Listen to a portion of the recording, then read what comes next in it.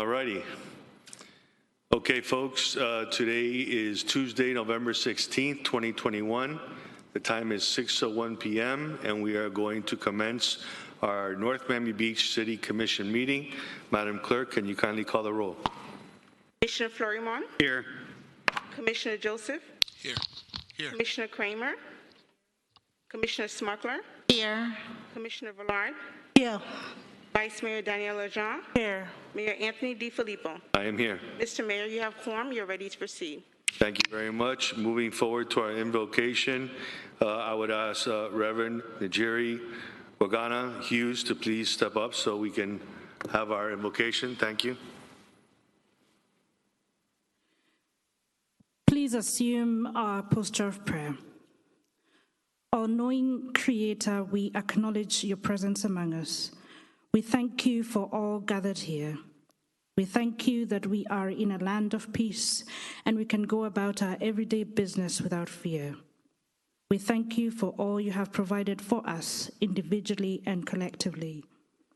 As we gather to meet, discuss, and make decisions, we ask that your Spirit will unite us, guide us, challenge us, encourage us, so that we can deliberately depend on your wisdom. Center us and bless us to be fully in this place and leave feeling inspired, knowing that we worked with one another to do what is best for our city. Amen. Will you please stand for our Pledge of Allegiance? I pledge allegiance to the flag of the United States of America and to the republic for which it stands, one nation, under God, indivisible, with liberty and justice for all. You may be seated. Before we move on, I'd like to take a point of privilege in recognizing that we have one of our former city commissioners here, Phyllis Smith. Can you please kindly stand up? Great to see you. Okay, Madam Clerk, do we have any requests, referrals, or deferments to the agenda? Yes, Mr. Mayor, the item approving a letter of intent to purchase a property located at 1499, 1509, and 1519 Northeast 153rd Terrace in Washington Park has been moved from discussion, and that will be to legislation. It will be heard as item 11.9, and that's being sponsored by the Mayor and Commission. Also, there is an item that's right now is under consent. It's item 9.2, and it's entitled Citywide Grounds Maintenance Service. Citywide Grounds Maintenance Service. That will be heard first under legislation. Okay, anything else? No, these are the only changes I have at this time. Okay, I request a motion and a second to amend the agenda as presented. Motion. So I can, all in favor? Aye. Any opposed? Okay, our agenda passes unanimously. Next is presentations and discussions. I think we did our presentations at our commission conference. I don't think we have any. Is that correct, Madam Clerk? Yes, that is correct. Okay, our next item is public comment. Good evening, everyone. The Mayor and Commissioners of the City of North Miami Beach has opened the meeting for public comment at this time. There is a 3-minute time limit for each speaker for public comment. Speakers, you will be called to the podium. Please state your name and address or the name and address of the organization in which you are representing. The Mayor and Commissioners of the City of North Miami Beach recognize the importance of civility. The City of North Miami Beach requests that all in attendance to exercise civility towards each other. And our first speaker here is Patricia Arsenault.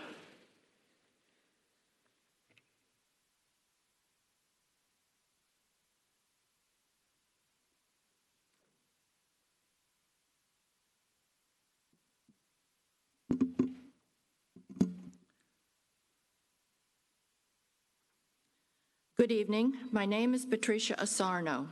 I reside at 16449 Northeast 31st Avenue, and I'm speaking tonight for 2 reasons. First, to voice my opposition to the unsightly garage facade plan that was approved for the Canal Park development, and second, to express my dissatisfaction and concern with a process whereby staff approved the plan while apparently ignoring what I understand was a unanimous decision by the Commission to obtain input from residents and commissioners before the plan was approved. In regard to the garage facade, the plan is unacceptable as it appears to allow more than half of the north side of the garage to remain as exposed concrete and does not even attempt to block the privacy wall. The garage foliage looks sparse and cheap by itself, but when compared to the stunning rendering of the proposed front of the building, the garage plan becomes even worse and seems nothing more than a hurriedly prepared afterthought designed solely to reduce building costs. There is no legitimate explanation for why cars on 163rd Street should enjoy such a striking facade during the few seconds they drive by Canal Park, while residents of Eastern Shores are subjected to a terrible blight on our community 24 hours a day. Photographs of unreasonable options were presented to the commissioners prior to the resolution that passed 7-0. All offered a significantly greater foliage than the approved plan. The garage on Washington Street in Miami Beach is a very good example. Alternatively, the developers of Canal Park can utilize the identical foliage used in the front of the building in the garage facade. If foliage cannot grow on the garage, a great suggestion was submitted to the Commission in a photo of earth tone panels that were used to conceal and beautify a multi-story garage in Aventura. Options are most certainly available, and Canal Park must not be permitted to reduce costs and increase profit to the detriment of the residents of Eastern Shores. Unfortunately, the failings of the plan are only compounded by the fact that the plan was seemingly approved with complete disregard for a unanimous vote by the Commission to consider opinions of residents and commissioners before plan approval. Had those opinions been considered, we likely would not be here this evening. I respectfully request that the Canal Park garage facade be rejected because the plan is extremely unfair to the homeowners of Eastern Shores. Thank you very much. Robert Kaplan.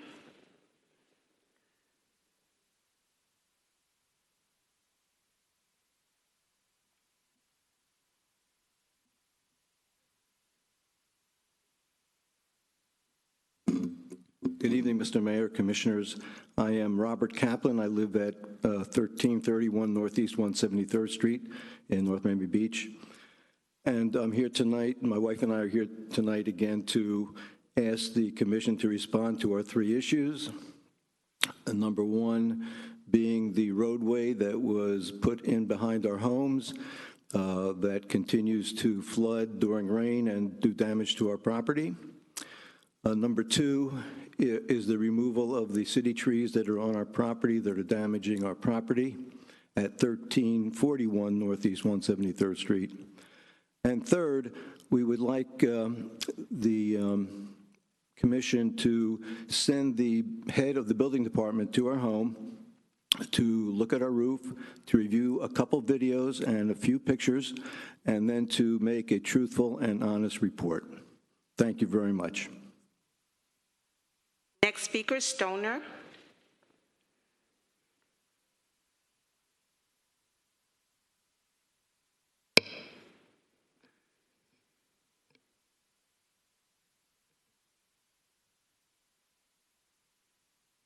Good night to each and every one. My name is Scarlett Stoner, and I live at 16030 Northeast 18th Place, and I've been living on that street since 1980. And my input tonight is about the sewer first. I have three. We've been paying for sewer every time we used to get the bill. And I called up last week about this sewer, and they said, on my street, they even changed the name, I see some poll put up. I can't even make it out because I speak English. I don't speak no other language, and I can't even speak English properly. And when I asked, they said, we are not allowing 18 place for no sewer. So I want to get some answer about that. My second input is about, you see this letter, I get about 60 of them, but this one's special. I took it downtown about my property for sale. If I want to sell my property, I have 5 children and about 25 grandchildren, some are in the army. I would put up a sign, but this particular letter, it comes from, I don't know, someone that work around here, and I want them to stop it. That's my property. I work from Key West to Vero Beach to own it. So I don't want no one call me and send me letters. See, I have a bag here and I keep them. I want them to stop doing that. We are tired of it. We might be poor, but we want our property for our children. My third input now. Last month, my neighbor light my fence fire. And I called the police, and I get no justice about it because I don't know what is going on now in North Miami Beach, because I live here so long, and I know when we used to pay $25 for 3-month garbage. And the police didn't give me a just statement. All they said to me, I didn't see my neighbor. If it lied from over there, it have to be my neighbor because my neighbor have a gate. The police didn't give me no justice, so I would like to know if I had did it, if I would get some justice. Thank you. Thank you. Mr. Manager, if you can have somebody from your staff address the speaker that just came up so we can get her information, it would be greatly appreciated. Next speaker. Next speaker. Excuse me, Mayor. Bruce Cousins.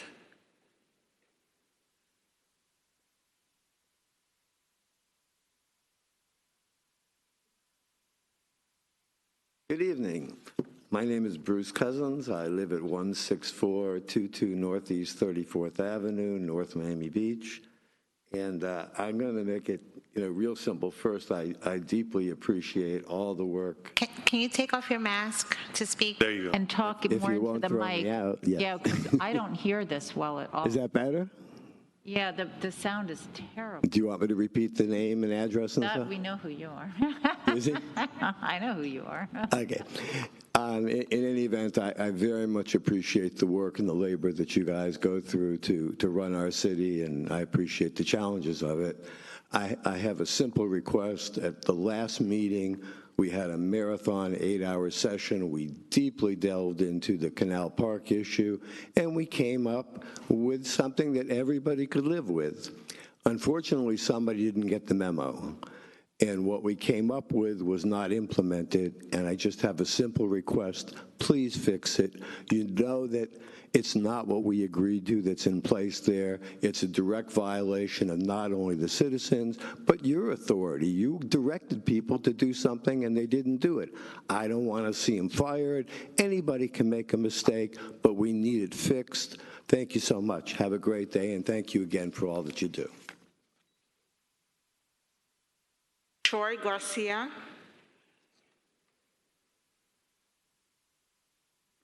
Good evening, everyone. My name is Troy Garcia. I live at 3240 Northeast, 164th Street, North Miami Beach. I'm here to talk about the Canal Park 2. Just like the two previous speakers, I was on that meeting until 2 o'clock in the morning, and what was said at the end was that, the builders could run things by us. I mean, it's just the parking lot. We managed to get some other things, but especially the parking lot. I live right behind the proposed building, and what they have shown is really, I mean, it's just a concrete wall. I think we can do better here in North Miami Beach. You know, we want to make a better city, a more beautiful city. And I think, just like a previous speaker said, I think you guys can fix it. And it will be nice if you can run it by us, the homeowners, so we can help out. And since we're here, I didn't know we could do this, my first time.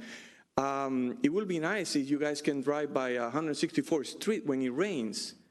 I mean, the amount of water, and I'm sure David can address to this, is 2, 3, 4 feet of water just in a single rain, and it kind of goes up to our home's parking lot. That's, you know, it's a pain.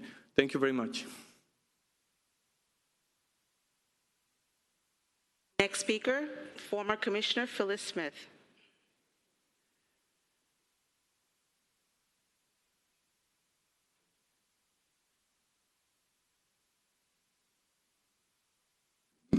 Thank you very much. Mr. Mayor, thank you for recognizing me, my fellow commissioners that take care of me and my city and my family, to the city clerk, city attorney, and city manager, and to the police chief that takes care of all of us, and to the people that are listening. Let me reintroduce myself again. I'm Phyllis Smith. I served the city for 13.5 years, but more importantly, I live in this city for 51 years. It's so disheartening, really, to serve that time and sacrifice what you sacrifice, and to recognize that when your term is up, you don't get a call back, you don't get reception, you don't even get the opportunity to hear the other side. I want to make it clear the reason that I'm here is an issue in Eastern Shores, an issue that came up that gets me involved, not because I live in Eastern Shores, because I was appointed and voted on to be the interim Eastern Shores president of the homeowners. And therefore, an issue with Eastern Shores becomes an issue with me. So those that know me know that I do a lot of research. When it comes to Canal Park, I did speak to the attorney for the project. I did speak to the head of our planning and zoning. I did speak to our city attorney. I did speak to residents not just that live behind Canal Park. I read the resolution and I read the dialogue. I've done my homework. The issue is not whether this is acceptable or not acceptable.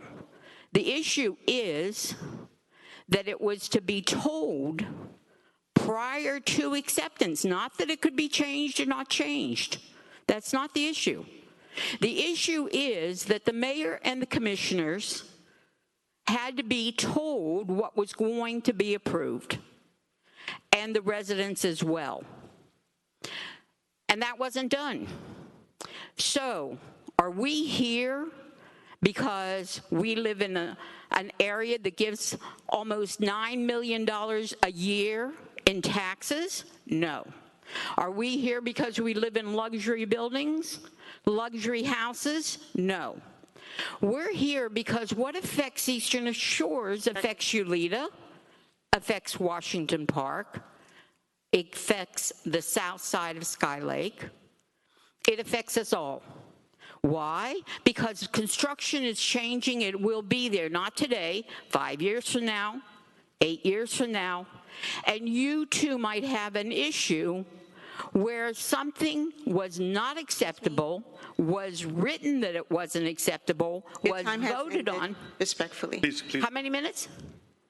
How many seconds? 15? Please continue, Commissioner. It was not, it was voted on 7-0. And that's the shakeup that has brought Phyllis Smith back to the podium. I have tried to allow you as my commissioners to make the decisions that you think are best.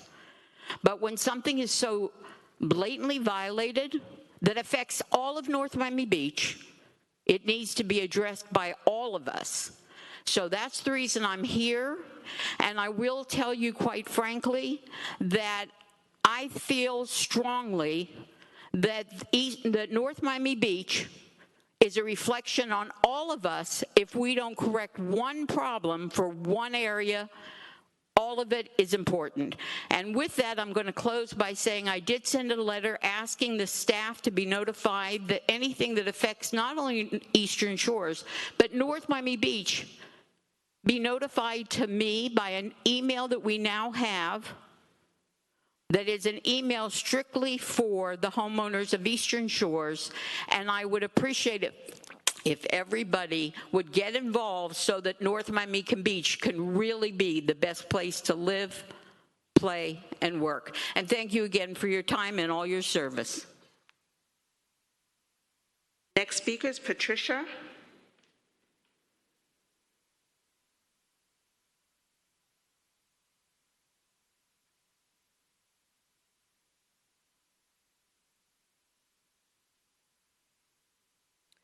Good evening. My name is Patricia Tamey, and I am not a resident of North Miami Beach, but I do business in North Miami Beach twice a year.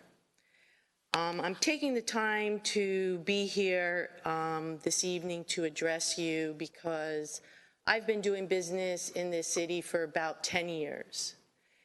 And I'm a seasonal retailer, and I just keep hoping that every season, next season is going to change and it's going to get better, and that the people in charge in your permitting department are going to change, or someone's going to learn something, but it just gets worse and worse and worse, and it's the same people over and over and over again. And I really think that I should be paid to get permits in your department, because when my people leave your city, they are just so shaken up with dealing with your people. They are just so surly. They think that they are just so privileged. Your people think that, I mean, they're just, it's just beside myself. I know that I can call the city manager's office, and I do. The city manager's office knows me. I call there twice a year complaining about your people in your building department, and it goes on deaf ears. Your assistant city manager told me when I made a complaint this last time that my girl who left there on Friday was hysterical, crying on the phone to me again, okay? And he told me on Monday, after he toned down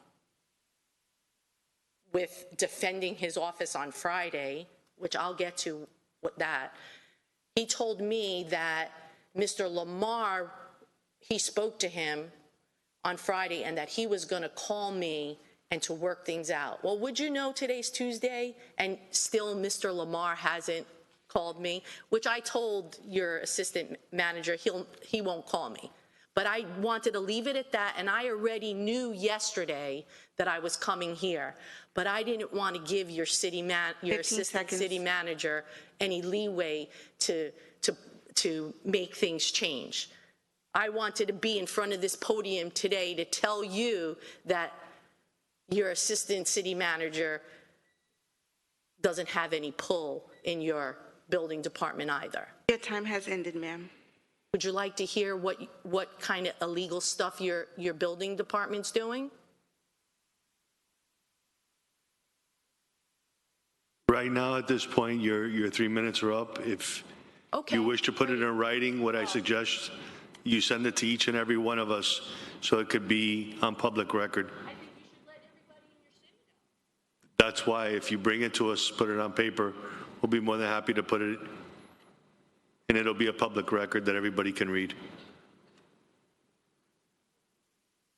Former Councilman David Templer. Mr. Manager, can you kindly make sure that we follow up with this, it would give her the respect. Thank you. Hi, everybody. David Templer, 3260 Northeast 164th Street. Thank you, Ms. City Clerk, for recognizing my former service, as you always do. It's very kind of you. The seal up here behind you, North Miami Beach, the city where people care. Starting in 2006, the then commissioners or council members instituted a program to make the city more beautiful. And they took the moniker NMB and made it Now More Beautiful. And on this sign in front of the mayor, there's 3 colored bars, Now More Beautiful. It became so significant that those colored bars became part of the design element for the signs coming into and out of the city. After that happened, there was a grant received where the medians along 163rd Street and 19th Avenue were all landscaped. The idea was really that we're trying to beautify the city. Now, that plan went under something called smart growth, which is now just good development. Beauty begets beauty. And when we do right by our residents and our commercial developers, the values of our properties increase. If the values of the properties increase, the tax revenue increases, people become happier where they work, live, and play. The Canal Park West project was contentious. Dozens of us showed up and labored with you for 8 hours through that meeting. Dozens spoke, and you listened. All 7 of you listened. All 7 of you agreed. All 7 of you in a roll call vote said that this must come back to you individually, not as a group, for approval, and it wasn't done. You should be proud of yourselves for what you did. The residents, I can tell you, having spoken with me, they were proud of you. So why are we here? We're here because the city staff did not follow your direction and did not do what we asked you to make them do. What staff approved was nothing like any of the sample photographs that were sent to each of the 7 of you prior to that meeting. Not at all. Now, I spoke with each of the 7 of you before that meeting. We had lengthy discussions. You all gave me significant time. It was important to me, but more importantly, it was important to the residents of Eastern. Respectfully, your time has ended. Please finish your statement briefly. Thank you. So it was important to us. And would you not want your backyard to be now more beautiful if a commercial developer was coming in there? You would want that for yourselves. You would want it whether it was Ulita, Sky Lake, Windward, Washington Park, Sunray, it doesn't matter, Pickwick, we all want that same thing. So I'm here today just like everybody else. We want you to fix what staff got wrong. We want that garage that is visible to all of the homes in the 164th Street Annex because of its height. We want it fixed like it was intended to be, like each of you proposed in the resolution. Thank you, Commissioner Florimond.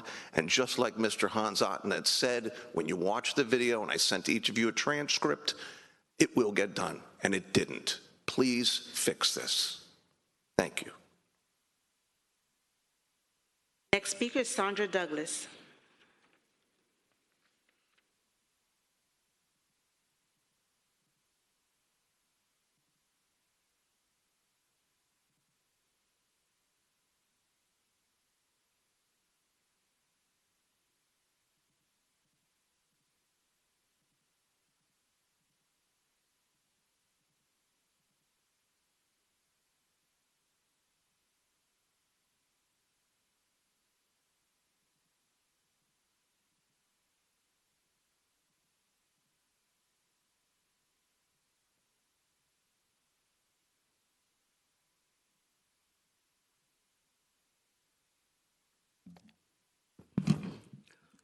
Good evening, Sandra Douglas, 1523 Northeast 152nd Street.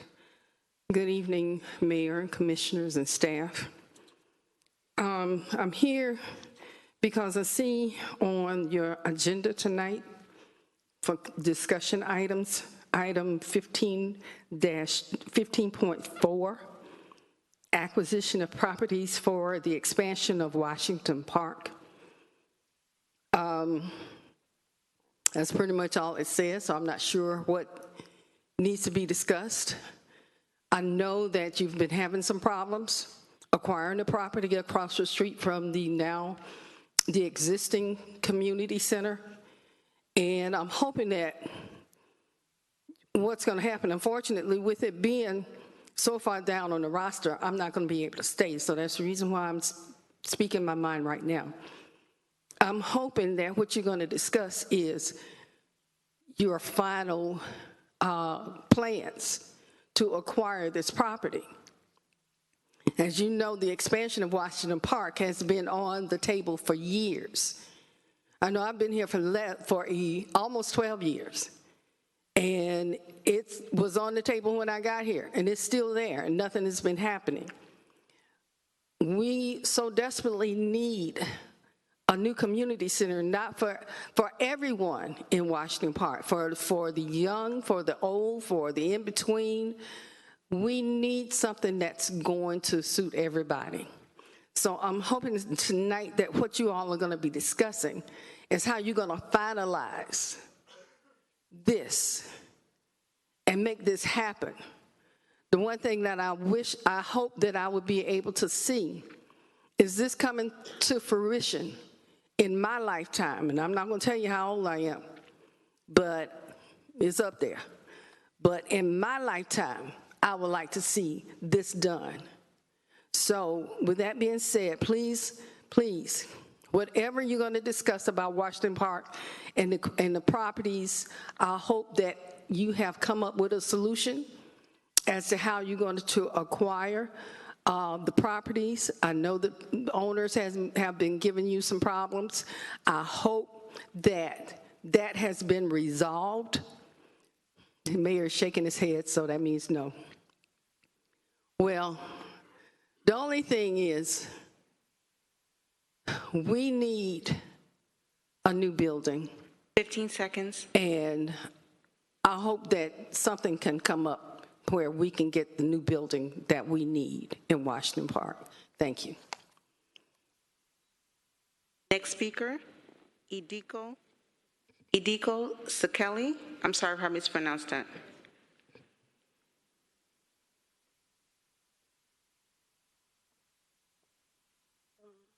Hello, good evening. My name is Ildiko Sekei, and as usual, Sophia with me. So I'm here to talk about the acquiring of a new building for the senior citizens, for a recreation place for them, because as we all know, we get to a certain age where unfortunately children won't come to see us. They have their lives, they have their works, right? So then they feel lonely. Older people feel lonely. Loneliness comes with depression. Depression comes with other problems. So having a place where they can get together, they can share, they can just talk will make their life a little better, a little easier, and I don't know, bring a little bit of happiness just by, I don't know, dancing a little bit or having some activities. Sorry, I'm a bit nervous. And yeah, that would be amazing. And our city does need a place where we as community can get together, no matter our age, and to really enjoy the hard work you're putting in the city. It's a way of us having an opportunity to say thank you. We see what you're doing, we appreciate it. So my 3 minutes not up, but this is more or less what I'm trying to do. And I would like to thank each and all of you for everything you've been doing. I've been here only like 5 years, and I'm amazed how every time I go to an event, one of you is there. You go to people, you say, hello, how are you?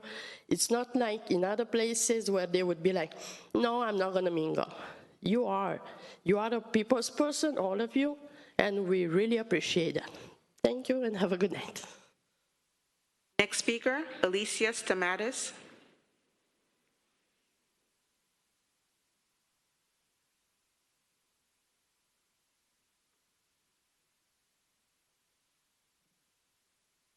Good evening, everyone. This is Alicia Stamatis, 3200 Northeast 165th Street, Eastern Shores.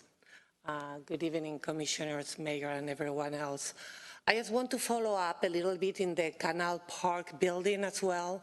And I support what everybody from my neighborhood already said, but I wanted to point out a couple of things that maybe no one else have thought about it.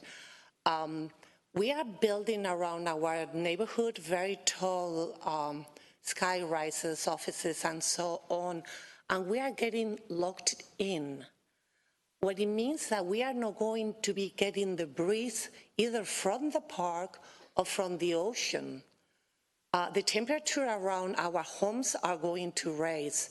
And right now, during this time and age, this last week in Glasgow, in England, everybody is preserving mangroves, preserving greenery, and preserving all these things.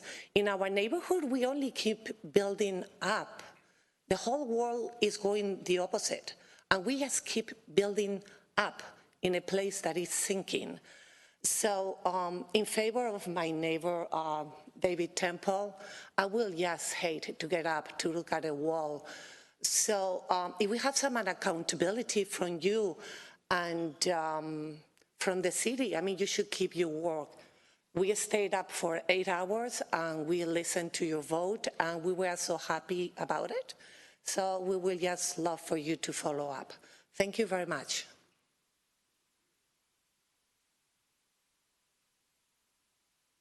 Tony Mazul.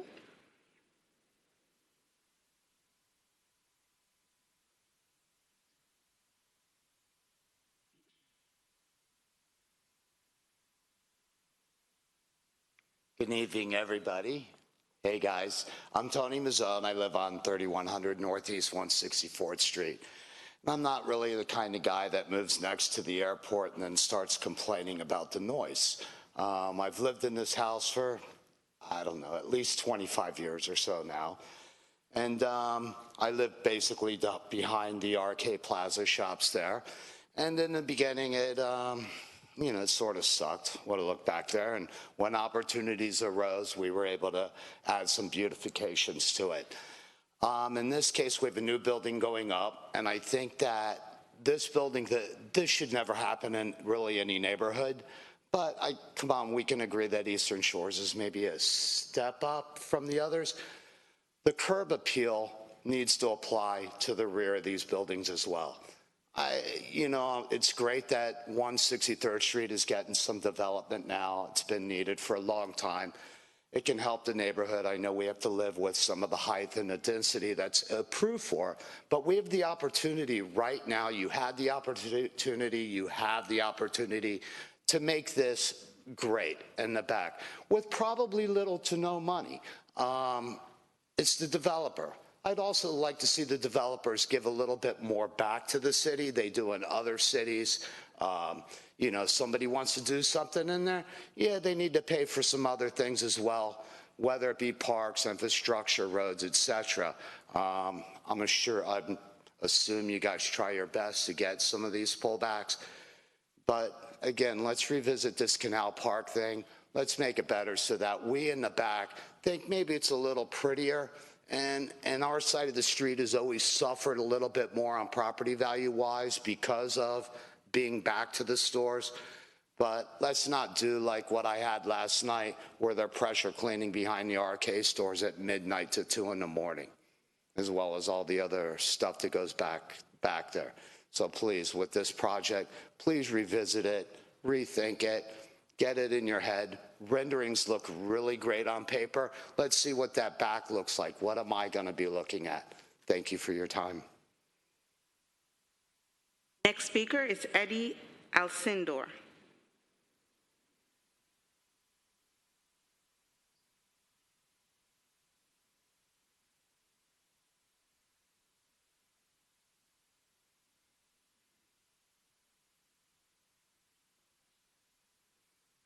Good evening, everybody. My name is Eddie Alcindor. I'm living on 1681 Northeast 150th Street. I've been on North Miami Beach for over 30 years. I see change, but lately, I have a problem with the waste management, picking up the trash, even the garbage. That's my problem because last month, this trash stayed there for over a month. And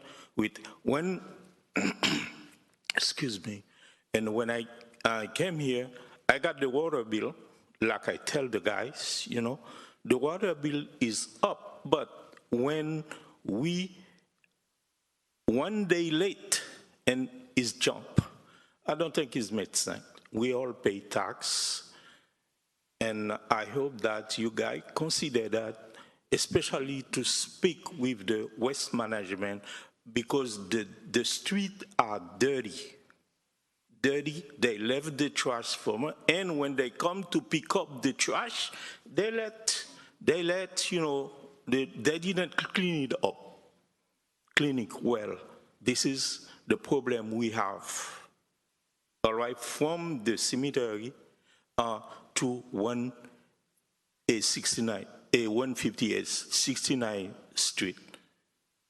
Please, you know, I know guys are doing a good job because when I came 30-something years ago, we didn't have what you guys are doing right now. You're doing a great job, and I hope it to continue because 30 years ago, now it's like becoming a trash again. And thank you very much for getting me.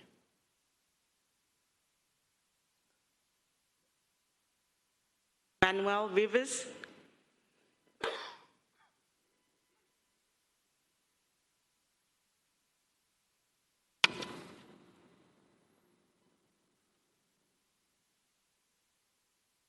Good evening. I'm also from the 164th Eastern Shores neighborhood, and I was very impressed last time. It was the first time I ever attended any type of meeting of that sort with government officials and whatnot. And we were up to about 2 o'clock in the morning. State your name for the record, sir. Manny Rivas. And I was impressed when we all got together and the response we got from all you, especially you, Mr. Mayor. I saw how much attention you put to each independent. You actually interrupted a few people and let the citizens speak up and get everything out that they wanted to. And I appreciate that performance that you did there was phenomenal. I was very impressed. But we all collaborated in regards to our concern with the charter boat business, and you understood and you voted in our favor. And it's almost completely solved, I would dare say. There is some still going on, but the change has been drastic, an improvement. Also, we addressed the dock slips that were going to be done in this Canal Park building, and you guys all voted in favor in protecting the residents of the area. But apparently we didn't get far enough, and we're here again asking for your help to make sure that we can see this all the way through and get the residents of Eastern Shores in that small community, which is that little parcel of the 164th is pretty small, and that we can get that support that we find to get to the finish line. One more thing, and I'm sure you all are well aware, we got little slew of a little timeline there for a few years that the crime in our little community was completely off the charts. My house in particular, broken into, vandalized from top to bottom. My car then, my wife's car for me, taken from the front, and without 5 minutes, the car was gone. That happened a ton to almost every neighbor. 2 doors down, both his cars were gone. 1 block over, cars gone consistently. We couldn't stop it. Boats vandalized in the back. We had a guy coming in canoes in the evening, 1, 2, 3 in the morning, sneaking on the boats, stripping them cold of all the electronics. We could not, and it was almost weekly for a while. we need a little bit of support there, whatever you guys can do. We, as a resident, we're trying to find ulterior motives of maybe private security to patrol the area. Whatever you guys can do to support and help us there, we would appreciate it. Thank you.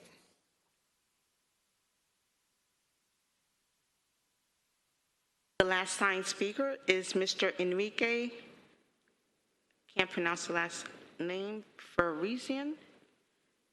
Apologies, sir. Hi, good evening. My name is Enrique Furman. I also live in Eastern Shores, 3342 Northeast 171 Street. As Manny said, we thank you for all your help with the Canal Park approval in the last meeting. But we are here today, or I am here today, because I don't understand why, if you approve the back of the building one way, at the end, the city approved it something different. And it's not only for the canal building, it's also for the future buildings around that block that will be built in the future. So we really ask your help today to ask the city to approve the back of the building as you agreed on the last meeting. That's all. Thank you. Mr. Mayor, we do not have any other speakers signed. Thank you very much, Madam Clerk. At this time, we'll move forward with our announcements, public affairs.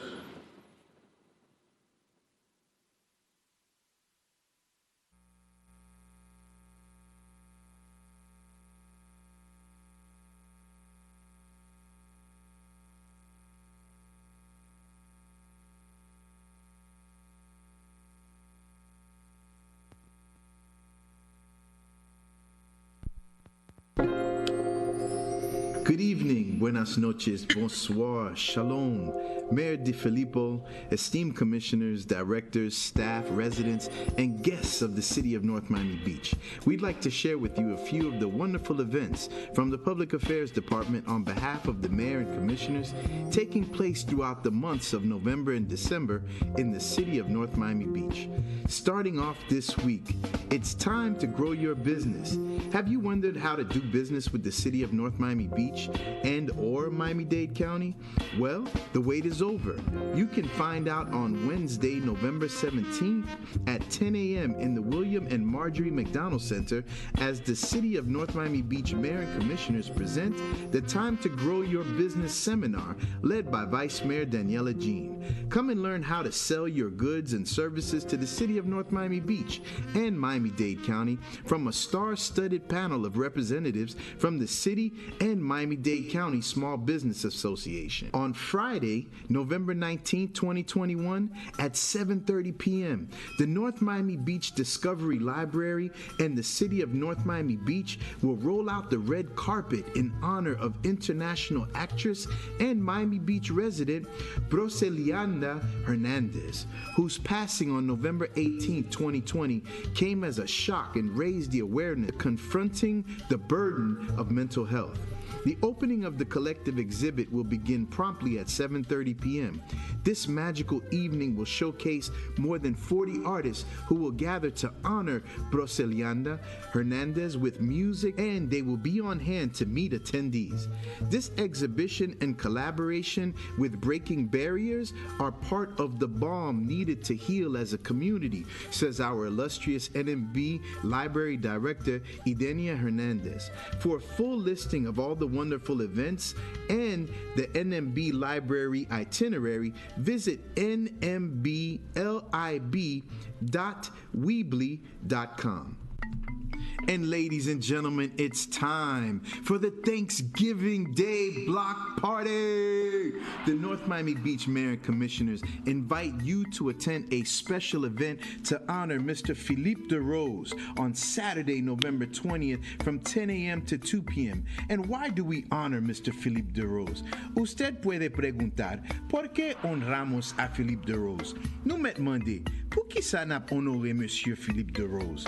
Well, in 1993, Philippe Desroses became the first Haitian American elected to be a mayor in the United States of America, right next door in the village of El Portal, and then became a City of North Miami Beach commissioner from 2003 to 2013.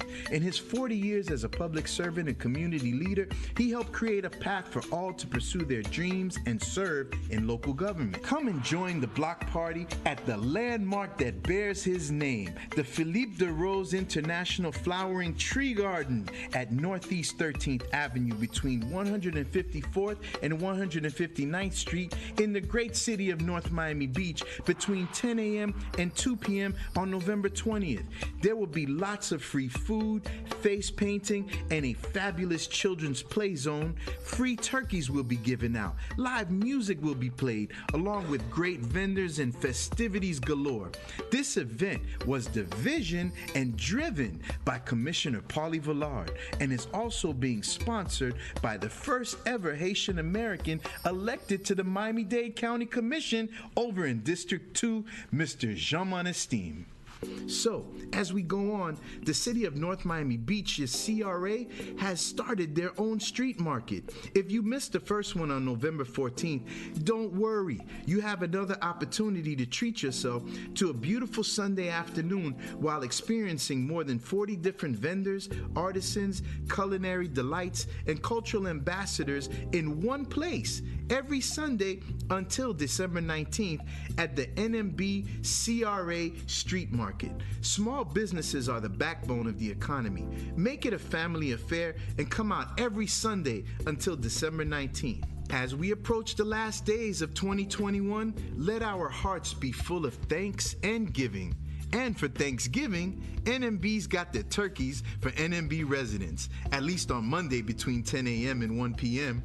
on a first-come, first-served basis while supplies last. Come and get your free turkey at one of 3 locations: at Eastern Shore's Tot Lot at 16501 Northeast 35th Avenue, or the Public Works Operations Center at 2101 Northeast 159th Street, or the Ulita Park Community Center at 386 Northeast 169th Street. Ladies and gentlemen, please be advised that the City of North Miami Beach City Hall will be closed on Thursday, November 25th and Friday, November 26th in observance of Thanksgiving. I repeat, the North Miami Beach City Hall will be closed on Thursday, November 25th and Friday, November 26th in observance of Thanksgiving. Now back to our regularly scheduled program. Hanukkah is about the spark of the divine in all of us made in God's image. Suzanne Fields. Hanukkah se trata de la chispa de lo divino en todos nosotros, hechos a la imagen de Dios. Suzanne Fields. Hanukkah, c'est sous intense divin en nan nous tout te fait nan image bon Dieu. Suzanne Fields. On Monday, November 29th at 7 p.m., come and join the North Miami Beach Mayor and Commissioners to light the menorah on the second day of Hanukkah right in front of the North Miami Beach City Hall. It will be an evening of divine fun, music, and community appreciation. May the lights of Hanukkah usher in a better world for all humanity. Que las luces de Hanukkah marquen el comienzo de un mundo mejor para toda la humanidad. And if you ate too much on Hanukkah and Thanksgiving, guess what? You can bike it off on the new North Miami Beach bike lane. Come and celebrate the grand opening and ribbon cutting on Tuesday, November 30th, 2021 at the corner of 183rd Street and Northeast 11th Avenue. Why is it important to have bike lanes? Because bike lanes make the road safer for cyclists, but they also reduce crashes and near misses between cars. See you at the ribbon cutting. And here we are in December 2021, the last month of the year. And you know what that means: more food, fun, and family. And on December 2nd, come and set the season off with the Mayor and Commission once again at the annual NMB tree lighting right in front of City Hall, which leads the way to Snowfest 2021 on December 11th from 5:30 p.m. to 11 p.m. Let the good times snow. There will be arts and crafts, carnival rides, live music, and lots of fun for kids from 1 to 92. And although it's been said many times, many ways, so happy Hanukkah, happy Kwanzaa, Merry Christmas, Joyeux Noel, Feliz Navidad, Prospero Año y Felicidad. That concludes our announcements for this week. We'll see you next time.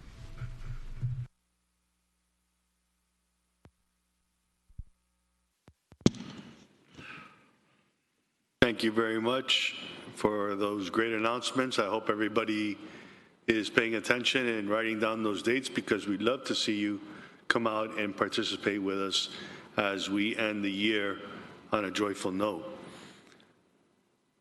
At this time, we have our city commission reports. Madam Clerk. Commissioner Florian. Thank you, Madam City Clerk. Thank you, everyone, for joining us this evening, and for everyone who spoke during public comment. I just wanted to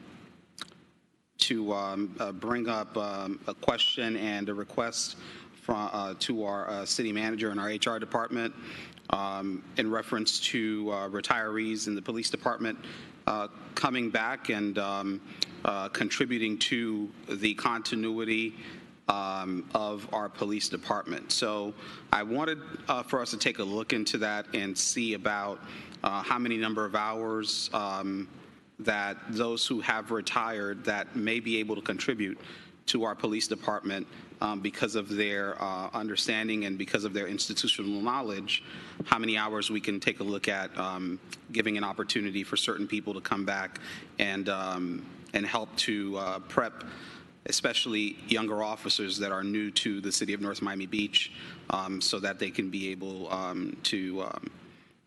to continue to make our police department an Excelsior department. So I don't know if anyone from HR is here. I know our manager, our assistant city manager is here, as well as our chief of staff. This is very important. I'd like to see something on our agenda as far as discussion is concerned, the next agenda. Having said that, I also did ask a last meeting for us to have something on the agenda in relation to tuition reimbursement for our employees, especially part-time. I know that the unions typically negotiate those things in their contract, but the part-timers, it's a little different for them.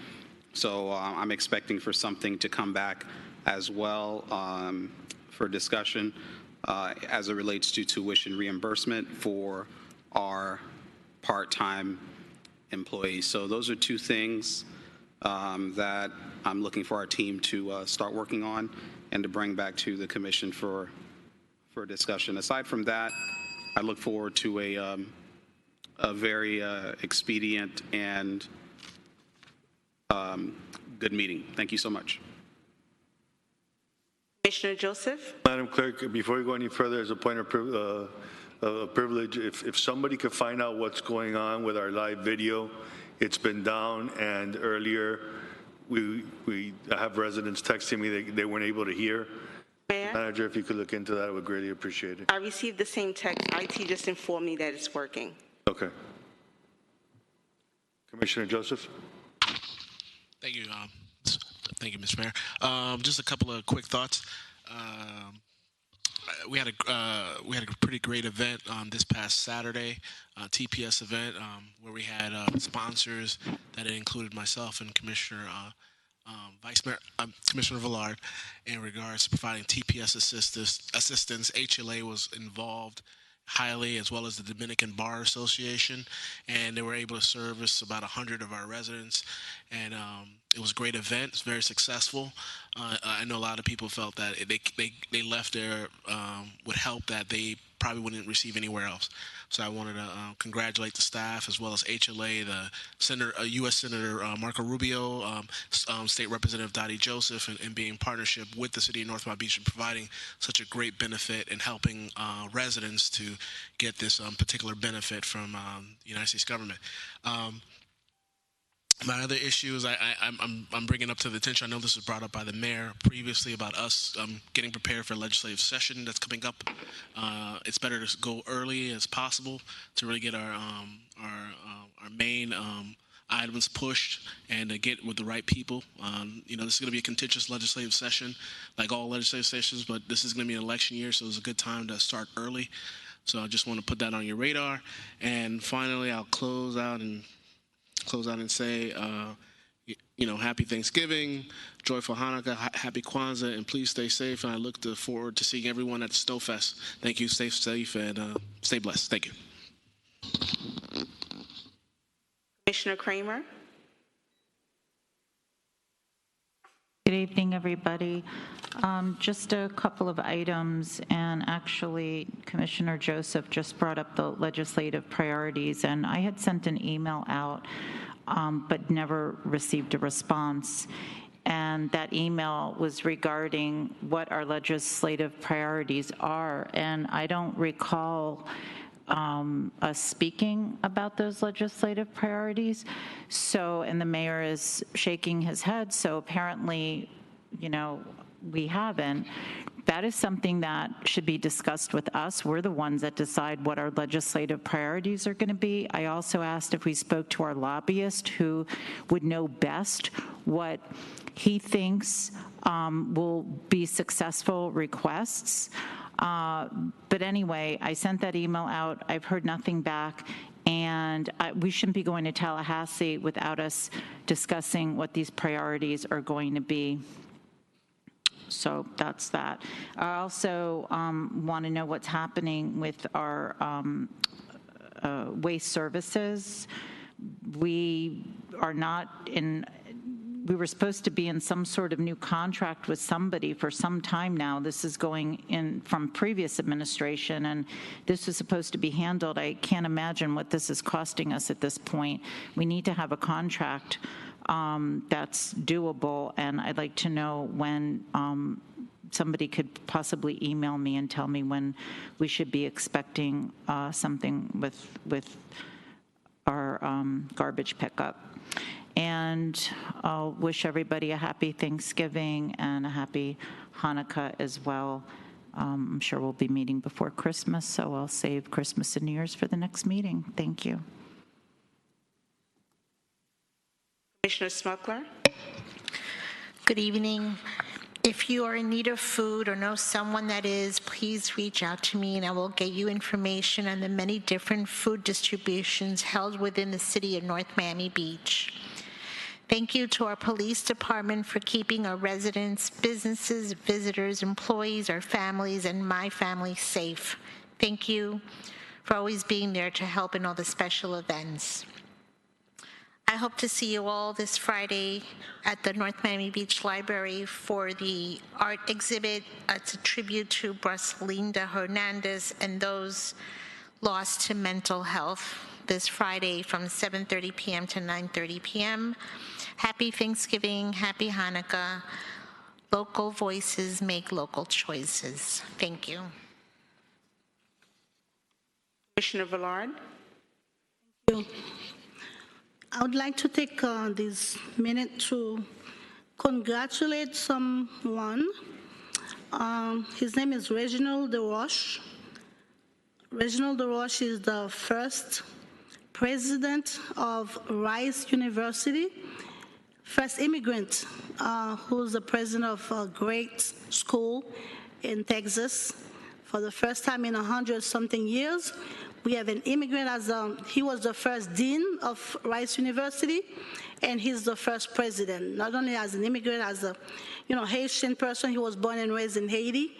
So, I'm just proud to say that it's a great, the United States is offering us great opportunities. So education, again, it's paramount. Education can take you anywhere. So that's why I wanted to say congratulations to Mr. Reginald DeRoche and his family for becoming the first president of Rice University. I want to invite everyone to the block party on Saturday, November 20th. Like we say, wherever you live, you can come and get a turkey. We're going to have food where the elected officials will be, eating with the community in a spirit of Thanksgiving. So I urge you all, if you can come and partake in what's going to happen on Saturday. For the first time, we're doing a block party where the elected officials will be not only serving the residents, but eating with the residents. So thank you so much, and happy holidays, everybody. God bless you. Vice Mayor Daniela Jean. Good evening, everyone. I'll be brief. Thank you to all my colleagues for all their highlights. Just want to remind everyone that the holiday season is approaching and therefore be safe. Mr. Manager, I hope to try to do something where we can highlight how our residents can stay safe during the holidays. Also want to invite you all to come out to our How to Grow Your Business workshop tomorrow morning at 10 a.m. And again, thank you to all the residents who came out tonight. Thank you so much. Mayor Anthony DiFilippo. Thank you, Madam Clerk. I'd like to begin by, again, reiterating that legislative days start June 11th in Tallahassee. So it'd be great, Manager, if January 11th. January 11th, 2022. If before the next meeting, we can be brief so that at the meeting we can have that line item on our agenda for legislative priorities, so that not only us as a commission know what we're going to be advocating for, but the public knows what we're going to be doing for our community. It would be great to get that out. I also would like to find out, we've in the past done our yearly turkey distribution, where us as commissioners join forces with our police department and public works and other workers here in the city, and we each do 5 to 7 city residents, and we go out and distribute turkeys. I haven't received any notice that we're going to do that. I'd like to make sure that we're still going to continue with our tradition of delivering to houses of people that we know that are in need. If you can kindly let us know on that via email, I would greatly appreciate that. I also want to let everybody know again that our city is hopefully soon going to be having a celebration. Our city has turned 95 years old. Congratulations to the city of North Miami Beach. We're not getting older, but we're getting better. And I hope, the manager, you can keep that on your agenda. I haven't seen no discussion or anything come up in reference to our 95th anniversary celebration. And I've mentioned it several times. I think it's very important, and our residents, as well as us, should be very proud of how far we've come along. And then lastly, I want to thank our North Miami Beach Police Department for the fine job that it's been doing. I want to thank each and every one of the new officers that have been sworn in, which if some of you haven't noticed, we have many new officers that have been recruited. Thank you to our police department for bringing in those new officers and training them, and promotions that we've had. Congratulations to all. I have true, full confidence in our police department, and some people have tried to throw out an innuendo and want to say that the mayor doesn't support the police department. Well, folks, you can play the video back 100 times. I'm on the microphone. I support, I love, and I will never defund the North Miami Beach Police Department. Let it be known and let it be on record. I love you all. Please be safe during the holiday season. Folks, remember, lock your cars. Make sure you click your fob and lock your cars. If you're going out shopping, think twice before you get out. Watch your surroundings. Watch people around you.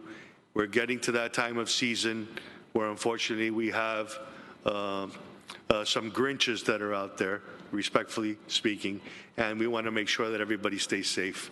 So God bless you all, and we look forward to seeing you during the holiday season. Thank you. That being said, that finishes our city commission reports, and we will move to our consent agenda. We have one item, 9.1, which is our regular commission minutes of October 19th, 2021. If we want to, I need a motion and a second to go ahead and... Mayor, there's more than one item. I'm sorry, 9.2, yes. Go ahead. Yes, you want me to go down the list? Yes, if you could. Yes, respect to consent agenda. The first item is 9.1 is the regular commission minutes of October 19, 2021. Item 9.3 is a resolution authorizing the city manager or designee to accept grant funds for the city of North Miami Beach Library. Item 9.4 is a resolution approving a purchase order between Augment Intelligence and the City of North Miami Beach for the STEM and robotic classes in amount not to exceed $55,677. Item 9.5 is a resolution authorizing the city manager or designee to execute an agreement with Enterprise Rental Vehicles for the police department in an amount not to exceed $95,655. Item 9.6 is a budget amendment to the annual budget for fiscal year October 1st, 2020 to September 30, 2021. Item 9.7 is a resolution approving an expenditure totaling amount not to exceed $135,000 from the Federal Justice Law Enforcement Trust Fund and the State Enforcement Trust Fund to fund the holiday task force for the police department. Item 9.8, which is good news to the city, a resolution approving an interlocal agreement with Miami-Dade County for the purchase and construction of bus shelter to purchase a transit trolley in which the county will basically provide the city $632,000 for the bus shelters and transit trolley, providing for conflict, providing for severability, and providing for effective date. Thank you, Mr. Mayor. Thank you, Mr. Attorney. Do I get a motion to approve our consent agenda? Motion. Second, all in favor? Aye. Aye. Any opposed?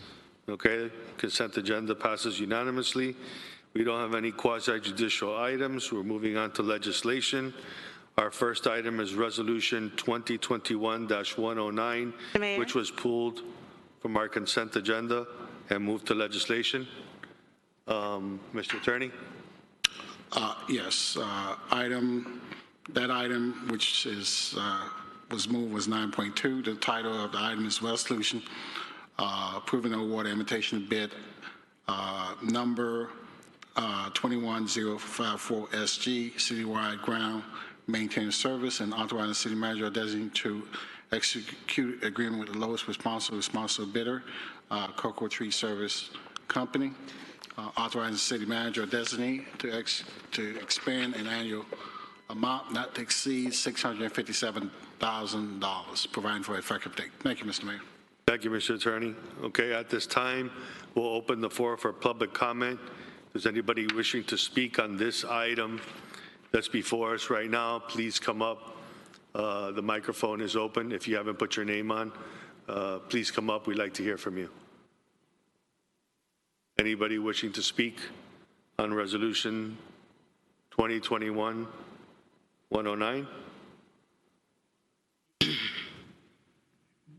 Okay, I don't see anybody. Madam Clerk, you have anybody on the list? No, we do not have any signed speakers. Okay, we don't have anybody right now, so we'll go ahead and bring it up for discussion. Well, I wanted to add something on the record, sir. Mr. Manager? Thank you. I'm going to read a memo. My assistant manager is going to pass it out to the commission. Resolution number 2021-109, citywide ground maintenance services. Action being requested to review recommendation of resolution number R2021-109 awarding ITB 21054 SG for citywide grounds maintenance services for the city of North Miami Beach. Sorry, you're breaking up. We couldn't hear that. I was reading what the invitation to bid number was, 21054 SG for citywide ground maintenance services for the city of North Miami Beach. The city issued ITB 21054 SG for citywide ground maintenance services. On September 13, 2021, the city received 7 total bids. The 7 bids were opened from bidders Southeastern Landscaping Care, YRY Homes, Cocoa Tree Services Corp., Country Bill Law Maintenance, Inc., SFM Service Incorporated, Superior Landscaping and Lawn Maintenance Services, and BV Landscaping Services, INC. The Procurement Division conducted administrative review for responsiveness and responsibility of the 7 bids and found that 2 firms did not meet the minimum qualification, making them non-compliant with the state of Florida. After conducting due diligence, the Procurement Division provided a recommendation to award the bid to the lowest responsible bidder, Cocoa Tree Corp. At the October 19, 2021 meeting, the Procurement Division, through the city manager, recommended that the city commission approve and authorize the city manager to execute an agreement with Cocoa Service Corp.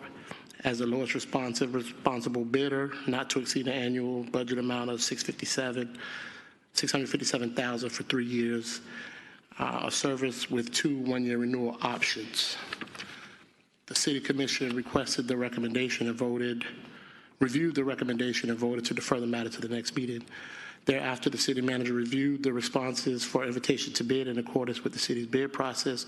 The awarded bidder is required to have substantial knowledge and experience to maintain grounds and landscaping in City of North Miami Beach right-of-ways, state DOT right-of-ways, South Florida Water Management District right-of-ways, water and wastewater plants, lift stations, community recreation centers, and government buildings and facilities both inside and outside the city. Specifically, ITB 21054 SG for citywide grounds maintenance services states that bidders must meet the following qualifications to be considered for award.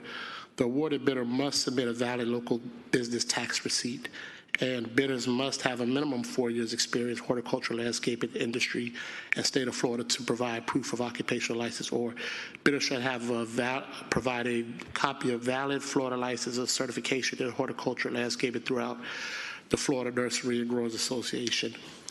Bidders shall have a certified arborist on staff or available as a consultant subcontractor to perform services under this contract. And bidders should have certified pesticide operators on staff or available as a consultant subcontractor to perform services under this contract. And bidder should provide 3 references. These references must be from customers to whom bidder has successfully provided ground maintenance services familiar with size and scope of service being requested. References shall be from governmental agencies or active residential homeowners association. References must include the following for consideration: facility type, address of facility, size of facility, number of employees, service in the facility, frequency of service, description of overall performance of the bidder.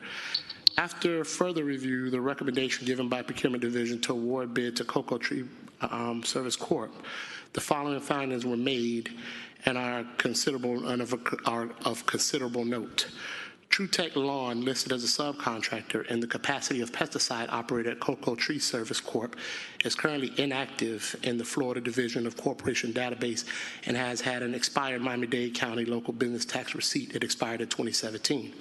Also, James White is listed in the bid response as an employee who is certified arborist of Cocoa Tree Services Corp. However, Mr. White has informed the city that he is a subcontractor / consultant for arborist services for Cocoa Tree Corp. And is not an employee. Recommendation: after reviewing the solicitation requirements prepared by the Procurement Division and reviewing the bid responses considered by City Management Administration, it is the City Manager's determination to change the recommendation to award the ITB 21054 SG for citywide ground maintenance services to Cocoa Tree Corp. to awarding the bid to second-ranked firm Country Bill Lawn Maintenance, INC, as the lowest responsive and responsible bidder. The bid is in the amount of $769,940. Recommended motion to award ITB 21054 SG for citywide ground maintenance service to Country Bill's Lawn Maintenance as the lowest responsive and responsible bidder, and authorizing the city manager to execute an agreement with Country Bill Landscape Maintenance in an amount not to exceed $769,940 for 3 years of service with 2 one-year option renewals. Thank you, sir.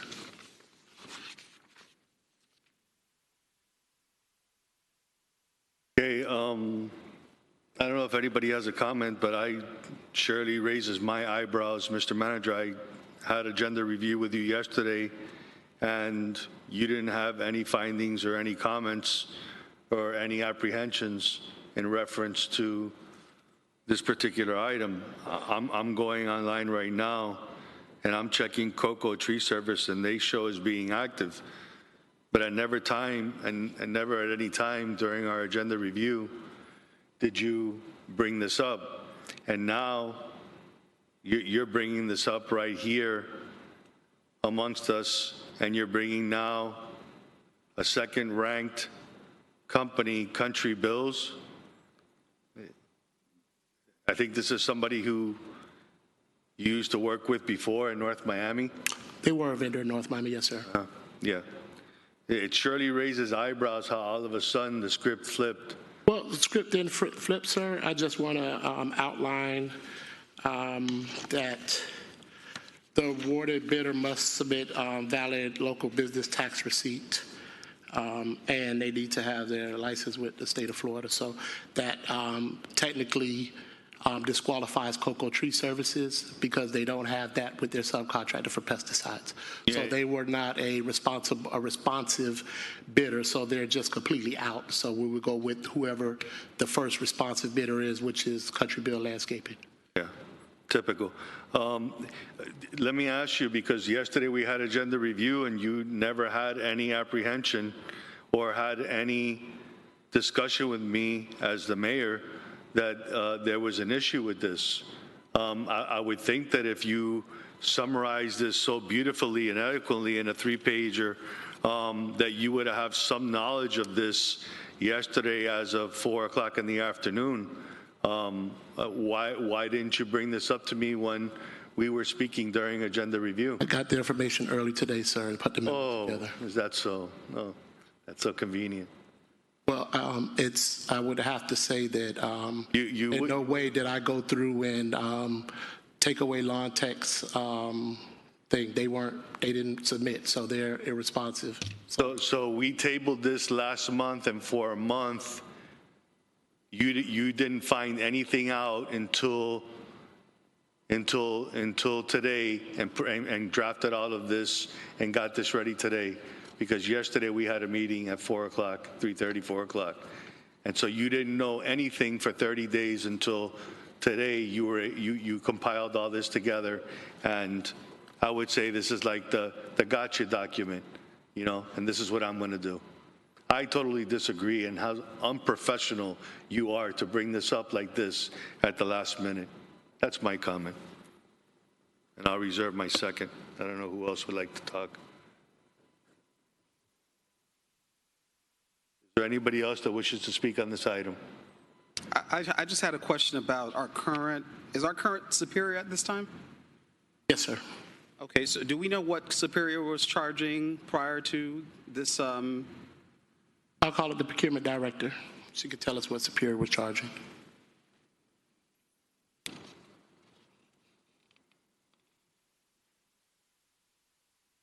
Good evening. I don't have the exact figure. I don't know if the Public Works Director is here, but I do believe it is just under $600,000. However, Superior does not do the entire city. It's currently split between two contractors, which is CNC and Superior.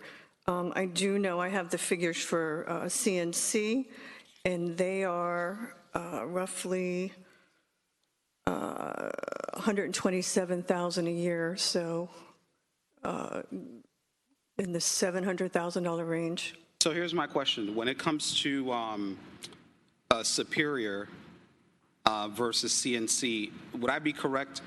Because I think one day I forgot who I called about the canal, maybe sometime last year. Is CNC the company that's doing the canal, or are CNC only does the places, water plant locations, water plant lift stations, things that are associated with water department, sir. So Superior is doing canals, medians. Yes, yes, sir. So this particular bid takes into consideration the entire scope of work of what both companies were doing. Yes, sir. Okay. And I had a question for you last time Madam Procurement Director, as far as municipal experience. And my question was as to whether or not the company that, came in lowest was awarded, in fact, a contract with the city of Aventura. So did you know or do you not know? No, I was able to find out that information in speaking to the city of Aventura. They issued a bid for landscaping, which is a tree trimming bid. Our bid was for grounds. The owner of Cocoa Tree was not present at the last meeting. I was asked for him to come forward. He is here to answer any questions. City of Hallandale does have a contract with Cocoa Tree. The city of Miami has a contract with Cocoa Tree, and they also have numerous private and country clubs. So. And were you? So as a reply to my question about Aventura, were they awarded a contract? No, they were not. Okay. There was they were not awarded it. I did do a follow-up. The reason why they were not awarded, or that they were told they were not awarded it, had to do with their licensing. They received notification in May that their license would be expired in June. At that point, they had applied for a new license. I did get the information from Aventura. In that particular case, there was a $4,000 difference between the two. One was $460,000, the other one was $464,000 at the recommendation of their Public Works Director, because it does require an arborist, that they awarded it to, I don't recall who the second company is, but you are correct. They were not awarded the city of Aventura, but there are two separate bids. Ours is for grounds and theirs was for landscape. And the Hallandale, as well as City of Miami contracts, are those grounds or landscaping contracts? Those are grounds. They have the entire city of Hallandale bid, and the city of Miami, I believe it's their fire facilities. Sharice George is here with me from the procurement department, but I do believe it's the city of Miami and their fire stations. So what you're saying is, as far as Aventura,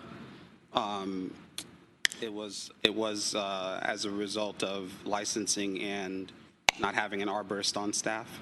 Correct. They shared that information. Indra, who is my counterpart over at Aventura, as well as the contractor. We did call the contractor in to ask him regarding that information, and he's provided that documentation. Okay. Yeah, so my concern was really about the cost, and it was, just interesting to me that as it relates to the cost, that our current provider for medians, et cetera, was coming at almost double the current cost now at 1.5. I don't know if you have any information as to what substantiates that number, or was there any cause for concern with that number of 1.5 versus 657. So that was kind of concerning to me, that we have such a big difference between our current provider, which is already working with the city and has an understanding of what it takes to provide that service, and the company who was awarded that, and the difference is literally, more than double the amount. And I'm trying to figure out from your procurement expertise, if someone is providing ground services, right? And would ground services kind of include planting flowers and those types of things, or is that handled typically by us in-house? We do contract out for that separately, but we do some in-house through our beautification committee. Okay. Outside of this bid, I did have the opportunity to speak to the owner of Superior Landscaping, Mr. Otero, and Mr. Otero approached us back in June of this year, saying that when his contract came due in in November, he opted not to renew. So he did send us a certified letter. That's what prompted us to issue the bid. I can't speak to why he's doubled in cost. He didn't elaborate that, but he did bid on it, and as you said, it's significantly higher than what he was charging the city in the past. Okay. Well, that's about the only concerns I had. Is I know that sometimes we come back with amendments or requests for amendments after we're done issuing these contracts, and I just want to make sure that the cost that's on the bid is actually what we're going to end up paying. And so for that significant difference, even between Country Bill and this company, it's almost $110,000 a year, and it's a 5-year contract. Sorry? It's $112,000 a year. It's a 5-year contract. Between Country Bill and COCO? Correct. That is correct. So you're looking at, almost $600,000 in that 5-year period. Correct. Now, Commissioner, one of the requirements of the bid is a performance bond of 100%. So the awarded contractor will have to put up a bond of either $600,000, $700,000, or whatever the dollar amount is. Superior has a performance bond. So that in itself is insurance to the city that the contractor will perform. We haven't had to pull in a bond before for landscaping, but we have done it in other services. Have you had contractors who, for any reason, have had to come back and make a request, perhaps to increase or anything like that? It's not permissible under the bid. Okay. Yeah. All right. Thank you for answering my questions. Madam Rockwell, if you could just stay here, because I have some questions I'd like to ask on my second bite at the apple. But, Mr. Manager, when I spoke to you, you said you couldn't make a decision because you had to speak to Commissioner Florimon before you made a decision. So I don't know who's doing the decision-making for our city, if it's you or Commissioner Florimon, which really raises my eyebrows in the slew of questions that Commissioner is bringing up, and now bringing up our procurement. My question to procurement is, if we awarded this bid, and this needs to be fair because I don't want to see a lawsuit come on the city, and everything needs to be clear for all of us up here to understand that this was clearly awarded to a company, COCO Tree Trimming, which also does landscaping. When they won this bid, was this process not vetted and all these things checked off? And if it did, when did you notify the city manager if there was an issue or a concern about this particular vendor that this was awarded to? I wasn't notified by the procurement department, sir. Excuse me, sir, I'm not talking to you. I'm talking to I'm just letting you know I wasn't notified by the procurement department. Rockfeld? So as part of the procurement process, we do a responsibility and responsiveness review. Part of that review is also a meeting with the recommended contractor, in this particular case, COCO Tree. So we did meet, asked for their licensing information. We did speak to their subcontractor, who is the arborist, to assure that he was under contract with them should there be a need for an arborist. So it is a process that we go through to vet. We do the reference checks, we meet with the contractor, and then we also seek concurrence at the department level. We met with the NMB Water, which is one of the groups. We met with Parks and Rec, and we also met with Public Works. That meeting entailed approximately 15 people, through, I believe it was through a Zoom. to meet with the contractor, make sure that they did meet compliance, and that the department directors concurred. And when you went through all of this, all of their information was correct, or when did it come to your knowledge that that what you're bringing up, that they're not qualified to do the job? When did you get notice of this, and when was this reported to the manager? Because obviously you report to the manager, especially on a legislation item that is being brought up before us.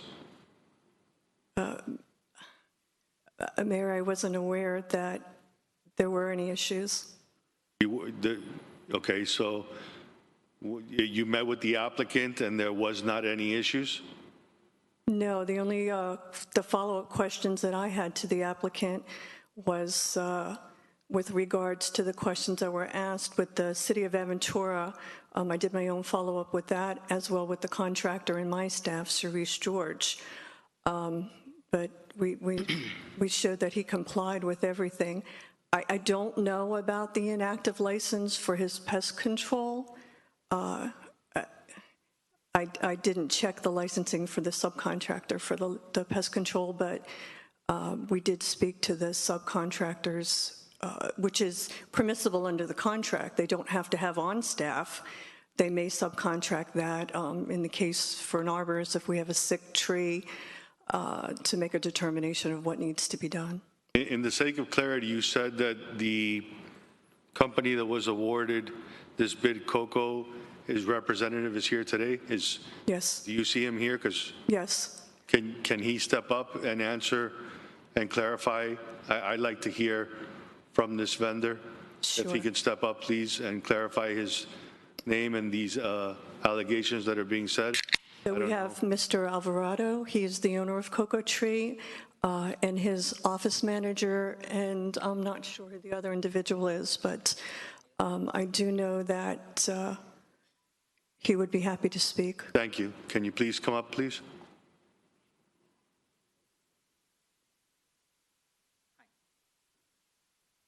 A little bit speak English, but No problem. And just in abundance of transparency, there's been some things that have been said, and I want to make sure that if they are correct, that it's on the record, and if it's not, that we understand what is going on here in an abundance of clarity and transparency. Can you please elaborate on what's being said right now about the performance of your company and the bid that was awarded to you, and what's being said here now?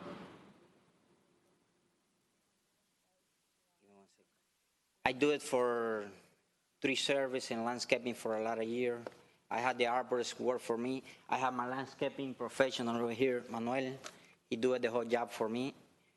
Professional. Can you do it, everybody? Okay. Good evening. My name is Manuel Torres. I am a landscape inspector. I am FNGLA certified, LEAF certified too. I am working in the company like a year ago. The goal of the company, well, they started like 10 years ago, more or less. Let me tell you something. The company have the potential to do the job.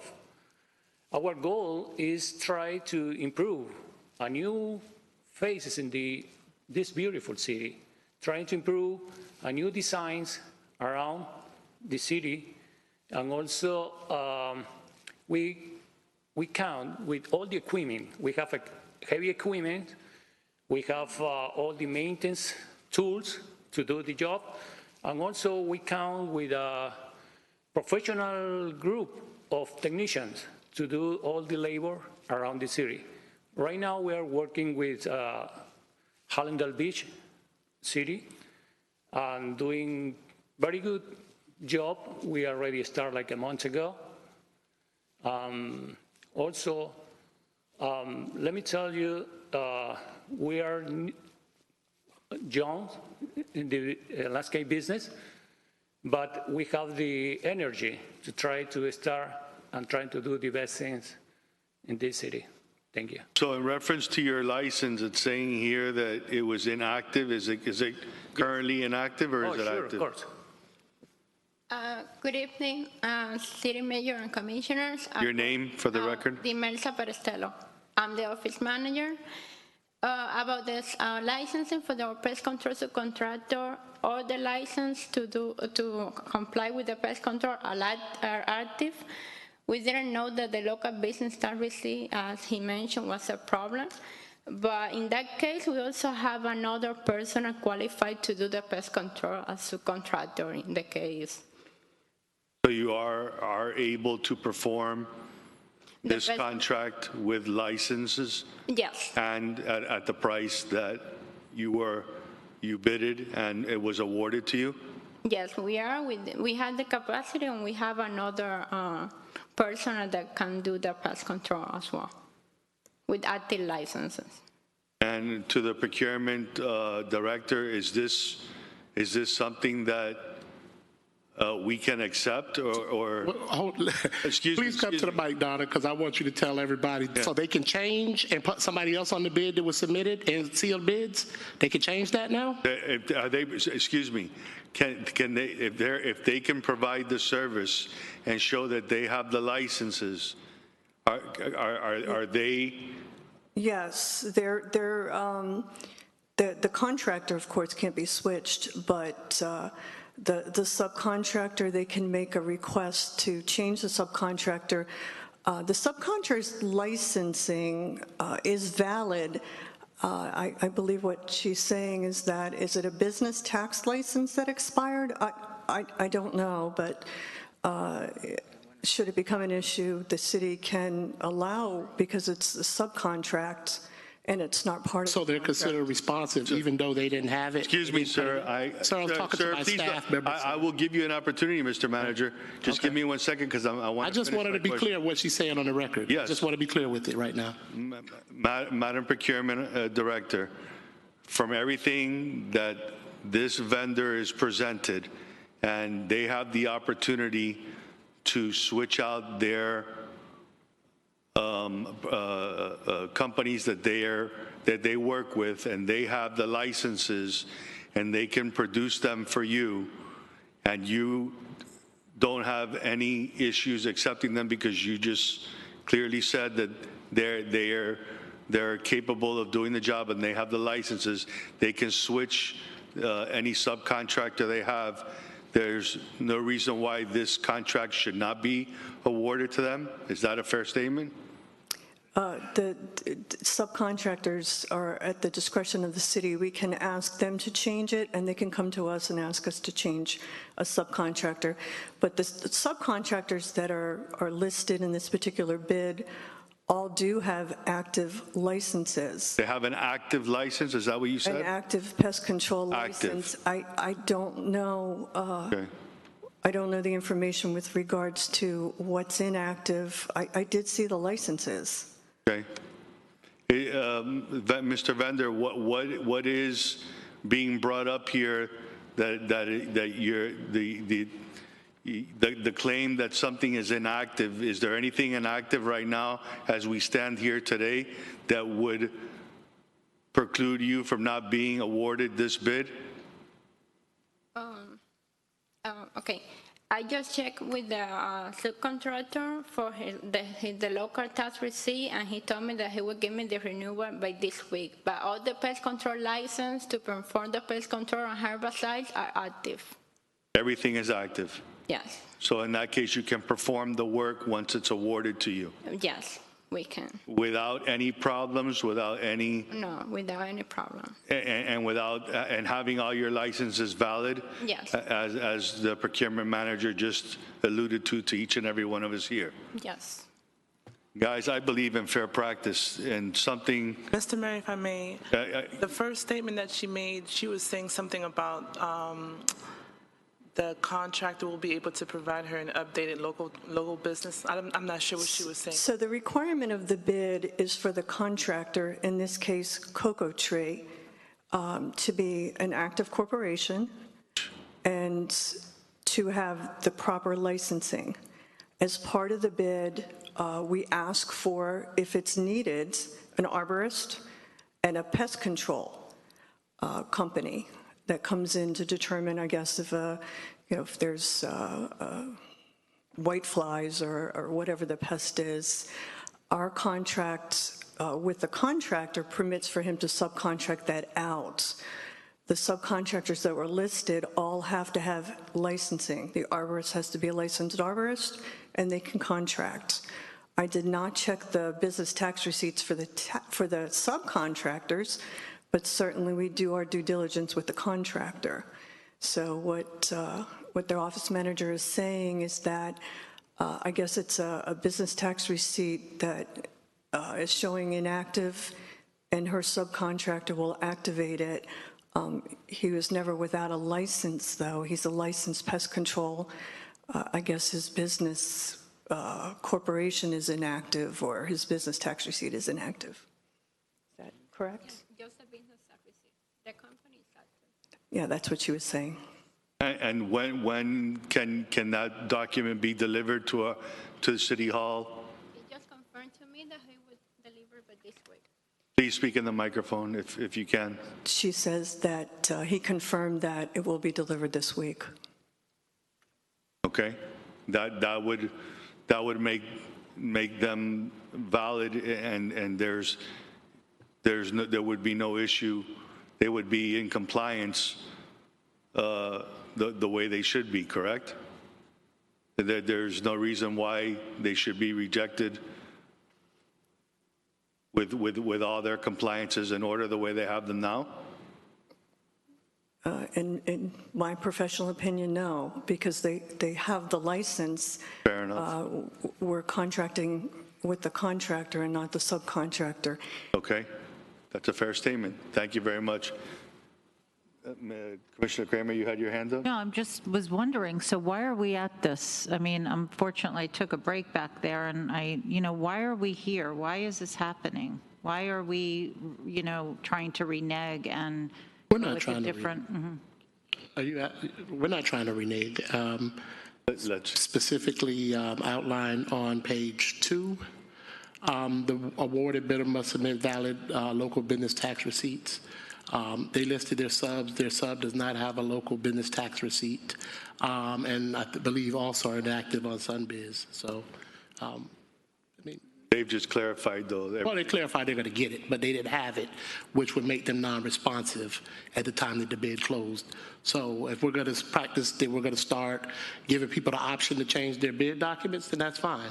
I have no problem with that if that's the precedent we're going to set here. But if you're going to set your bid preference and you're going to follow it the way you're supposed to follow it, they weren't responsive. Them not being responsive, that's why I did the memo and gave the memo to you, withdrawing my recommendation and changing my recommendation. But is that really what happened last month when Commissioner Florimon brought this up? Was this had anything to do with licenses and inactive? Unfortunately, I didn't have the information. I had the information today, and I brought the information forward. So it's just information I'm bringing forward. But like I said, and the director who's does this professional, I mean, obviously, but you're saying that this is not a problem, that it gets done, it happens. The contractor has. The contractor, right. The contractor has a Sunbiz Corporation. Right. That is active. Right. So I even did though not they're check on the using subcontractors, but that was not a requirement. Not part of our due diligence. So then they're not. So then there isn't a problem with any of this. So when Mr. Manager, when you say that, now if we're going to start changing things around, but we're not changing things around because that's not what we asked for in the bid. The bid, I Is that correct, outlined it, and the bid asks for you to have a pesticide individual and everything. So, but as long as the contractor, the umbrella of the company, has the contracting license, everyone falls underneath them. They're responsible for them. And if our bid or our requirements don't ask that the subs have to be have everything up to date, then we're actually doing the opposite or doing what you're saying we shouldn't be doing. So the sub Now we're can't do changing- business in Miami-Dade County. They don't have a local business tax receipt. So the sub We're can't not, do but it business. doesn't, we're not required, we don't have to ask that. So they can't do business and we're going to let them do business? No, we're doing it under the umbrella of the contractor. I don't think it, okay. Madam Procurement, Director, can you shed clarification again? Because apparently some people don't understand the statement and what's being done. You are the Procurement Director. We need clarification. Because I'm looking on SunBiz right now, and what's being said is incorrect. They're under an umbrella. They can do that. You're absolutely right. But I don't want to be the one to say that. You are the professional. You are the Procurement Director. I'm sorry to put you in this predicament again, but for clarity, can you please restate that? Because this is fair practice, and they were awarded a bid. And the process says that they have the right to do this. You've clearly said that they are not in violation. Correct me if I'm wrong. And as long as there's subcontractor, it can provide them with their active license or the one they're going to use, as they give that to the city, there's nothing wrong. It's under their license, and their license is active, and they have pest control and everything else that the bid required. And there's nothing right now at this point, correct me if I'm wrong, that would preclude them from not being awarded this bid as they were granted, as long as they can produce those documents, if that should be the case at this point about subcontractors, which was not in the bid. Mr. Mayor, can I have a question? I just want to clarify the answer to make sure that we're correct and on the same page. Is that correct? That is correct. Is he licensed if he's not registered with the county? Yes. He's registered, he's licensed if he's not. He's a licensed pest control. But can he do operator. business? Yes or no? Can he do business? The contract with all. No. Can the pest control people do business? That's the question. Yes or no? He can do business with the contractor. Wait, can I ask a question? Yes, I'm in business. I know how this works. And there's an umbrella, and it's the company that's over above, and it doesn't matter. Mr. Mayor, can I ask a question, please? Who's this guy? Go ahead. Well, are you finished for now, Commissioner Kramer? Because Commissioner Joseph has a question. Commissioner Joseph. Thank you, Mr. Mayor. Okay, so I'm trying to understand the procedure behind this, because I think we're getting lost in the sauce. Correct me if I'm wrong, right? Typically when you do a bid procedure, have we ever allowed a change at the bid once, specifically when it comes to like a nuance of what you just pointed out? At this time, has it ever happened? Like, it's a sealed bid. They submitted the requirements of that bid. They specified it, and now you're telling me that it's okay for them to change it after it's been awarded? The contract, Commissioner, is with the contractor. It's not with the subcontractor. No, but I'm just saying, does that typically happen? Has that ever happened? Yes. When? So typically, under our debris removal contracts, we contract with the main contractor. They in turn contract separately with subcontractors. And those subcontractors can change. Are you saying at renewal or through initial issuance? For the debris, for example, we just awarded a contract to DRC. They are the main contractor. They provide proposed subcontractors to do the work. We do not vet the subcontractors. We require that the contractor provides the labor, and since it's not activated, they give us proposed subcontractors. So it has happened. It happened with our previous debris. I was trying to come up with an example. With DRC, our new contractor, they gave us a list of proposed subs. Should they wish to change it? Yes, they can change a subcontractor as long as they're licensed. But and just to clarify one more time for me, because I'm trying to understand the procedure. That's all. This is for me about procedural, right? They submit a bid. They're utilizing this particular subcontractor that's not, from what I'm getting from the manager, that's not authorized to do business in the county. Yes, they're free to do business with the contractor. I get what you're saying, right? Or they're free to do business in Dade County, or not free to do business in Dade County, but they have free reign to contract with business to business.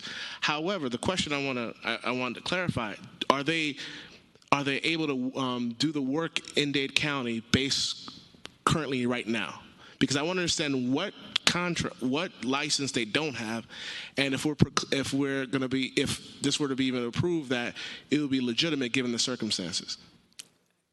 I don't know what license that they don't have. I'm hearing business tax license. No. The business tax receipts, that's one thing, right? I get that. They didn't have it. That's a fair assessment. And they should have had it when they submitted, which they don't. That's one. Two, how do we clarify in regards to them being eligible to work in Dade County, because they're being utilized as a way to qualify for this particular subcontractor, right? Correct me if I'm wrong. Well, they're using the license. So that person. So in reality, it's not this umbrella aspect I'm trying to clarify, because they're utilizing someone else to qualify. So if that person is missing one, a business tax receipt, and two, they're not able to work in this county, then that means that lever for qualification is not proper. Correct me if I'm wrong. Because they're missing one, they're missing two, because they're utilizing it to qualify to meet the benchmark, right? Correct me. I don't qualify the subcontractor. No, I understand it, but I'm just trying to. They're using that particular subcontractor as a qualifier. Correct me if I'm wrong. They're using his license. And if they're missing one, which they've already admitted, that they do not have a business tax receipt, right? No, they did not. They have a business tax. No, they do not. It's expired, and they're not registered with the subbids either. The subcontractor, with all respect, Commissioner, is not the person that's qualifying. But Mr. Mayor, it is the vendor. Mr. Mayor, and the vendor has the right to change their subcontractor at any time. Mr. Mayor, just like the trolley company, they have the right to change, and they've changed. Okay, we accepted. Mayor, let me add. I'm glad you brought the trolley company up, because basically, the procurement code allows a clear process, which... Mr. Attorney. Mayor, let me speak about process. Yeah, that's okay. Let me speak about process. It basically, the recommendation of the procurement department on bids go through the city manager. He made a recommendation tonight. The commission can either accept or reject his recommendation. Thank you. That's the issue. Okay, thank you, because Mr. Attorney. The Charlie case is a perfect example. The manager made several recommendations, and the commission either accepted or rejected. That's so fine, there's Mr. no Attorney. difference here. It's the manager discretion to make this recommendation. We're getting in issues that are outside this recommendation. If you that is clear. If you don't like his recommendation, this commission has the absolute discretion to reach out. Well, with all respect, and I agree, and that's why we're getting clarification. So thank you for your input at this time. I never finished, Mr. Mayor. You cut me off. You never allowed me to I didn't cut you off. The city attorney cut you off. No, when I was talking, you cut me off, Mr. Mayor. And I haven't finished. Take your final minute, and then Commissioner Smucker would like to talk. So just to clarify, procurement manager, and through the city manager, I just want to clarify. The subcontractor that they're utilizing to qualify to be for this particular bid, correct me if I'm wrong, do they have currently a business tax receipt that's active? Because then what did the business manager say that they're going to get? The renewal. So it's inactive, right? He's even nodding his head and saying it's inactive. Sir, can you step up and answer the question so that we have it on the record? Is it inactive or not? I don't know. It's inactive. Go look it up. Take your time and go look it up. I've looked up Cocoa Tree Service. It's not inactive. We're not talking about Cocoa Tree Service. No, we're talking about the qualifier. That's their subcontractor. No, we're qualifying them as a vendor.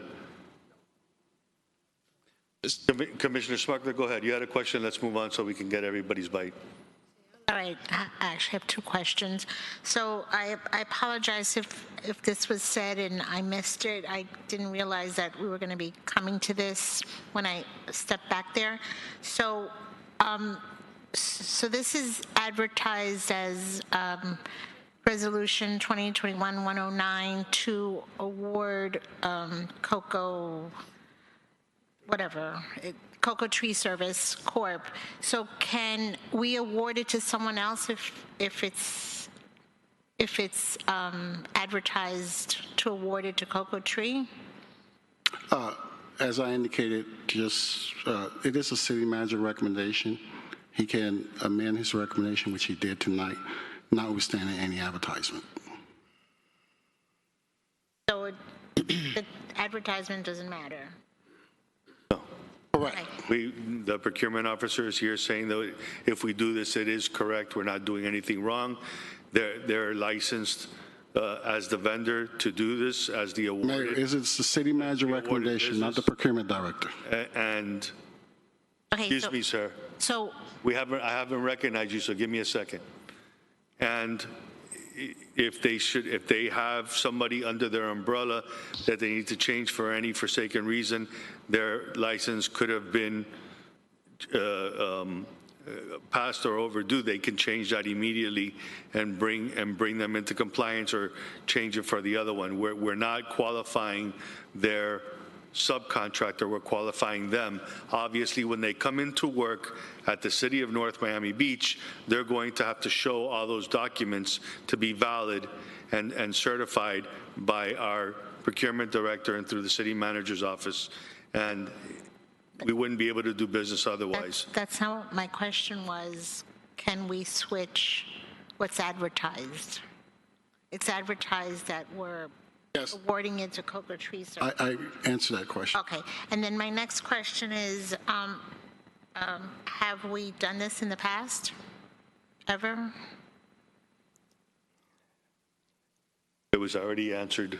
The director said yes. Yeah, the trolley, as the city attorney indicated, the recommendation of award was overturned. But it wasn't on the agenda as one thing and then changed to another. So my question is, has it ever been on the agenda as one company and then changed to another? I can't answer that. I don't recall, but I can't answer that. I have a question, Mr. Mayor, if Commissioner Smuggler is done. I'm done, thank you. Can I be recognized? Yes, go ahead, Commissioner. Thank you so much, Mr. Mayor. First of all, I just wanted to make reference to the commentary about who's making decisions here. It's 7 people that make decisions here, including yourself, Mr. Mayor, and the entire City Commission. I think it behooves me to do my due diligence on these items because of certain experiences that we've had on this commission where procurement items have come back 4 times. And it is not anything against our procurement director. It is not anything against our city manager's office or the attorney's office. It is our responsibility to do our due diligence. I think everyone had that opportunity, for instance, on what you referenced as the trolley contract. It was awarded a 7-0 vote, and for some reason it came back and it was voted again and approved, and then it came back a 3rd time where the city manager at that point, I believe, changed his recommendation. And there were questions about location, there were questions about mechanics and who was going to fix the vehicles and whether or not the type of transportation that the company was used to providing was adequate and comparable to the service that they'd be providing here in North Miami Beach. And eventually the contract was taken away from them. And then it was brought back again a 4th time and then given back to them again. So we've seen this process before. This company is a young company, and a young gentleman who's running the company. I have no issue with the gentleman personally. I don't know him. I applaud anyone who's trying to grow a business here in this country. Small businesses are what keep our economy alive. So I have nothing whatsoever against this company. And my only question was last time, did they get awarded Aventura's contract? And in addition to that, I had a concern about the cost at which they say they can deliver the service. So those were two issues that I had, and I'm within my right to have those questions. And you know, there's some other things, but it doesn't necessarily need to be spoken of here with respect to the owner of the business. And I understand, Mr. Mayor, that the company may be less than 3 degrees of separation from you, and you are very adamant that you support this company, and that's fine. You have the right to do that. If it's your prerogative, and so look, at the end of the day, everyone here has a right to vote yay or nay on any contract that they want. They have a right to accept the manager's recommendation or not accept the manager's recommendation. We're within our right to do that. So me personally, I will say that the level of service that I've been seeing with Superior, even if you just look at 19th Avenue, they're there almost every 3 or 4 days as far as I'm concerned. That place is always nice. It's always well manicured. I'm very happy with that level of service that we're getting from Superior. Unfortunately, they didn't bid at a number that makes sense to us because it's really high, but that level of service is important to me. And in all honesty, I find it hard to see how a company is going to deliver that same level of service at the cost that Cocoa Tree Service is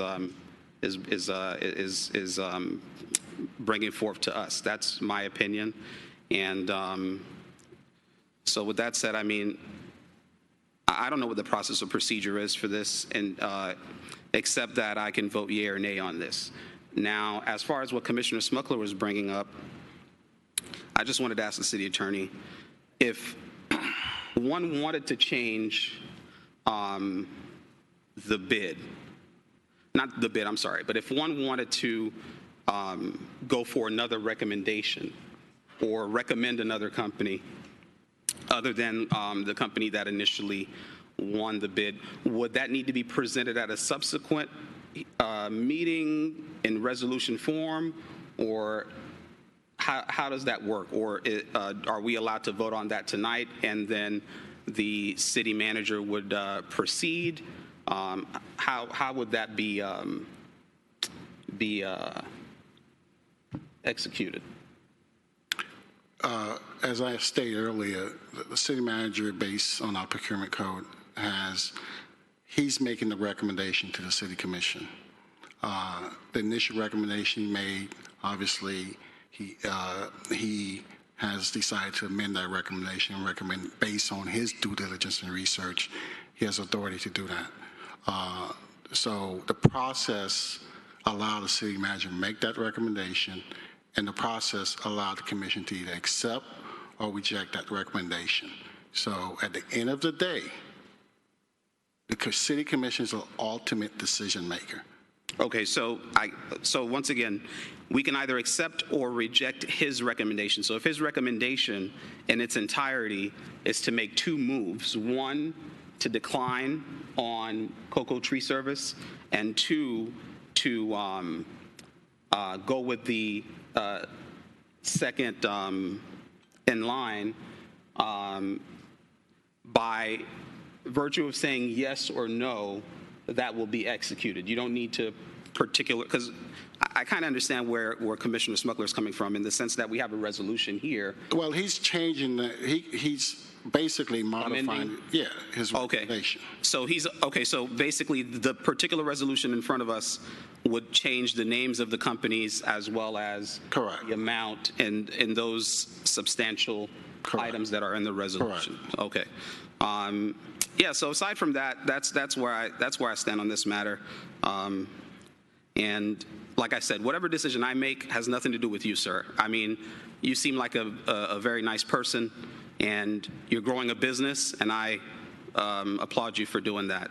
And so, Mr. Mayor, anything other than that, I refute, and I hope that we can stick to the matter at hand. Thank you so much.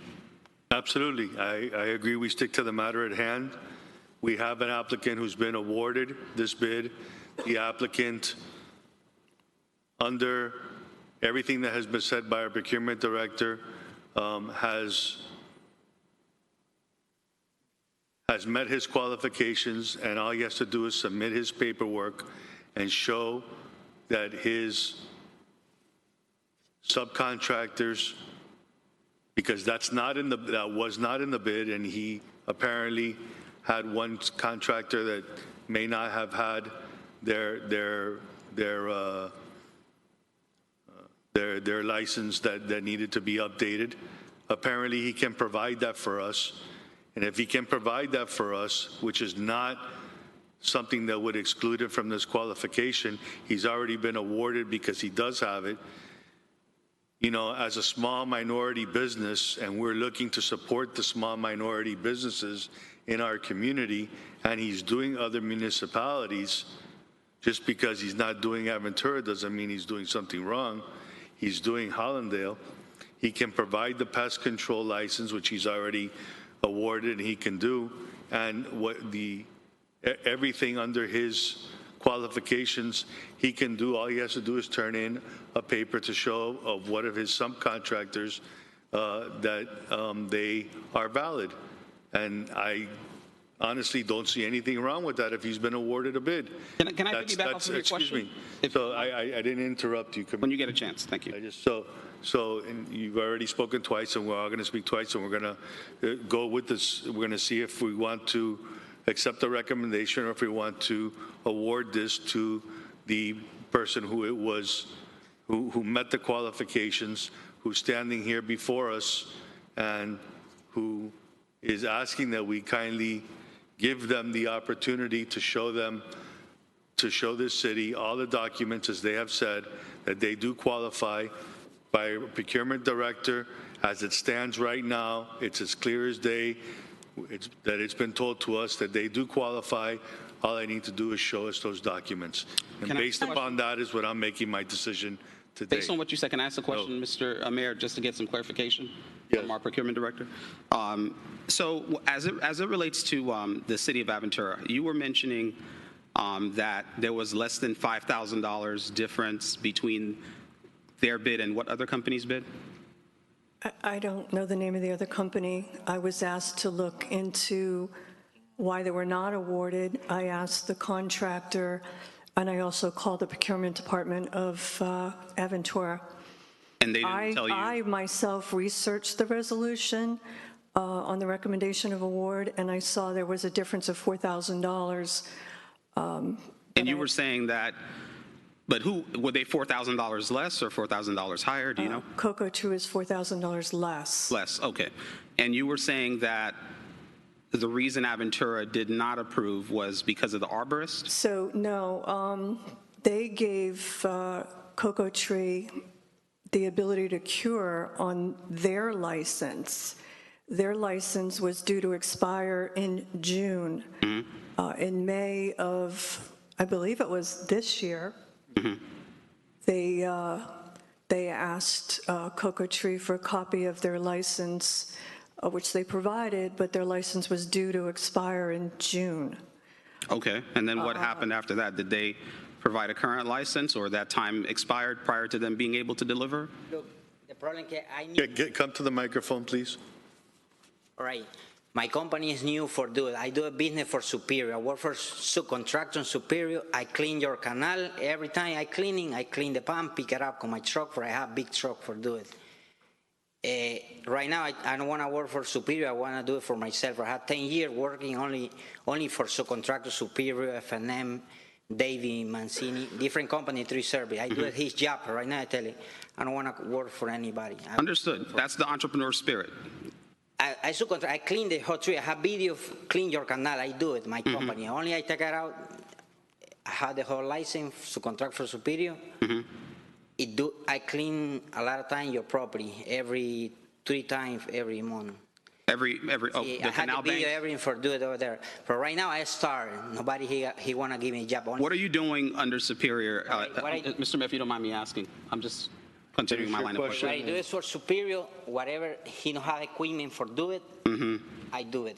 So you said you've cleaned, or what have you done on our canals? All right, clean the pond. The pond, okay, the tree service, the actual tree I service. do the hot tree service. Gotcha. Not for Superior. Gotcha. I pick it up my truck for Superior. I don't have a lot of big truck. I have a lot of big truck. Gotcha. So my question is, and I'm going to close up because I know that this is an extra bite, but I want to make sure I give this the proper due diligence. Who has the contract for our trees? Is that included in this for tree service? No, we actually bid that out separately on a need basis. It varies from company to company. We've done business with SFM. How much money are we spending on tree service a year? You'd have to ask Public Works. I'm not Do we know? sure. Do we know Public Works? How much money are we spending on tree service a year? Is it in the 6 figures, perhaps? No, not that high? Okay. As far as trimming and those types of things? Because he said that he's doing it under the Superior contract. As a subcontractor. As a subcontract. Okay, He so. subcontracts to Superior. And the last question is, why did we decide to combine the two versus keeping them separate? What changed this time around? Well, we can continue to separate if we want, or under the direction of the city manager, he wanted one firm. Okay, gotcha. Okay, thank you. And, okay, so thank you, Commissioner Flermont. And for the record, yes, 1 second. I just need a point of clarification here, because for the record, you stated that I'm within 3 degrees. I don't know what you meant by that, but I don't know them from Adam. I'm just doing my diligence like you are and making sure that there's equal opportunity here and that we don't bring a lawsuit upon us that could come for taking an awarded bid away from a company that, under the umbrella of everything that they provided, they qualified for this bid. And it's been said by our procurement director, and it's on the record. So this video will be pulled, and I want never to see that our city falls in a predicament where we have time and time again said that we're supporting small businesses, entrepreneurs for small businesses, and here we have one before us today who is qualified and just needs to submit one document on a revision of one of his subcontractors that can be done under this contract, and it doesn't impede on this contract being awarded to him. And somehow there seems to be an action that the manager wants to take this away and give it to somebody else. And I feel that it's very unfair that if this process, and they've worked so hard, somebody who has already been working in our city, as he clearly stated, and understands our city and knows our area and has done work here before, why are we just going to town on this vendor and exacerbating and asking questions to the grid when he qualifies? So, you know, if the man, it's right now, basically he's qualifies. Can I have a chance to speak? Excuse me, I said yes. Give me 1 second, Commissioner. So, you know, what we have right now is an opportunity to accept this bid as awarded to Cocoa Tree, who is here today, and with the direction and everything that's been said, is clearly capable and under the bid requirements has met and satisfied what he needs in order to win this bid. And if he needs to update something, he can do it. It's not in violation. That we all of a sudden are getting this document of a change of a vendor, and that is improper, and that is unfair practice. It's not equal opportunity employment, and this vendor, deserves that opportunity, and there should be no reason why that should be taken away from him. I, in no shape or form, I'm in 3 degrees of this vendor, or any vendor for that matter, for the record, as you stated. And I just want to make sure that that's very clear. But I am for equal opportunity employment for whoever is qualified, and they met those qualifications, for the record. Commissioner Villard, you wanted to say something. Thank you, Mr. Mayor. I just wanted to make a motion because after listening to everyone here, I feel like after they got the bid, certain things were not in place and they had to really change them after. I don't think it was the right thing to do. I just want to make a motion to accept the recommendation of the city manager. I don't know if anyone wants to second it. Second. The motion is seconded. Is there anybody that wishes to have discussion? Commissioner, the Vice Mayor Jean? I just wanted to just say briefly, obviously it's commendable to have a minority company come forth with such an ambitious project. From hearing everyone's thoughts and arguments, what I wanted to also say is that the current vendor denied wanting to continue, right? And then he came in as one of the highest. Is that correct? Yes, Vice Mayor, that's correct. And my previous question at the last meeting was, what is the scope of the work? So we added the water plant locations. Correct. So that kind of tells us that the scope of work is huge. So you have a former subcontractor that wants to elevate his brand, which I fully support. The concern there is, like Commissioner Joseph mentioned, they're dependent on their subcontractors to be able to deliver the work.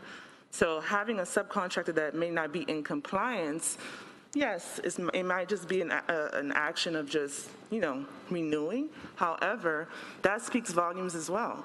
So I feel like I'm between a rock and a hard place. But like I said, the scope of work is huge. And so you have a probably capable subcontractor that wants to elevate. However, at a low cost, more than half what the highest bidder, who was the previous vendor, is coming at. So all these things are kind of very interesting, but there's a motion and a second on the table. So I just wanted to put that on the record. I just wanted to put that on the record. I know he was doing a subsection of our city, but now you're adding everything else. So that's concerning, but nevertheless, thank you. Commissioner Kramer? I think so much is being made up right now. I can't believe it. As a business owner, as a person who was in the manufacturing business and now is a middleman, so to speak, I have subcontractors all day long working for me. And they're what lifts me. I make sure I have good subcontractors because without them, I can't do the type of work that I do. So you can't penalize these people because they're subcontractors or subcontractors. Not everyone can have, these, maybe he doesn't always need the pesticide guy or the arborist, for his residential projects. And so you're penalizing him because he doesn't have them in his crew. That's ridiculous. When I need something for my jobs that I don't have all the time, I go out and seek it. It's very expensive sometimes to have these people full time if you don't always need them. And I think that this whole thing really stinks because it got brought up for one reason and now it's tumbling into something completely different. And people sometimes, for whatever reason, their licenses or for whatever it is that they do, maybe as consultants, they don't have to be in business to have that license.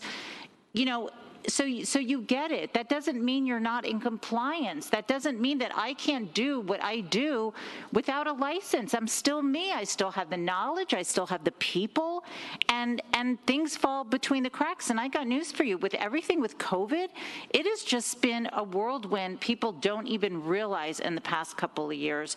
So maybe there hasn't been the need to do it because they were working for someone. Now that they need it, they're getting it. I think that you're really, I think that we are not being sincere. I think that they got the bid, they were awarded the bid, then there was something that Commissioner Florimon said, and then insinuated that the, mayor is 3 degrees of separation, then there's something about Aventura, but that had nothing to do with any of this. And it's like you're all creating something to not give them.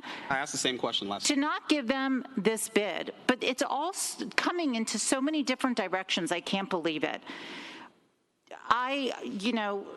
Just call the question, if there's no more discussion, but I think this is disgusting, and I think we don't, there's something wrong here, and it doesn't look right to me. And as much as you sit there and say that the mayor, it's 3 degrees of separation, which would be nice if you defended what you said, but I can do that. I think there's something else going on here, and maybe you're right. It has something to do with maybe not being related, but something else. So I can insinuate things too.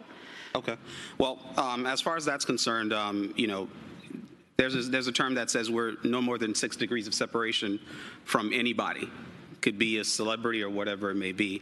And so, in just looking up the company, social media, you guys are friends, the mayor and this gentleman here are friends on social media. So that's the reason that I say 3 degrees of separation. So that's one. But aside from that, that was the response to that question. But my questions have been pretty consistent. Last time I asked about Aventura, that's what I said today, and so I'm very consistent with that. My other question is, how much of this, Madam Procurement Director, is tree service? How much of the actual bid amount is tree service? You're looking. I think it's minimal. I just wanted to ask, do you know what the number is? I was going to ask him, since he is the subcontractor for trees for Superior. No, I'm just thinking. I'm just thinking with all due respect, because I have a lot of respect for you, Madam Procurement Director. I'm just thinking that those numbers are something you should have. Public Works or somebody else. I really don't know. The reason I'm saying that, per location, the bid is on a per location. Okay. The reason I'm saying that is, and I'll conclude, is because I really respect when a company's trying to grow, and I like the fact that you're trying to do that. That honestly really warms my heart. But you seem very good at tree service, and that's one of the things that give me one moment. That's one of the things that I hearkened on last time, right? And I don't know how much of our tree trimming is done in-house. I don't know how much of our tree trimming is done through contractors, and I don't know how much of it is subcontracted as we have it now through Superior. So that's the reason why I was asking that question, is that something that we need to be looking at. But also agreeing with Vice Mayor, the dependency of Superior on your company to allow them to deliver the level of service to North Miami Beach is something that I didn't even, think about. That goes to show the importance of the subcontractor, because without them, technically, on the tree side, Superior would probably not be able to deliver the level of service that was promised in the bid, right?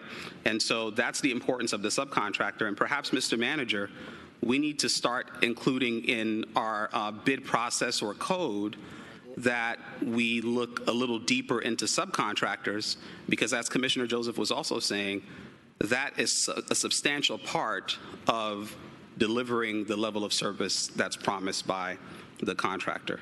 Thank you. Contractor, you wanted to say something? You asked for the microphone. Can we continue with the motion? Yes, I have a motion speaker and a wanted to say. second. Go ahead, Speaker. Finish what you're saying. Go ahead, speak into the mic. Okay. That's what I do it right now. I do it landscaping for more than 10 years. My whole life, I never worked in different job, only tree and grass. That's why. But I work for a lot of companies, subcontract. He used me. I have more than 75 guys work for me. But right now, I don't want to work for nobody. I want to do it with myself, you know. But I try to get in the city for only Hollander. He gave me good opportunity for going. City Miami, he gave me opportunity. I want the opportunity in this city for do a good job for you and trimming tree. Whatever you call me, 24 hours. Hey, Coco, come over here. I send my truck and work over here in the golf course on the other side. California Club? Yeah, I cut the grass for everything for the owner of that golf club. He gave me the job every day. I cut the grass in the area. If he want to put 200 house in that property, that's only what I need is the opportunity for do the job for this city. Not only this, the Miami Beach, every place. I have more truck, whatever company in Miami, more than 45 truck I got. I have crane, grapple, a small truck, everything. You see my Instagram, everything I got. Yeah, my website, 100-yard truck for hurricane is coming. Coco, come clean my city. Contractor, everything. I got everything. Yeah, so, Commissioner, when you make that statement that yes, I may be friend Facebook and I may like their company because I see and I follow and I saw that they were applying, so yes, I do like them. It's the same way I like SFM and the same way I like Superior and every other company. And if that is considered being 3 degrees close to them, then, you know, our manager is probably 3 degrees close to Bill's. So, you want to call that out, then no, we can call that out. You've already said that, Mr. Mayor. You said that, and he agreed. He agreed with you. Okay, so I'm not saying there's anything wrong with you. I'm just saying. Excuse me, but I'm just making a statement. Just because we like companies or we see the good work that they do and root them on, it doesn't really. It doesn't make us within a 3 degrees or part of their family. I have nothing to do with this company other than just knowing that they're a good company that provides service. Clarity, Mr. Mayor, I'm not saying that there's any conflict. I just said you were 3 degrees of separation. It was a very devious statement. I'd like to call the vote, Mr. Mayor, please. Can we call the vote? Thank you. We can go ahead, and if there's no other comments at this time, we can call the vote. The vote is if you want to accept the recommendation of the manager, you're yay. If you're not accepting the recommendation of the manager and you want to wish to keep the award, the award contract to Coco's Tree Service, then you will be a nay, meaning that you want. Mayor, we can do a roll call vote. Yes. So it'll be very clear on the record. Mr. Attorney, can you clarify? Yes, the manager recommendation is to recommend Country Bill Lawn Maintenance, Inc. To be awarded invitation to bid 210554 SG. That's his recommendation, as the mayor indicated. If you want to approve that recommendation, as a roll call vote, you vote yes. If you don't want to approve that recommendation, you can vote no. Okay. Madam Clerk? Commissioner Florian? Yes. Commissioner Joseph? Yes. Commissioner Kramer? No. Commissioner Smuckler? No. Commissioner Villard? Yes. Vice Mayor Jean? Yes. Mayor DiFilippo? No. The motion passes as a 4-3. Fix is on. Welcome to North Miami, right?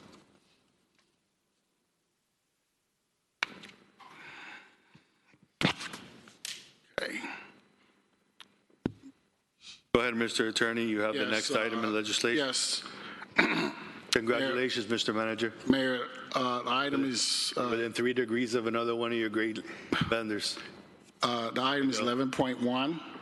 It's an ordinance for second reading, amending the retirement plan for police officers and firefighters of the city of North Miami Beach, providing for compliance with Secure Act, providing for severability, providing for repeal, providing for conflict, and providing for effective date.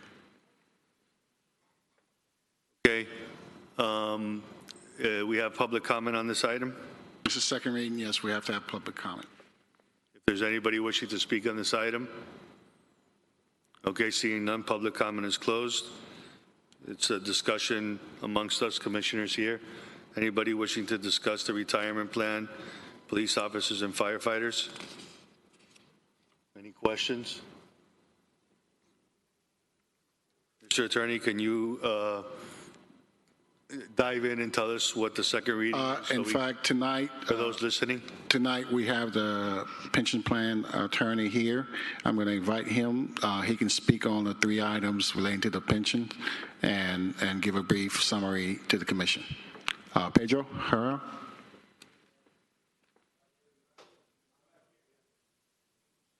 Pedro, please talk about all 3 items so you don't have to come back up. Yes, sir. Good evening, everyone. So I think before you have 2 proposed amendments to your city code. They would be amending the general employees pension plan as well as the police and fire pension plan. One of the amendments for the police and fire plan has both amendments have the same amendment in them, which is essentially a tax compliance requirement. So the pension fund is a tax-exempt entity. It's actually one of the most beneficial forms of tax treatment for the pension fund, and so therefore it's crucial to the sustainability of the pension plan. So in order to maintain our tax exemption, our tax qualification, we need to periodically update our pension ordinance, our city code, with certain technical requirements required by the Internal Revenue Code. So in this instance, under the Secure Act, which was signed by President Trump, excuse me, about a year and a half ago almost, essentially increased the mandatory retirement age for mandatory distribution age, for employees. And so now, as opposed to previously it was age 70, it has now been moved up to age 72. So that's what that ordinance or that amendment is going to do. It's essentially just bringing the plan into compliance with the Internal Revenue Code. Now, for the general employees plan, there's an additional amendment that's being proposed, and this was something that was being recommended by the Pension Board of Trustees, really in an effort to just try and give it a little bit of flexibility in terms of, first of all, establishing a quorum and being able to conduct its business. You know, obviously, pursuant to your code, city commissioners are appointed to this board, and you know, as you guys are well aware, obviously there's a lot of commitments, and sometimes it's just too many balls, and it's just not able to attend meetings. And so I think the ordinance is really just trying to provide a little bit of flexibility for the board in order to fill those seats if there is a vacancy, and then allow essentially the board to conduct its business. I believe you do have an actuarial impact statement, which is required by state statute, and there is no material impact or no cost impact for any of these amendments. And I know I spoke really quickly, but I'm happy to answer any questions or.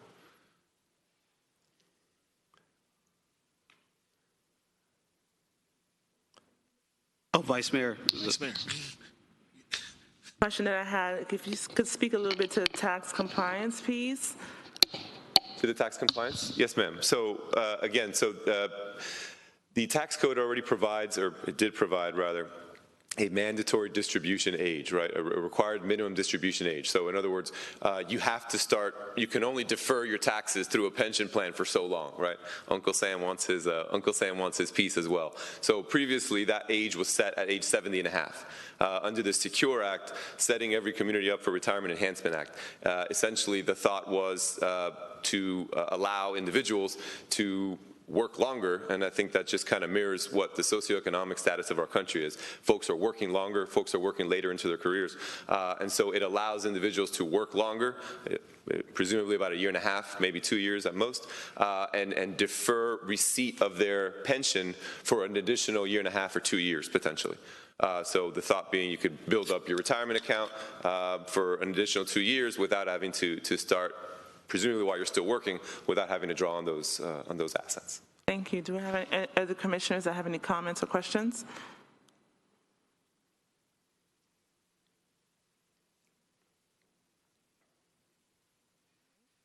Thank you so much. To you. No, I'd just like to make a motion if there's no comments. In fact, Vice Mayor, just for the sake of, since item 11.2 is identical to 11.1, I'm going to read the title so we can combine those votes, okay? 11.2 is an ordinance amending the retirement plan for the general employees of the City of North Miami Beach for providing for compliance with the Secure Act and providing for severability, providing for appeal of ordinance, part of ordinance in conflict, providing for effective date. So this vote will basically, both of them are second reading, no public comment, will vote for both items at the same time, okay? Thank you, Mr. Attorney. So we do have a motion. Second. Madam Clerk, if you can. Do I need to make that motion for both? I'm sorry, Commissioner. He included both of them already. He did? Okay, thank you. Madam Clerk? Roll call. Commissioner Joseph? Yes. Commissioner Kramer? I'm sorry, I can't hear you. Yeah. Commissioner Smuckler? Yes. Commissioner Villard? Yes. Commissioner Florimon? Yes. Vice Mayor Jean? Yes. Mayor DiFilippo? The motion passes. Thank you. Thank you. Have a good evening. Thank you. We'll move on to the next item, 11.3. Yes, thank you, Madam Vice Mayor. 11.3 is an ordinance amending Chapter 9 entitled Offense and Miscellaneous Provision of the Code of Ordinance City of North Miami Beach to create a new section entitled Film Permit Requirements, providing for definition, providing for applicability, establishing permit requirement, providing notice to owners, providing for penalties, providing for appeals, providing for conflicts, severability, codification, providing for effective date. Thank you. Thank you. Are there any comments? Commissioner Smuckler, I know this was your item. Yes, thank you, Vice Mayor. I mean, nothing has changed. I hope the rest of the commissioners vote as they did last time. Thank you. Thank you. Any more comments or questions? Do we have a motion? Motion. This is second reading, I think. Did we open it for public comment? Oh, sorry. Can we open it? We're going to open this item up for public comment. Yes, Madam Clerk. Second reading. If anyone wishes to speak, please come to the podium. Vice Mayor Jean, we do not have any public comment for this item. Okay. Have a motion? I make a motion. Second.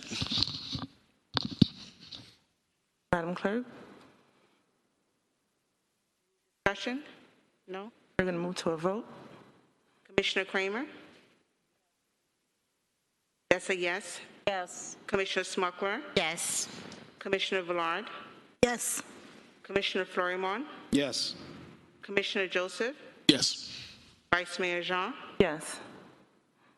Mayor DiFilippo is off the dais. The motion passes. Thank you. We'll move on to the next item. It's item 11.4. It's an ordinance amending the retirement plan for general employees of the City of North Miami Beach, providing for amendment to the retirement committee membership requirements, providing for severability, providing for conflicts, providing for effective date. Thank you. Mr. Mayor, we're on item 11.4. Item 11.4, this is the first reading item. It's been read into the record. Is there anybody in the public who wishes to speak at this time? Okay, seeing none, public comment is closed, and we will bring it up for discussion at the commission. Is there any questions or comments from any of my colleagues on this particular item? 11.4? 11.4. Oh, okay. No questions, Mr. Mayor. Anyone? Okay, seeing no questions. Somebody want to call a question? Motion. Second. Okay, this is a roll call vote. Madam Clerk? Commissioner Smuckler? Yes. Commissioner Villard? Yes. Commissioner Florimon? Yes. Commissioner Joseph? Yes. Commissioner Kramer? Yes. Vice Mayor Jean, Yes. Mayor DiFilippo. Yes. It passes 7-0. Okay, thank you very much. Item 11.5, ordinance number 2021-12, first reading. Thank you, Mr. Mayor. As ordinance amending Chapter 24, Zoning and Land Development, Article 15, Other Development Review Procedure, Section 24-172, Site Plan Review, subsection Expiration to establish requirement that site plan approval expired 12 months from the date of approval unless a master building permit is issued, and amended zoning and land development fee schedule, miscellaneous requests, providing for conflicts, providing for effective date. I believe that title need to be 18 months, not 12 months. Okay. Clarification, it's 18 months? Yes, from approval, Mayor. Okay. On item 11.5, is there anybody wishing to speak on public comment? Is open at this time. Okay, seeing nobody in public comment is closed. We have Kent Walia. Is there any input? If I may, Mr. Mayor, this is an item we spoke about on this day several times about individuals taking a basket of right, not moving forward, and development not happening here in the city. So because of that conversation, we've brought an item forward, and Kent will give us a very brief explanation of the item so we can move forward. Thank you. Yeah, that's why I asked Kent Walia to please step up and then say, Mr. Manager. Good evening, Commission and Mayor. Yes, Kent Walia, Community Development Director. The item that's before you is amending the chapter regarding site plan expiration. Currently, the way the code is written, it's within 12 months of site plan approval, the applicant has to pull a building permit application. Just pull one to have a vested site plan. What we've been noticing is we have a lot of developments that getting site plan approval and they're not building. If they're not building, you have vacant sites, you have slum and blight, you have underdeveloped areas, and because we have mixed-use zoning districts, we have something called basket of rights. We have density and intensity. Density is dwelling units, and intensity is non-residential square footage. That when an applicant gets an approval for X amount of density with entitlements, they're locked into that. With the executive order extensions that were passed, an applicant can get a tolling period because of COVID, because of a hurricane, because any epidemic. They can get the tolling period plus an additional 6 months to extend their expiration date from a year of pulling an application to 3, 4, 5 years out. So you can be sitting on a property that hasn't been developed at all for a number of years and nothing's being developed. So that's not helping the city's economics by bringing in more density and more, economic development. So what we're proposing here is that they pull a master building permit within X amount of period, and if they're asking for executive extensions, currently we have a price of $100 for a site plan extension. For up to 6 months, it comes before the City Commission if it's past 6 months. However, with the executive order extensions, it's just acknowledged administratively, so they're getting multiple years. It's a state statute item. So what we're doing is assessing this fee proportionally as compared to other cities. We came up with the fee of $2,500 a year or $1,250 for 6 months. So the more time you're asking for, the higher the fees go. So that could in a way, if an applicant, they don't have to request that executive order time. They don't have to request 4 or 5 years out, but if they do, it's going to come with a fee. So that would help development start being encouraged to build. Thank you, Mr. Walia, for your explanation. Please stay there in case any commissioner may have a question for you. Anybody have a question at this time? Everybody understands? I just had a comment. Commissioner Fleuerman, you had your hand up. Thank you so much, Mr. Mayor. I'm glad to hear that it's 18 months and not 12 months. That's important. Number two, I wanted to know if whether or not we can allow for the opportunity upon the first request for an extension for the requester to have the option to extend 6 months or a year at that time versus coming back, let's say if they did 6 months, coming back again and requesting another 6 months. Is there anything that would preclude us from doing that, or any substantial difference that would mean to the city if someone were to ask for a year versus coming back every 6 months? So you're saying a year, 18 months plus an additional year instead of an additional 6 months for one extension, correct? No. What I'm saying is giving them the option to pay for 6 months of an extension or a year's worth of an extension. So whatever that fee is for 6 months, it would either be double that right away. Commissioner, I just want to correct the record. The fee is basically relates to the work that staff has to put in to review these extension. It's not really quid pro quo with the extension. So I just want to make sure that's correct. For No, I understand that. I understand. Mr. Attorney, he understands that, and I think if he needs your assistance, he'll ask you for it. In the meantime, please don't interrupt the meeting. I'm not interrupting me. Yes, I'm just you are. correcting the record. I'm the chair. You're Just interrupting the correcting the meeting unless you're called upon. Please. Just correcting the record. Unless you're called upon, please, you don't need to interject unless you're called upon. Go ahead, Commissioner.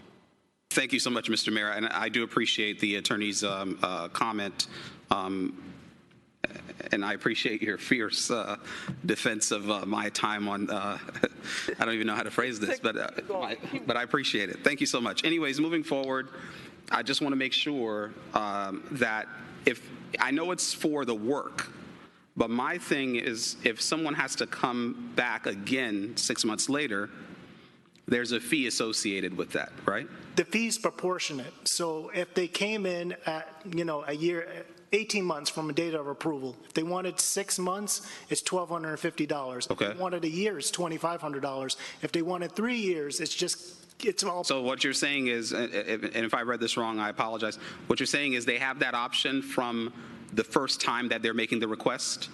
So the first request in the code, and that's currently written right now, they can only get 6 months administratively. So if they came into me and they wanted an extension, it's good with the city manager approval for 6 months. If they wanted a year up front, they have to come to the city commission.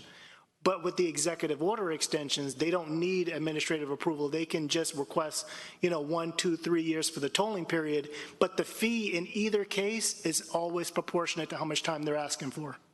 Okay, so then my question to, through the mayor, is to the manager and or the attorney, what difference does it make whether or not they're requesting the 6 months that they can get it through you guys administratively, or whether they're requesting a year that they would have to come to the body of the commission to make that request? What substantial difference in your opinion? It's a legislative decision. If you feel that you want to give the plan director the discretion to make 6 months as the extension of a year, the commission has the discretion to change the law. It's up to you guys. Okay? Yeah, in my seat, if it makes no difference, I'd just rather see if they can do that through. And I think we did that similar. A couple of years ago, we did an administrative waiver process with code for residents to make things a little bit easier and more seamless. And if we're trying to promote development, I understand that we want to make sure that people build, but at the same time, having them come back here for that extension for just an additional 6 months, having to get them on the agenda, going through agenda processes and et cetera, and then putting them back here. And if it's a quasi-judicial matter, I'm assuming it goes back to a quasi-judicial. No, the extension is not a quasi-judicial, just a request. Okay, all right. So that's my opinion. I think that they should be given the option through administration for the year with whatever the corresponding fees are. Second thing is, Mr. Walia, we've met, but we haven't sat down. And I think, Mr. Manager, it's important. The same thing I said with the water utility director, that planning and zoning is one of our most important assets, that he do a round robin with each commissioner and elected official, And also there was a development timeline that we were receiving prior to our last community development director leaving. And it was just telling us where projects are, what phase they're in, so that we can stay on top of it. And so I'd like to see that. I don't know what my fellow commissioners feel about it, but I'd like to see that because that was really helpful. And that helped us to keep people accountable and at least to know what development is happening. I would love to see that too. Yeah. Manager Scott did a great job in making sure we were informed. No problem, sir. I'll make sure I take care of that. I know Ken hasn't done the rounds with everyone. We're buried at planning and zoning right now, getting stuff out. I think next month he has like 8 items that are trying to come to the board. But I'll make sure we get I'll set up meetings with, we'll definitely come and sit down with everyone. Thank you, sir. Any other questions? I just have a comment. I just think this is a great idea. I know a lot of developers have been using that extension and abusing the crap out of it for quite some time, and it's just another option with land banking. And I've seen that, and so I'm just glad that we're just taking the initiative to really put a, reigniting their interest in developing what they said they're going to develop. Thank you. Thank you, Commissioner Joseph. Mr. Walia, I just want to take this time to thank you for your patience and your diligence, because if your phone rings as much as my phone rings from developers and people that are wanting to do stuff in the city, I can only imagine the pressure that you're under. I just want to thank you for your hard work and your department and your leadership. Thank you very much. Thank you. I got to give a lot of credit to my staff. They work really hard. Way to go. Okay, any other questions for staff? Okay, seeing none, got a motion, second? I'll second. Yes. That request, I don't know if that's part of the motion or? Yeah, it's just, we're going to amend it based on allowing the planning and zoning director to basically have discretion to make the extension to up to a year, correct? Well, I mean, that's not what I was asking, though. I was asking for them to have the option of making the request, because with the 6 months, do you have the discretion with the 6 months on whether you approve or not? Yes, administratively, you can make it 2 6 months extensions administratively. No, what I'm saying is you have the option whether or not on the 6 months that you approve or disapprove? You do have that option? Okay. Yeah. All right. Okay. All right, we got a first and a second. This is a roll call. Madam Clerk? Commissioner Villard? Yes. Commissioner Florimon? Yes. Commissioner Joseph? Yes. Commissioner Kramer? Yes. Commissioner Smuckler? Yes. Vice Mayor Jean? Yes. Mayor DiFilippo? Yes. The item passes 7-0. Thank you, everyone. Item 11.6, ordinance number 2021-13. Mr. Attorney. Thank you, Mr. Mayor. This item is sponsored by Commissioner Fortuna Smuckler. It's an ordinance of the Mayor and City Commission of North Miami Beach, amending Article 7 entitled Boards, Committee, and Commission, specifically amending Section 2-32.1 to prohibit employees of the City of Miami Beach from serving on certain boards and committees and commissions, and amending Section 2-32.4 to require the automatic removal of board members, committee members, and commission members convicted of a felony during the time of service, unless such members demonstrate the restoration of civil rights by the state of Florida, providing for conflict, severability, qualification, providing for effective date. Thank you, Mr. Attorney. Public comment on this item? Is there anybody? Okay, seeing that there's nobody in the public that wishes to speak on this item, we'll bring it up for discussion amongst the mayor and commission. Commissioner Smuckler, this is your item. You wish to elaborate? Yeah, well, it says here it's mine and the manager's item, so I'm going to allow him to talk. Okay. Mr. Manager, Commissioner is asking for your... So, yes, so we've discussed this in the past, and I'll speak to the part about employees serving on certain boards. certain boards that we have here, Planning Commission, Redevelopment Board, these boards give direction to staff. Public Utility Commission also. Huh? PUC. PUC as well, I'm sorry. Thank you, sir. These boards give direction to staff. It just doesn't work. It doesn't work right with management and staff giving orders to management on what to do and how to move forward. So that's why I'm requesting this portion be changed. The other portion regarding the felony during the service on the board, I think I'll give the attorney to speak on that one, but that is moving forward. I don't think it goes back retro, but moving forward, if anyone is convicted of a felony, then they're automatically removed if they're convicted. So those are the things that have been discussed here, and that's what we're moving forward with. Thank you. Thank you. I have a question, Commissioner, because I remember you bringing this up, and this started off as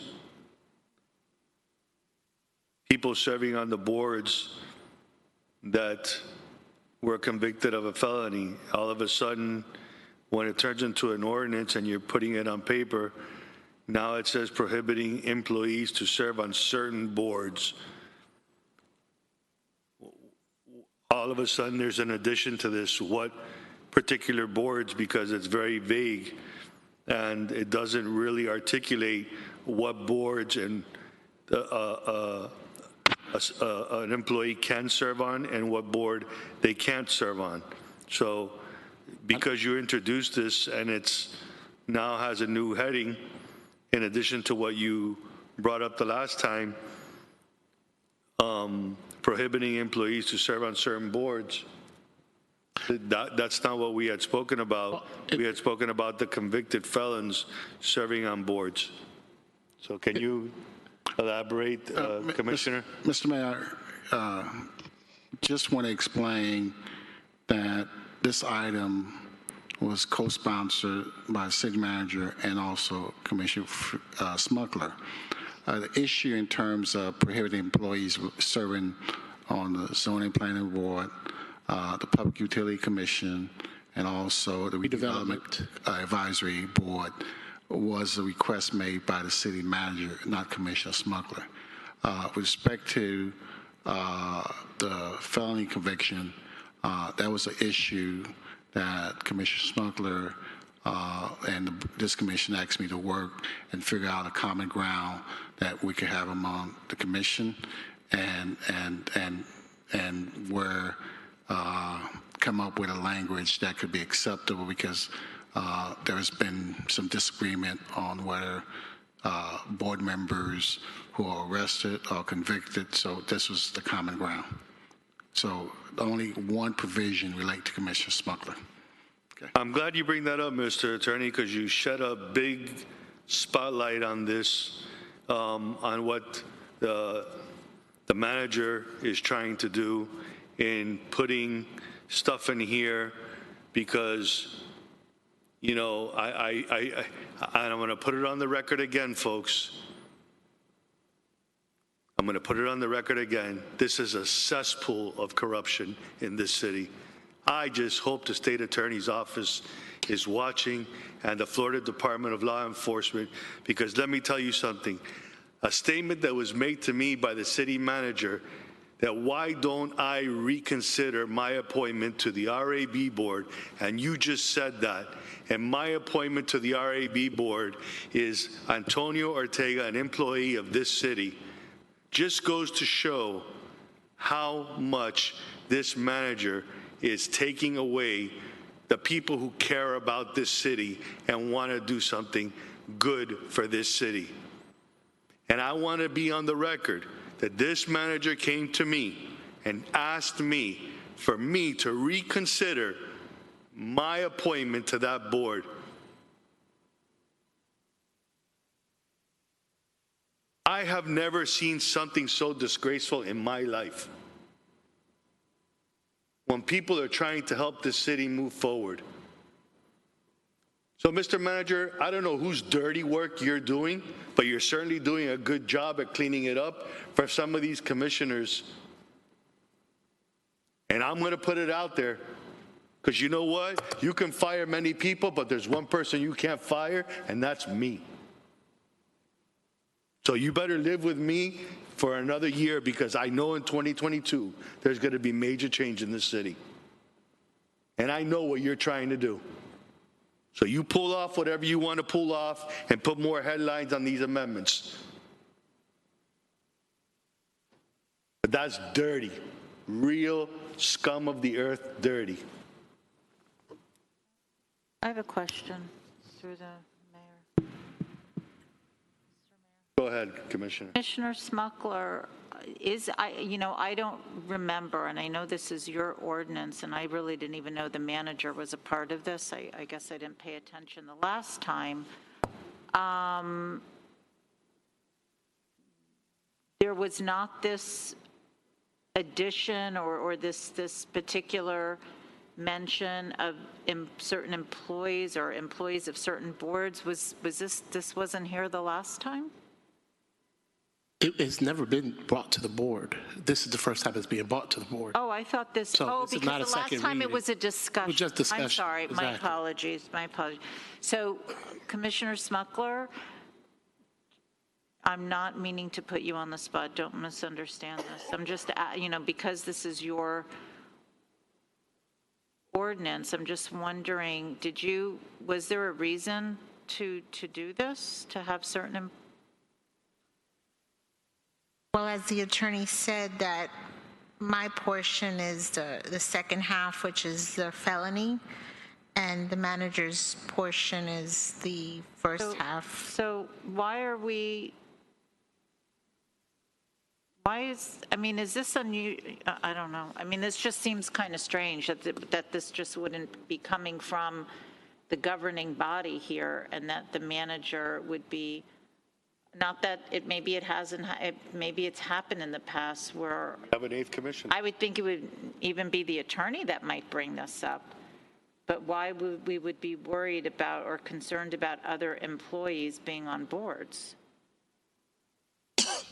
And on certain boards, I mean, Antonio is on well, I guess that's okay because he's an employee, that he's on the general, because I'm bringing him up because you did, Mr. Mayor, that he's on the general employees pension.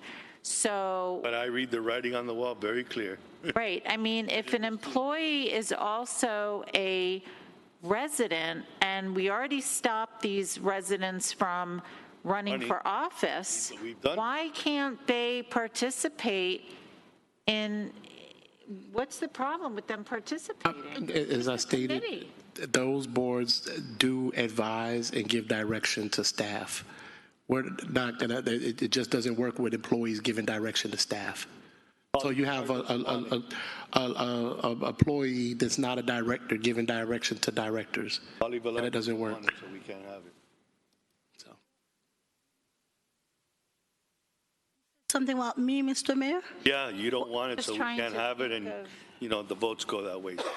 I'm just putting the light on the topic, just like the manager does. Let's put it on the headline. Oh, yeah. All right. I'm going to get it on. Mr. Mayor, I have with no all problem due with- respect, I have no problem with our items being separated, if that's the case. But it's put there. If you want to separate them. But Commissioner Fortuna had nothing to do with my item. My item, I turned it to the city attorney. They were looped together and put on the agenda. Did we, but have we decided which boards? Yes, I've said it when I opened up. I did. The attorney said it also. Right, public utilities. Redevelopment and the Planning Commission.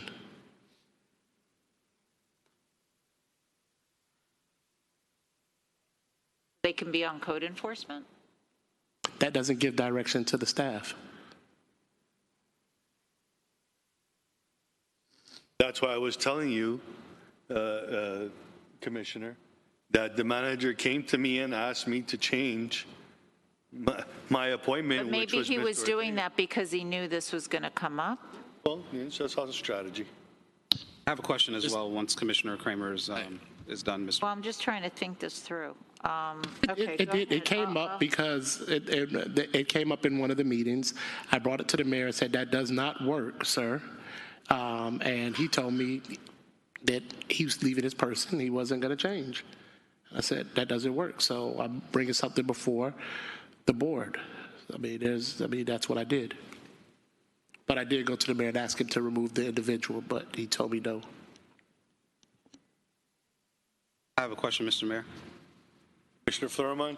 Thank you. I just wanted to, because I kind of feel like the item that, I guess in the minutes, it reflects that we asked for the city attorney to bring back further language or meet with the commission individually to discuss how the boards can be protected while protecting persons' rights. So, Mr. City Attorney, is this your version of what we requested?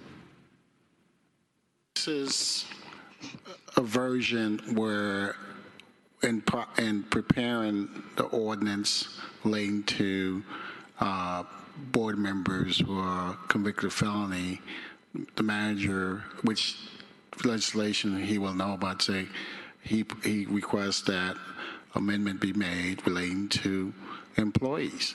Right, those sections are, that section is basically in the same code provision for basically amended the provision to include both requests. So I just wanted to make sure that this is your furtherance of the request that we made last meeting, yes? Yes, with respect to Commissioner Smuggler, Cool. yes. Right, but we also said that we didn't want to violate certain people's rights, et cetera, et cetera. Yes. And you're saying that the language in here speaks to a provision, our concerns that we had. Yes. Okay.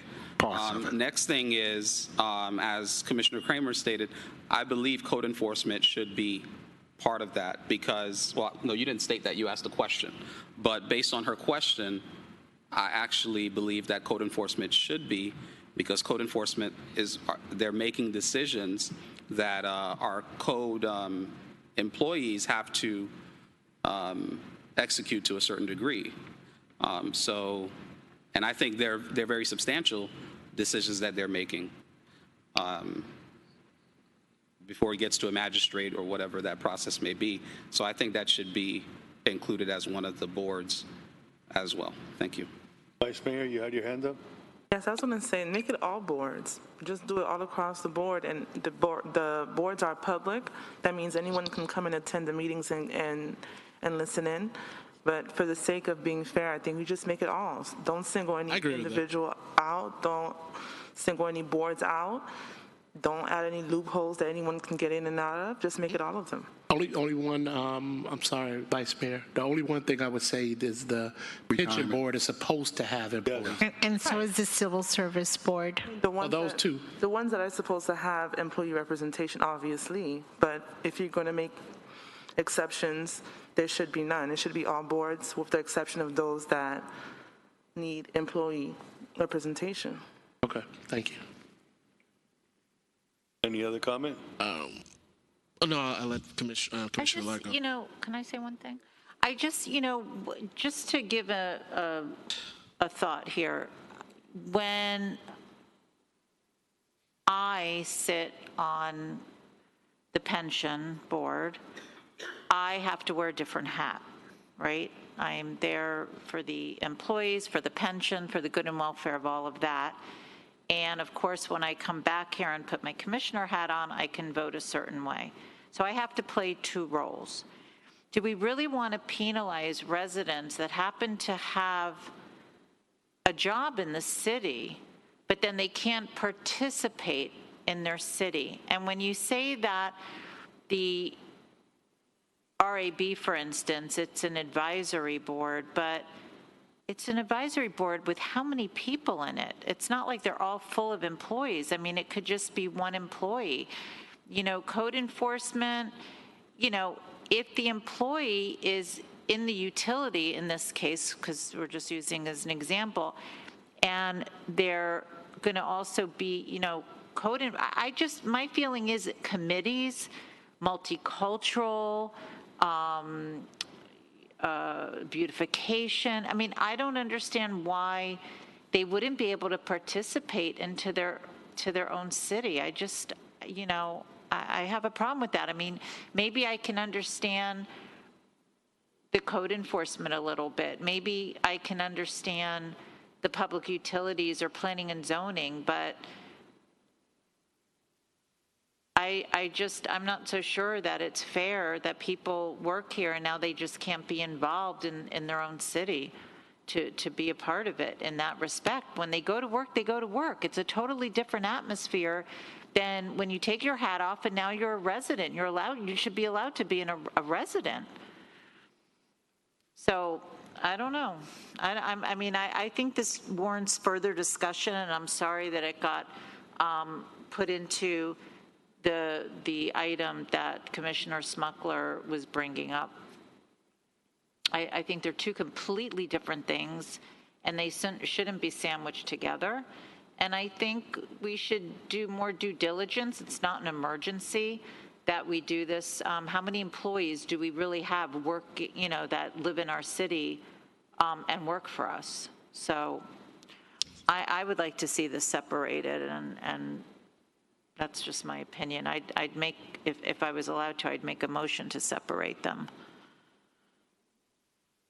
And just vote really on Commissioner Smuckler's, which is what our discussion was. We never even had this discussion. So I make a motion to separate it. Quite frankly, I would have liked to have just voted on the one portion of it, which we had already had a discussion on. I'll second it.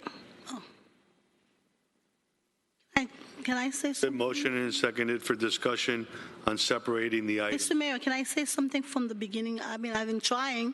The motion is seconded to, Mr. Mayor, can I say something? if it's in reference to the second, to separating this, go right ahead. No, it's not. I said, first I said I wanted to speak. After Go ahead. Commissioner Kramer Speak. spoke, you let her speak again before you let me speak. She made a motion. No, before that. But anyway, okay. Mr. Attorney, I have a question, or maybe a comment or a statement. So to confirm, you said that the second part of Commissioner Smuckler says to require the automatic removal. If a person here is part of any board and that person is convicted already, a convicted felon, that person is not going to be removed. Only the people who are coming after. Is that clear? Correct. Okay, thank you. And what else? That's all. Thank you. Mr. Mayor? Commissioner Joseph, go ahead. I just wanted to call the vote on your motion, on Commissioner Kramer's motion. Yeah, then, if there's any other discussion from our commissioners on, we have a motion second to separate the item. I had a question about both. Go ahead. So if I understood what Commissioner Villard said, it's not retroactive. Correct. Is it retroactive on the first part? Respect to the first part, in fact, it will apply to anybody who's currently serving on the language said if you're an employee and you are currently on the board, you are prohibited from serving. So it would apply to anybody on. Okay, and then I believe what Commissioner Kramer was trying to say before, maybe I misunderstood that, kind of like yes to board members not being employees, but to committee members, it would be okay to be employees? Commissioner Kramer? Yeah, I mean, I know committee and boards is the same, but I guess some are quasi-judicial and some are not. And I mean, actually, when we talk about the redevelopment advisory, it's really just the segue to the planning and zoning, which then becomes to us ultimately anyway. So I kind of feel like, I don't even know how that board, which is really like planning and zoning junior, is becoming an issue here. So yes, I'd like to separate certain board. I just feel like we shouldn't even be doing this right now. First of all, I thought this meeting was going to be over by now. So I rather just separate. We had a discussion on your item. We all decided, yeah, bring it forward. It looked like, it was doable. So here it is, but now it's being hijacked by something else that maybe I don't want to vote for. So I don't want to vote on this with these two items here. And I think we need to give more thought as to the item that the manager is bringing up. That's all I'm saying. So so I made a motion to separate it. The mayor seconded it. So why don't we call that question and then go forward? Separate the Before items. we do that, can I ask a question, Mr. Mayor? It's been motioned and We're in seconded. discussion. It's in reference to this. Go ahead. Okay, so just procedurally, when we separate the two items, we will then be taking up those two items at this moment. Item number one, which would be Commissioner Smuckler's item, and then item number two, which would be the manager's item. Would that be correct, Mr.? If we choose to do so, or we can table the manager's item, which we have not spoken anything about. Right, so I'm asking and bring that back so we don't delay this meeting anymore and move forward with a business that we've already spoken about. I understand, what we did at our last Mr. Mayor. I just want to know, procedurally speaking, Yes. both items were presented together. So, in fact, both items are before us to consider. So, in allowing commissioners and yourself, Mr. Mayor, to make their decision on each item without having to compromise another item, we're separating them now. So my question to the attorney is, now once we separate them, we will then decide, okay, we can move forward with Commissioner Smuckler's item, and we can decide to table the manager's item, or we can decide to go forward with the manager's item as well. Correct. Thank you. Any other questions? Madam Clerk, can you please call the roll? Mr. Attorney, for clarity, can you specify what we're voting on now so that everybody understands? Yea or nay? Is a motion to separate the item for obviously vote or discussion purpose, that motion to separate amendment relating to board members convicted of felony doing service will be discussed and voted on separately from the item relating to employees serving on particular boards. Okay, so if you're a roll call, if it's you're voting yes. If you want to separate the item, you're voting no if you want to keep it together. Madam Clerk? Commissioner Florimon? Yes to separate the two items. Commissioner Joseph? Yeah, yes. Commissioner Kramer? Yes, please. Commissioner Smuckler? Yes. Commissioner Bullard? Yes. Vice Mayor Jean? Yes. Mayor DiFilippo? Yes. Passes 7-0. Okay. Mr. Mayor, can I make a motion to call the vote on Commissioner Smuckler's item? Second.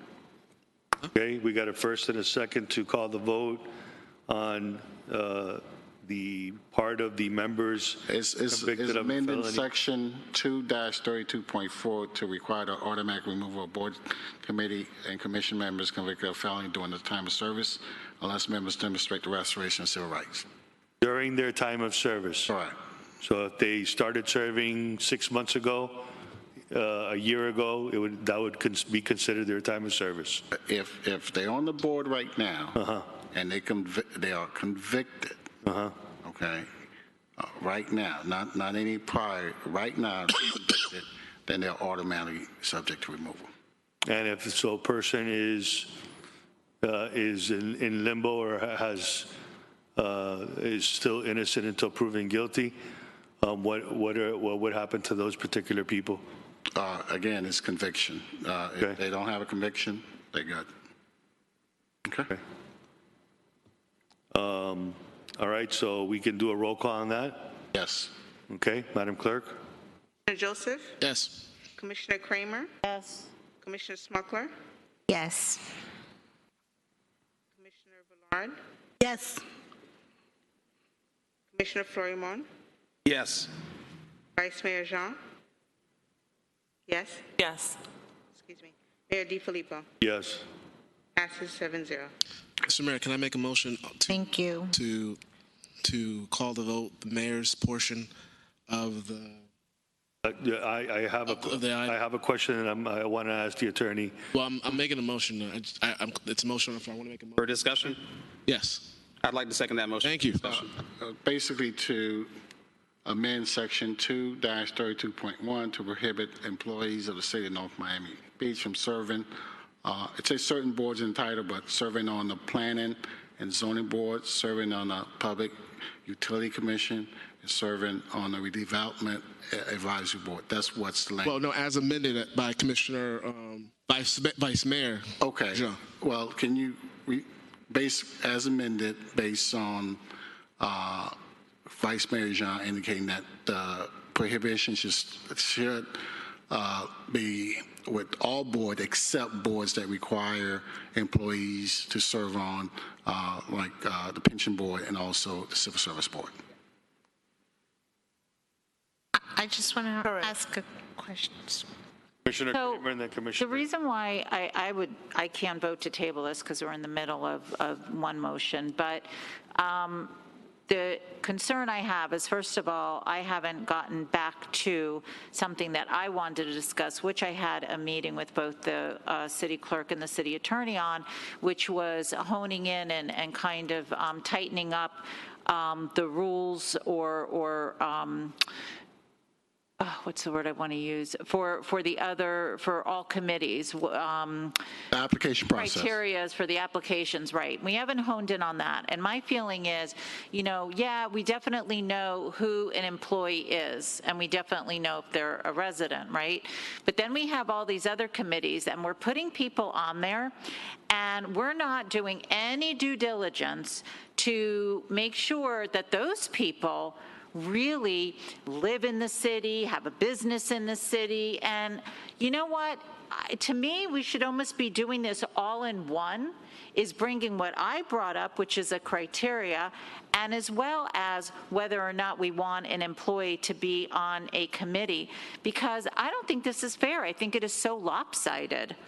I mean, we truly have sat here and we've got two people who definitely, we absolutely can't 100% qualify them for a committee and a board. One of them's redevelopment, because nobody will do their due diligence, because nobody says that it is our job to do it. But yet, because we have facts and we know that an employee lives here, we can stop them from being on a committee. What is the difference between that and having somebody who doesn't live here, who's pretending to live here or pretending to have a business here, be on a committee? I have a huge problem with this. What's right is right. So personally, I know there's a motion on the floor, but come on. I don't think we're being fair with each other. I don't think we're being fair with these committees and these boards. And, I can appreciate where the manager is coming from with this, and I can appreciate parts of this, but not all of it. And I feel that we should have a healthy discussion. This is not an emergency by any stretch of the imagination. And personally, I just feel this is not the right time tonight to make these decisions, especially based on the fact of what I'm saying about the qualifications and solidifying whether people really, really do live here, whether they really, really have a business here. Nobody's running out to see that. So that's how I feel. I don't think this is fair at all. Okay, anybody else? Commissioner Smucker, you were next, I'm sorry. Right, so we're supposed to have a workshop in January on all the boards, so maybe that would be the appropriate time to bring this up. And also, I have a little bit of concern that, like, for example, on the Commission of Status of Women and the multicultural and the library, there's employees that are liaisons. So I don't want it to be said, and not necessarily now, maybe in the future, they'll say, oh no, the employees can't even be liaisons because they're employees of the cities, of the city, so they can't do that.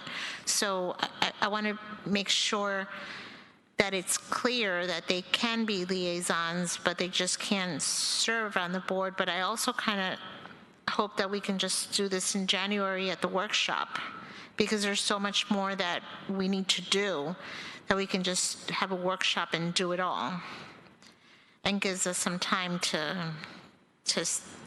to think about this. Can I say something, Mayor? Commissioner? Thank you.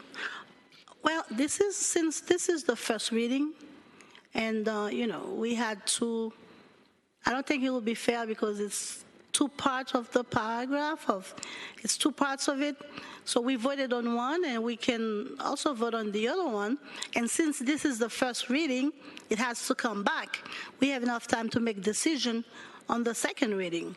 So I think it's only fair to vote on both parts of this, ordinance. Instead of doing one and not being fair to do the other one, let's vote on both. And then since this is the first reading, we have enough time to make a decision and change our mind on the second reading if we have to. That's how I see it. Anybody else wishing to comment? Vice Mayor?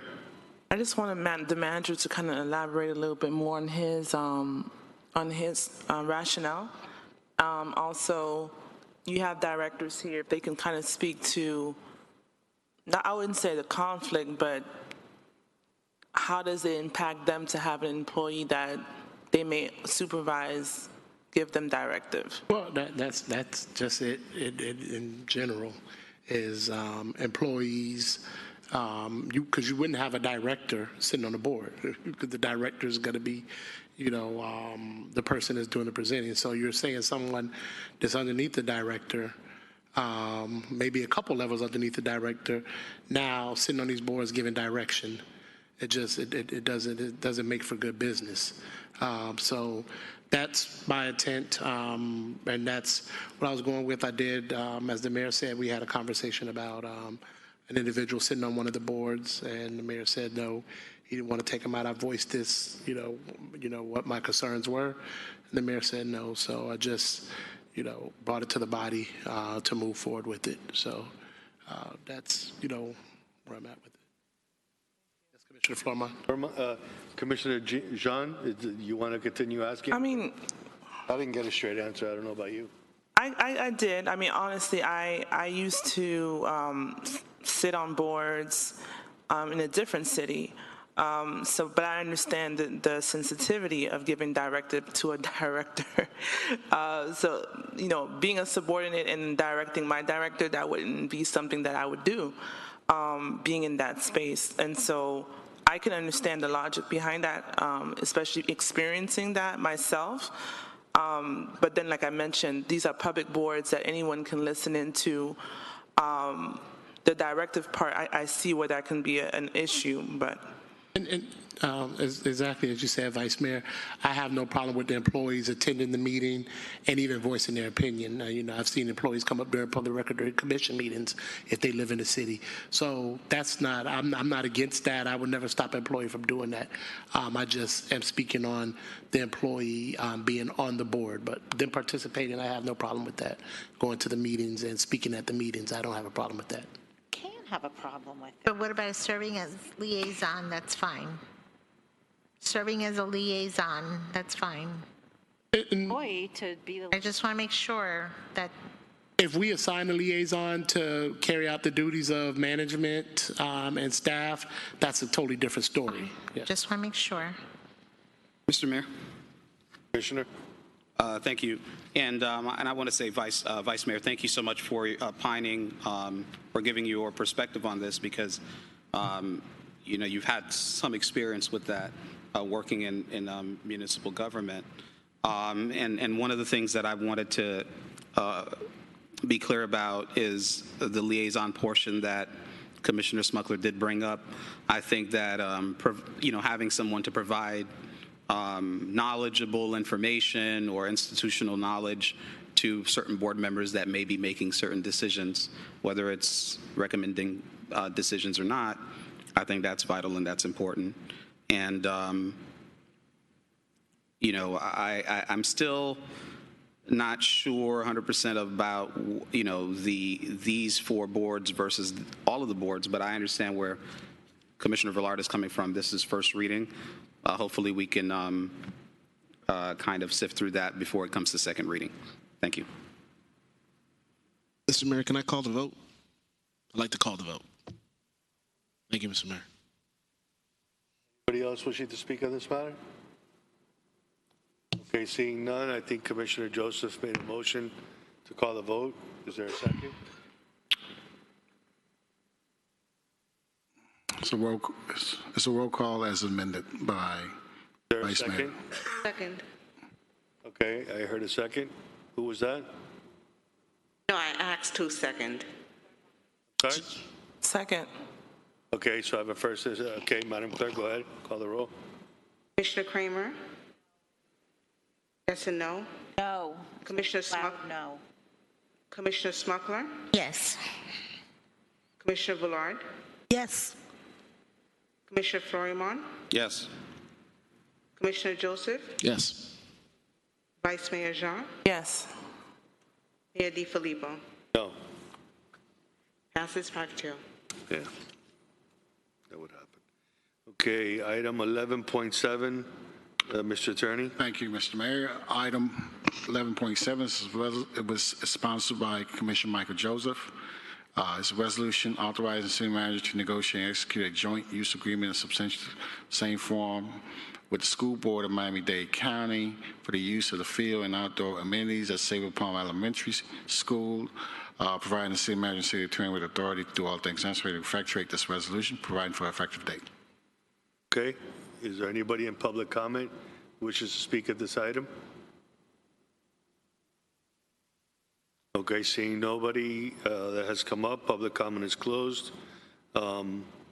We can, Commissioner Joseph or Commissioner Smuckler, both of you are sponsoring this, so does either of you want to talk about what you want to bring up here? Mr. Mayor, it's my item. Yes, it's yours and Commissioner Smuckler's. No, it's. No, she's been wanting to do it for quite some time, and her name is on, and I need to. No, I'd like to have it clarified. You can clarify. Okay. Yeah. Go ahead. Do you want to speak? Listen, no, I just want to clarify. Mr. City Attorney, can you explain? It is your item, and I'll speak if. okay. Okay. If Commissioner Smucker wants to co-sponsor, I have no. Okay, we already. No, what he stated. Let's be clear, Mr. Mayor.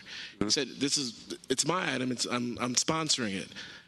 And I'm saying if Commissioner Smucker wants to co-sponsor it, I'm more than happy to accept that. You were stating something that was not factually correct up to this point, and I was just trying to make it correct. That's what I'm saying. Okay, when we started the meeting and we accepted this agenda the way it was presented to us, the way it's presented to us says Commissioner Michael Joseph and Commissioner. It was made in error. Smuckler. So I, as the chair, I have to follow what I have on my paper. Well, he just clarified it for you. Okay.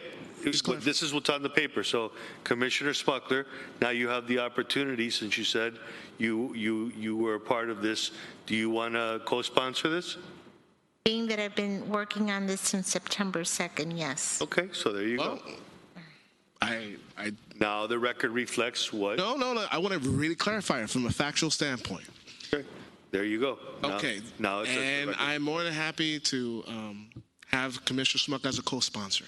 This item came about from Lucia Baez. She's a school board member for our district. And this individuals in the Jewish community, Orthodox community, were trying to get access to Sable Palm Elementary, and they had to come up.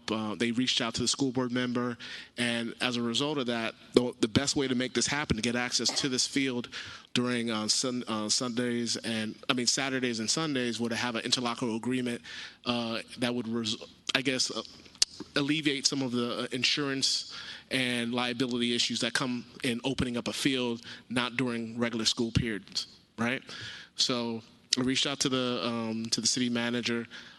Subsequent to that, he was able to follow up with the city attorney. The city attorney reached out to the school board member and to the school board directly.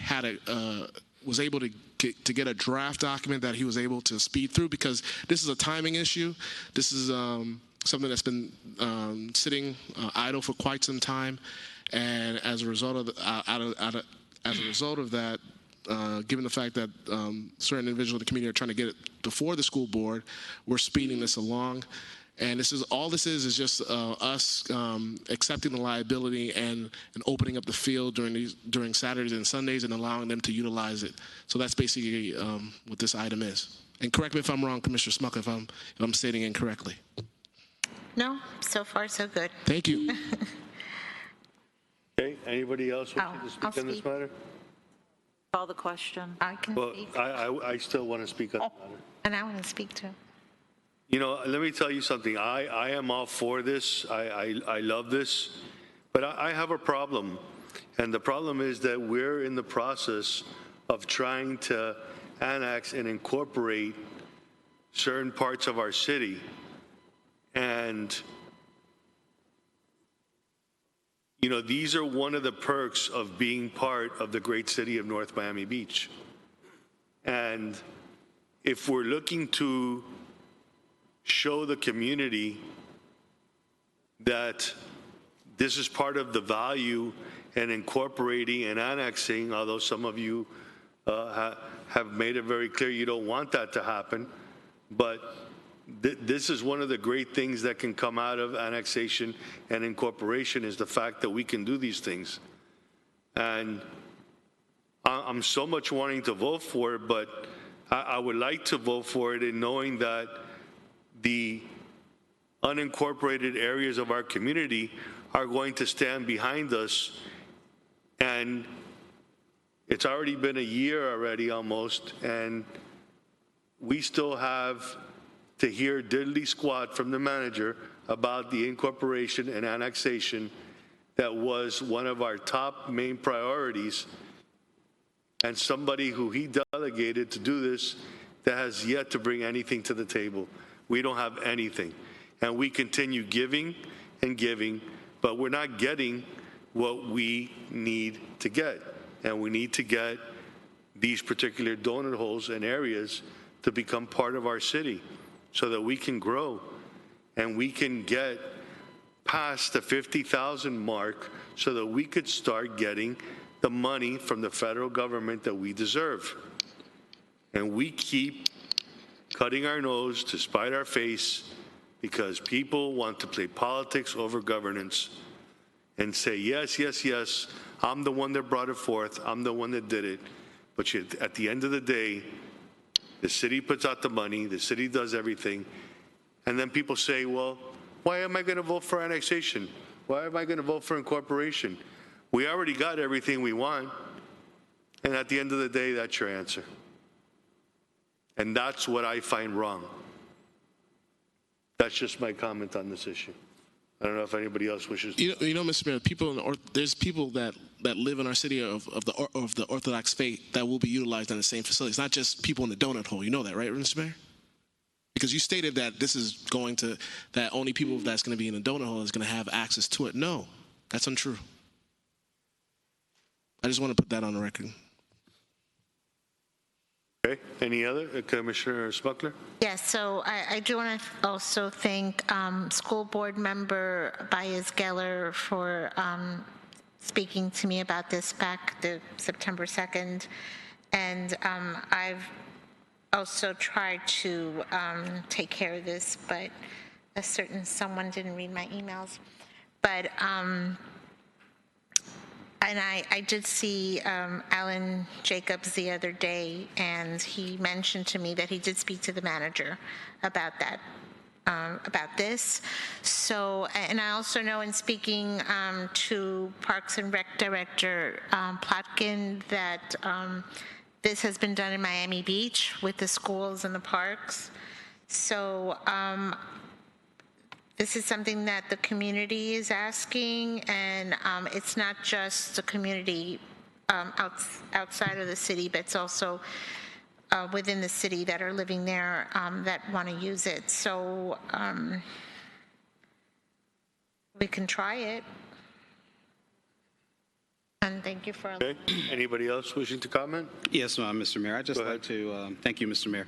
I'd like to, say that one of the things that I've seen or that I've heard in reference to annexation is that, the communities that are in the donut holes definitely want to see a good faith effort of collaboration. I think this offers us that opportunity. While I respect what you're saying, I think this offers us that opportunity to show some good faith, and I support this item. Thank you. Okay. Anybody else wishing to comment? I'd like to call the vote. Okay. There's a motion to call the vote. I'll second the motion. It's a voice vote. All in favor? Aye. Any opposed? Okay, the motion passes 7-0 for the kids. Item 11.8, Mr. Manager, Mr. Attorney.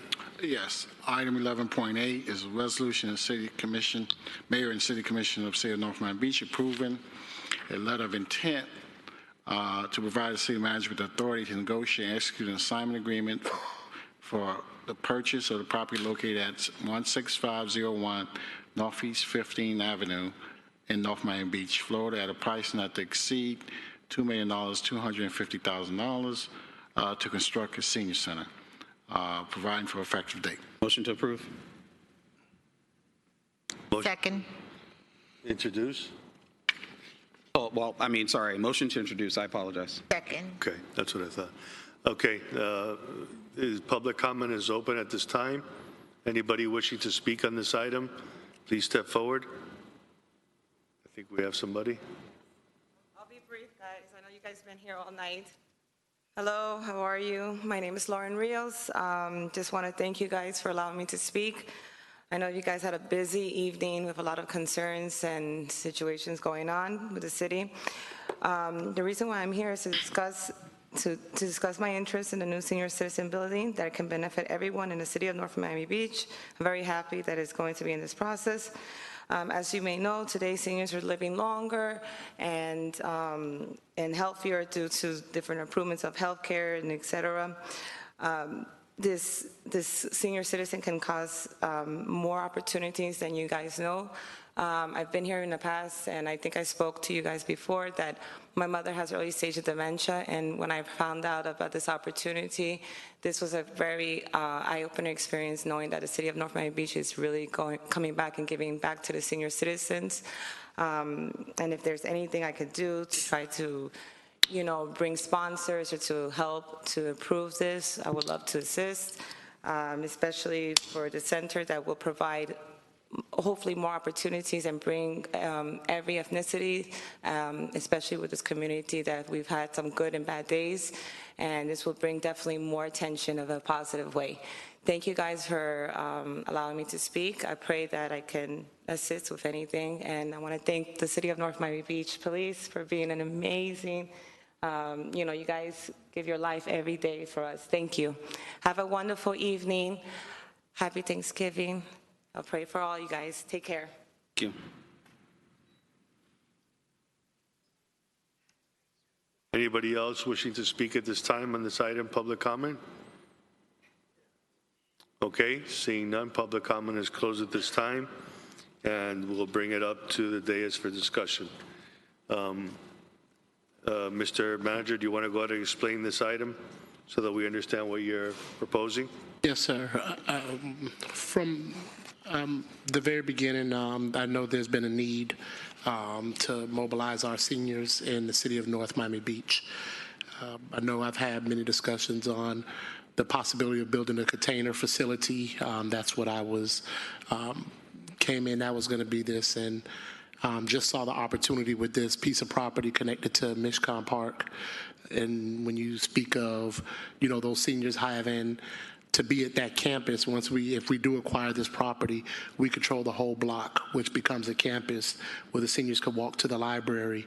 The seniors can walk out the back door of this facility and be on the field to do exercises. It just made sense. When you talk about this place, this is the epitome of slum and blight right now. And one of the spaces, this entryway to our city. Ricardo, if you could pull up the picture that I have, the first slide. This is the first slide of what this facility looks like at the current moment. So yeah, definitely slum and blight. You pass by it and what's going on around the surrounding area just needs to be cleaned up. But the architecture of the building is beautiful. That's the first thing that I noticed when I saw it and saw the opportunity.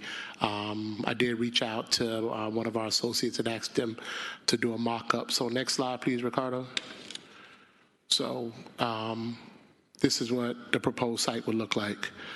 We would clean it up, get those dark shutters off of the windows, brighten it up, and we'll have a senior center where you walk out the back door and you're in the park hanging out, but somewhere you talk about parking. Remember, our parking lot is right next door for the park, so we would remove that fence that's right next door and actually incorporate that parking lot into it, and the fence would close off. But I think this would be an excellent space for our seniors for indoor and outdoor play. So next slide, Ricardo. So the $2.2 million is the purchase price. I anticipate the price being, by the time we go in and gut out the building and retrofit the building for what we need it for, with furniture and everything for the seniors, will be somewhere around $3.75 million. Potential funding sources, my funding source recommendations. There's approximately $2 million budgeted for land development opportunities in the CRA budget or land acquisition. I recommend taking $1 million from that account. The next account would be building of a container facility. We budgeted $400,000. We won't need a container facility anymore, so $400,000 is there. So total CRA funds I'm looking to utilize will be $1.4 million. Moving forward, the American Rescue Plan. Now that I see the opportunities here for us to move forward, I'd like to make some adjustments to the funds for the American Rescue Plan. The first allotment, an amount of $1.5 million to go toward it. Our second allotment that we'll get probably by the summer of next year, I want to take $600,000 out of that. So for a total of American Rescue Plan that goes to something like this to better our community, we'll be using approximately $2.1 million. The next one will be capital projects. Currently, we have a skate park that's budgeted for this current fiscal year. I'd like to use that $250,000 for the skate park and then rebudget the skate park for next fiscal year, and that would give me my total of $3.75 million to move forward with this project. I know these are my recommendations for the cost. I would definitely, if approved, we would have to come back to the CRA board meeting to request the funds. And I will outline the adjustments in the American Rescue Plan, which we are more than permitted to do. We'll make those adjustments and put it on paper. And then the capital project would be just a complete budget amendment to reallocate the funds. So this will be a joint purchase with the CRA and the general fund to move forward with this senior facility. As I spoke with RMA, our consultant CRA, they did, we had a very great conversation on moving forward with this. I think this gets us 2 in 1. We removed slum and blight for something that we've seen. I know when maybe 3 years ago this was on the horizon. This was a conversation, was to purchase this building. I don't think the price was right 3 years ago. The price has substantially dropped, and the opportunity is here for us now. We'll clean up an area of the city. We'll provide a home for the seniors, and this is maybe a year away if we make the move. So you're talking a win for us in the community in 1 year with funds, and I'm planning on getting 2.1, almost the full purchase price on money that we got from the American Rescue Plan. So not taking the money from the residents, from anything that we had in place. Moving forward with the CRA, what the money's for, to remove slum and blight. So the $1 million there, and then the $400,000, which we all agreed would be to go toward a container facility. At the end of the day, we did anticipate the container facility costing about $800,000 to build out. So you're saying for an additional, $1.4 million, we get a real building, and we clean up slum and blight, and we have a new home for the seniors. So that's my recommendation. I would like the support to move forward with this. I think if we need to speak on anything on the contract or anything, I know the attorney can speak on that. But as far as the operations and moving forward and where the funding coming from, I think I've outlined that here. And I just like the support to move forward. Thank you. Mr. Mayor, may I? Commissioner? Because I think we need a, Mr. Mayor, if I may. Vice Mayor? I wanted to ask about the American Rescue. You said you were taking it out in the year 2 or year 1? I'm going to adjust the year one. I want to make adjustments to the amount of $1.5 million. And year two, I would like $600,000 out of the $10 million, the $10.5 million we're supposed to get. So out of for the year one, what items from that plan are you considering? I would want to bring that back when we bring it to the CRA meeting. I will bring back exactly which items that I'm making the recommendation to change to move forward. But I can also, in my briefings with everyone, I could sit and go over it before we come back to go over the numbers and make sure everybody's on the same page. Okay, and it's a great idea. The second question I had was, what other cities do you know? I know Miami Gardens just opened their senior center. Is there other cities that? City of Hialeah has a senior city, a senior facility. I'm not sure. I couldn't, I think Miami Beach does. Yes, Miami Beach does as well. Thank you. Okay, no problem. Commissioner Florimon? Thank you. What I wanted to do, because I'm so excited about this, I was going to make a motion to approve. No, you can't. But I know we have to do that before discussion. Mr. Mayor, I don't know if procedurally we should make a motion to approve before discussion. Well, I wish to discuss, so I know. Second. No. Well, with all due respect, I know that we talked about this before, but I know that Commissioner Villard is the senior liaison. I wanted to second her motion if she wanted to make it for this particular project. So that's what I was going to say. I'm making a motion, but before I make a motion, I think that's. Hold on. Commissioner Villard, you haven't been recognized yet, number one, so let's follow order. Number two, I'm speaking next because I want to speak on this item. And you can't hijack the item just like that. No. I was asking you, sir, Mr. Mayor, if that was procedurally correct first before I did that. We need to have discussion. Okay, no problem. Well, in that case, I do have some questions and some statements to make then. Okay. All right, thank you. First of all, Mr. Manager, I've been smiling from the moment I saw the rendering of what that building can look like. Because right now, as you're driving through 15th Avenue, you can barely even see it. So that alone, hands down, shows your due diligence in making something happen. However, and Chief knows that I've been talking about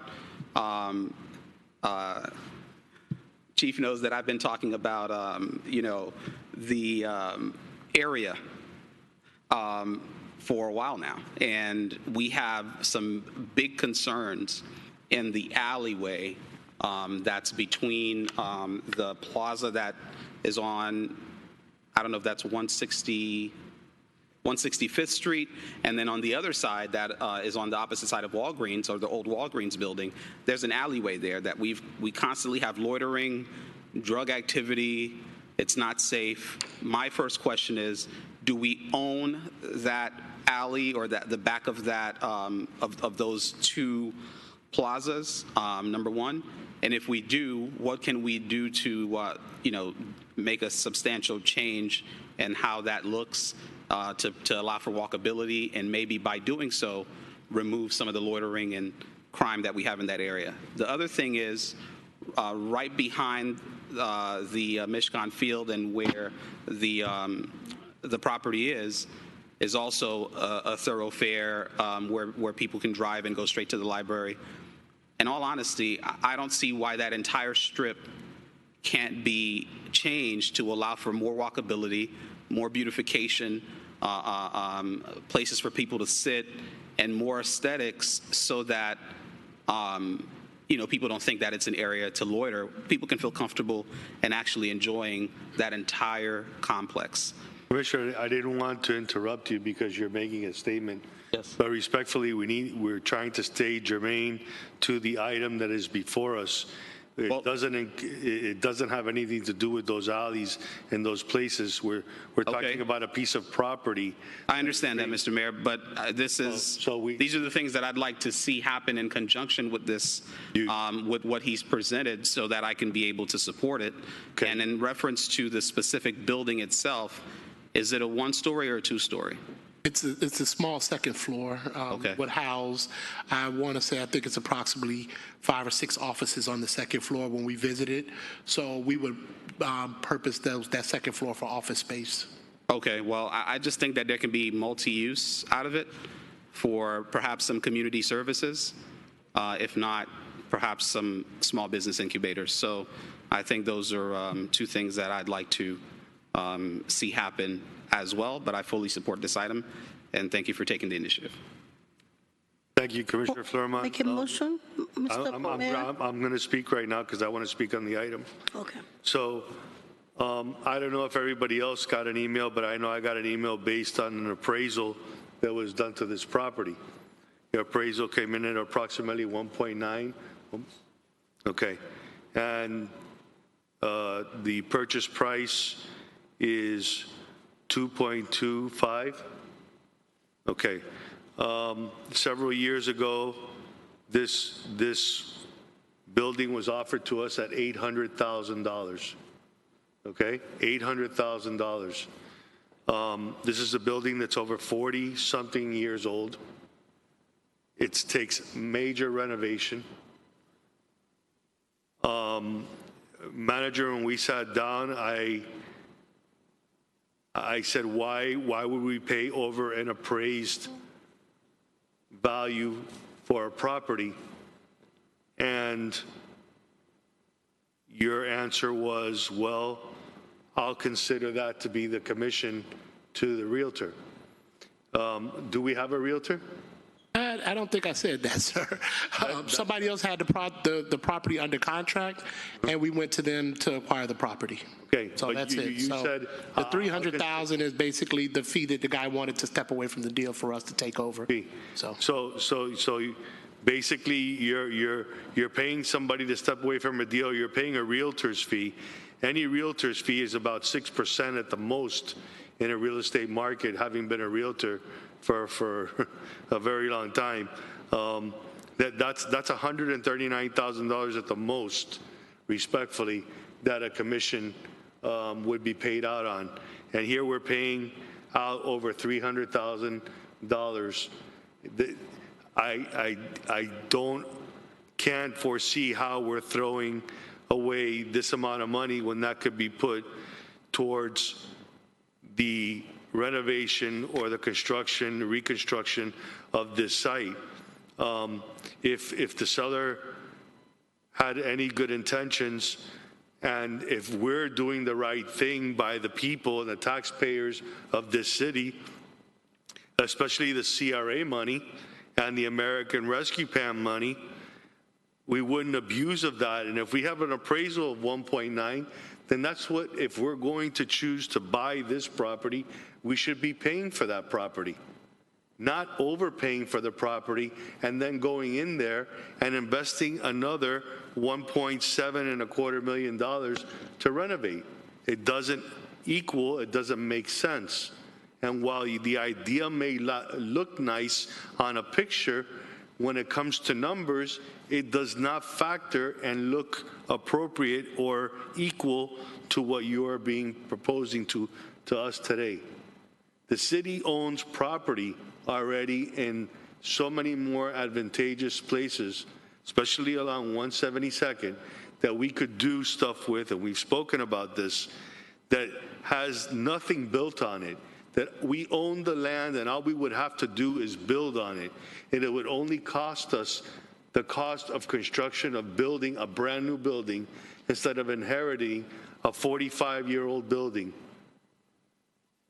that's already been dilapidated and deteriorated. And we have this opportunity on Northeast 162nd. We have 3 lots, 1367, which is 5,700 square feet, 1321, which is 28,500 square feet, and 1425, which is 11,372, all of which are vacant land. And we're giving that up to invest and overpay in a property that is only 15,625 square feet with an adjusted area, which adjusted means an area that you can use inside of about 9,900 square feet. We're paying over $145 a square foot. As a realtor, that is ridiculous, sir. And I love the idea. I love the idea. And I would love to vote for this, but I would love to be able to pay the appraised value for this property. I don't see in any way, shape, or form you're putting a square peg in a round hole. It does not factor in. If we were to waste this amount of money and put it towards a senior center on 162nd, which is a very nice area, an area that does need transformation, could use transformation, and really abuts our residential neighborhood and get the maximum use for the south side of 163rd Street, would probably be the most advantageous idea to come up with. But you're proposing this with all the other properties this city owns, and you're overpaying for a property, and you're giving more money on top of the appraised value. You're giving over close to $400,000 over. It just doesn't make sense. And I love the idea. If you could get us to the appraised value, I'm all for it. I really am. I think it would be a good idea. But to overpay for a piece of property, which, by the way, that's one appraisal. There's many other people that would come in and maybe appraise it even less because it's really a trash piece of property. Mr. Mayor, can I say something? So, you know, where I'm telling you from a real estate point of view, and from somebody who is currently very active in this market, at $1.9 million, I would love to vote on this any day for 1.9. I think it's worth less, but if that's what my colleagues want to do, then fine. I want to be a good steward and work together with everybody. But I want to do something responsibly, and I want to be able to put more money towards the community center and facility for the elders and seniors instead of throwing it away in the sale of the deal of something that's not worth it. I'd rather take $400,000 and make it and put it in that center for the senior use than for the building and the property itself. If we're going to do anything, that's where the monies really should be spent, not in the purchase of the property and overpaying for it. And that's where I'm going with this. I think it's a great idea. I think we're overpaying for it. I'd rather take that money and put it in to the property and put it in surveillance cameras, which could help our police department, and put it in so many other things that we could use on that corner than overpaying for the property, is the only point that I'm trying to make here today. Thank you, sir. And I think the total amount is approximately $300,000. I know you said the sales commission will be about 6%, which will push us up to about another $130,000. So that's if there was two realtors in the deal. If there's only one, so we're overpaying by about $150,000. Normally, you would pay 3%. But if it would have been the city going to them, the price would have been higher, which I believe it was the last time that they looked at it. So I think we're right in line with the purchase price, sir. Thank you. We're definitely far from the purchase price. 2.25. That's the purpose of CRAs. That's why CRAs are committed. Listen, hey, it's another red carpet deal that you sold in North Miami, and you're selling it to North Miami Beach. It's not the right deal. Sir. Red Garden. Okay? Mr. Mayor? Yeah. I've worked on real estate deals myself. Been practicing for about 10 plus years. As you all know, as you should know, it's about location, Mr. Mayor. This is at a prime location. You consider it trash property, but I beg to differ given the fact of how close it is to Walmart, how close it is to bus transportation, mass transit, and the fact that it would really give us a true campus. You know? At the end of the day, property is worth whatever you're willing to pay for it. And this is a given the fact of what we're going to get in return, I see the opportunity too great to pass on it. You say you've been doing it. You've been in real estate for all this time, and you would know that. Hey, you don't God ain't making any more of this, and I don't want to lose out on this opportunity. Building a brand new building, even construction costs have gone through the roof. and you want to build a brand new building somewhere, this is something that we could build upon. This is actually going to save us money. Oh, Mr. Mayor, no, how much does a brand new building cost, Mr. Mayor? I mean, look, you say you've been a realtor for a long time. Like I said, That's right, a realtor. I'm not a general contractor.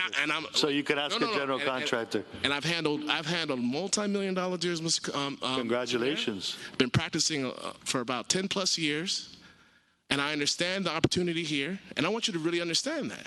I understand you bring a lot of experience because you've been in this market for quite some time. You've seen developments come and go, and I give you credence to that, and I understand that. I'm just saying that from a different standpoint, I understand what the value is of this property, given the location of it, and that it allows us to build our campus and to really maximize the property that we're going to be building on here. That's all.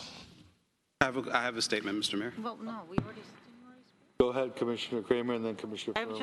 I have a quick, when you showed the budgeting, I missed what you were saying about the skate park, and that I need to know about that. That I would move to rebudget it for next fiscal year, not this fiscal year. It's really unfortunate. I'm not, just because there's children, they're going to be in college by the time. We were so excited. We had all these people come here. My son is already 24. He's been waiting since he's a child for a skate park. And then we had all these wonderful young men that we gave them all these kudos and awards, and they worked so hard. Previous administration, I'm not saying our seniors aren't important, they are, but I'd really like to see somehow, some way to get the skate park and not put it off. That's all I wanted to say when I noticed that.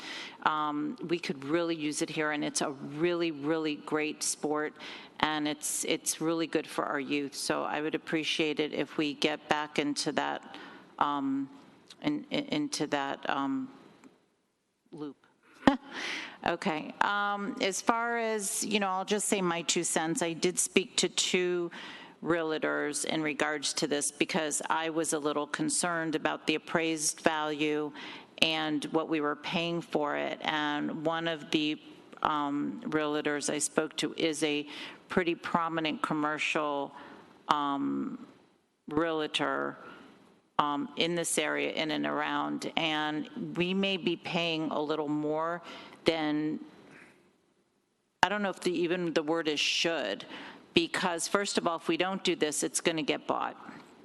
And secondly, and I'm not a realtor, so I'm just speaking from just a business sense. Sometimes things are worth more to us, and we have to pay more to it because it's more of an advantage for us to have it sometimes than someone else. And that's why there's always bidding wars on homes today, because there's not a lot out there, and those that really need it or want it are going to pay more.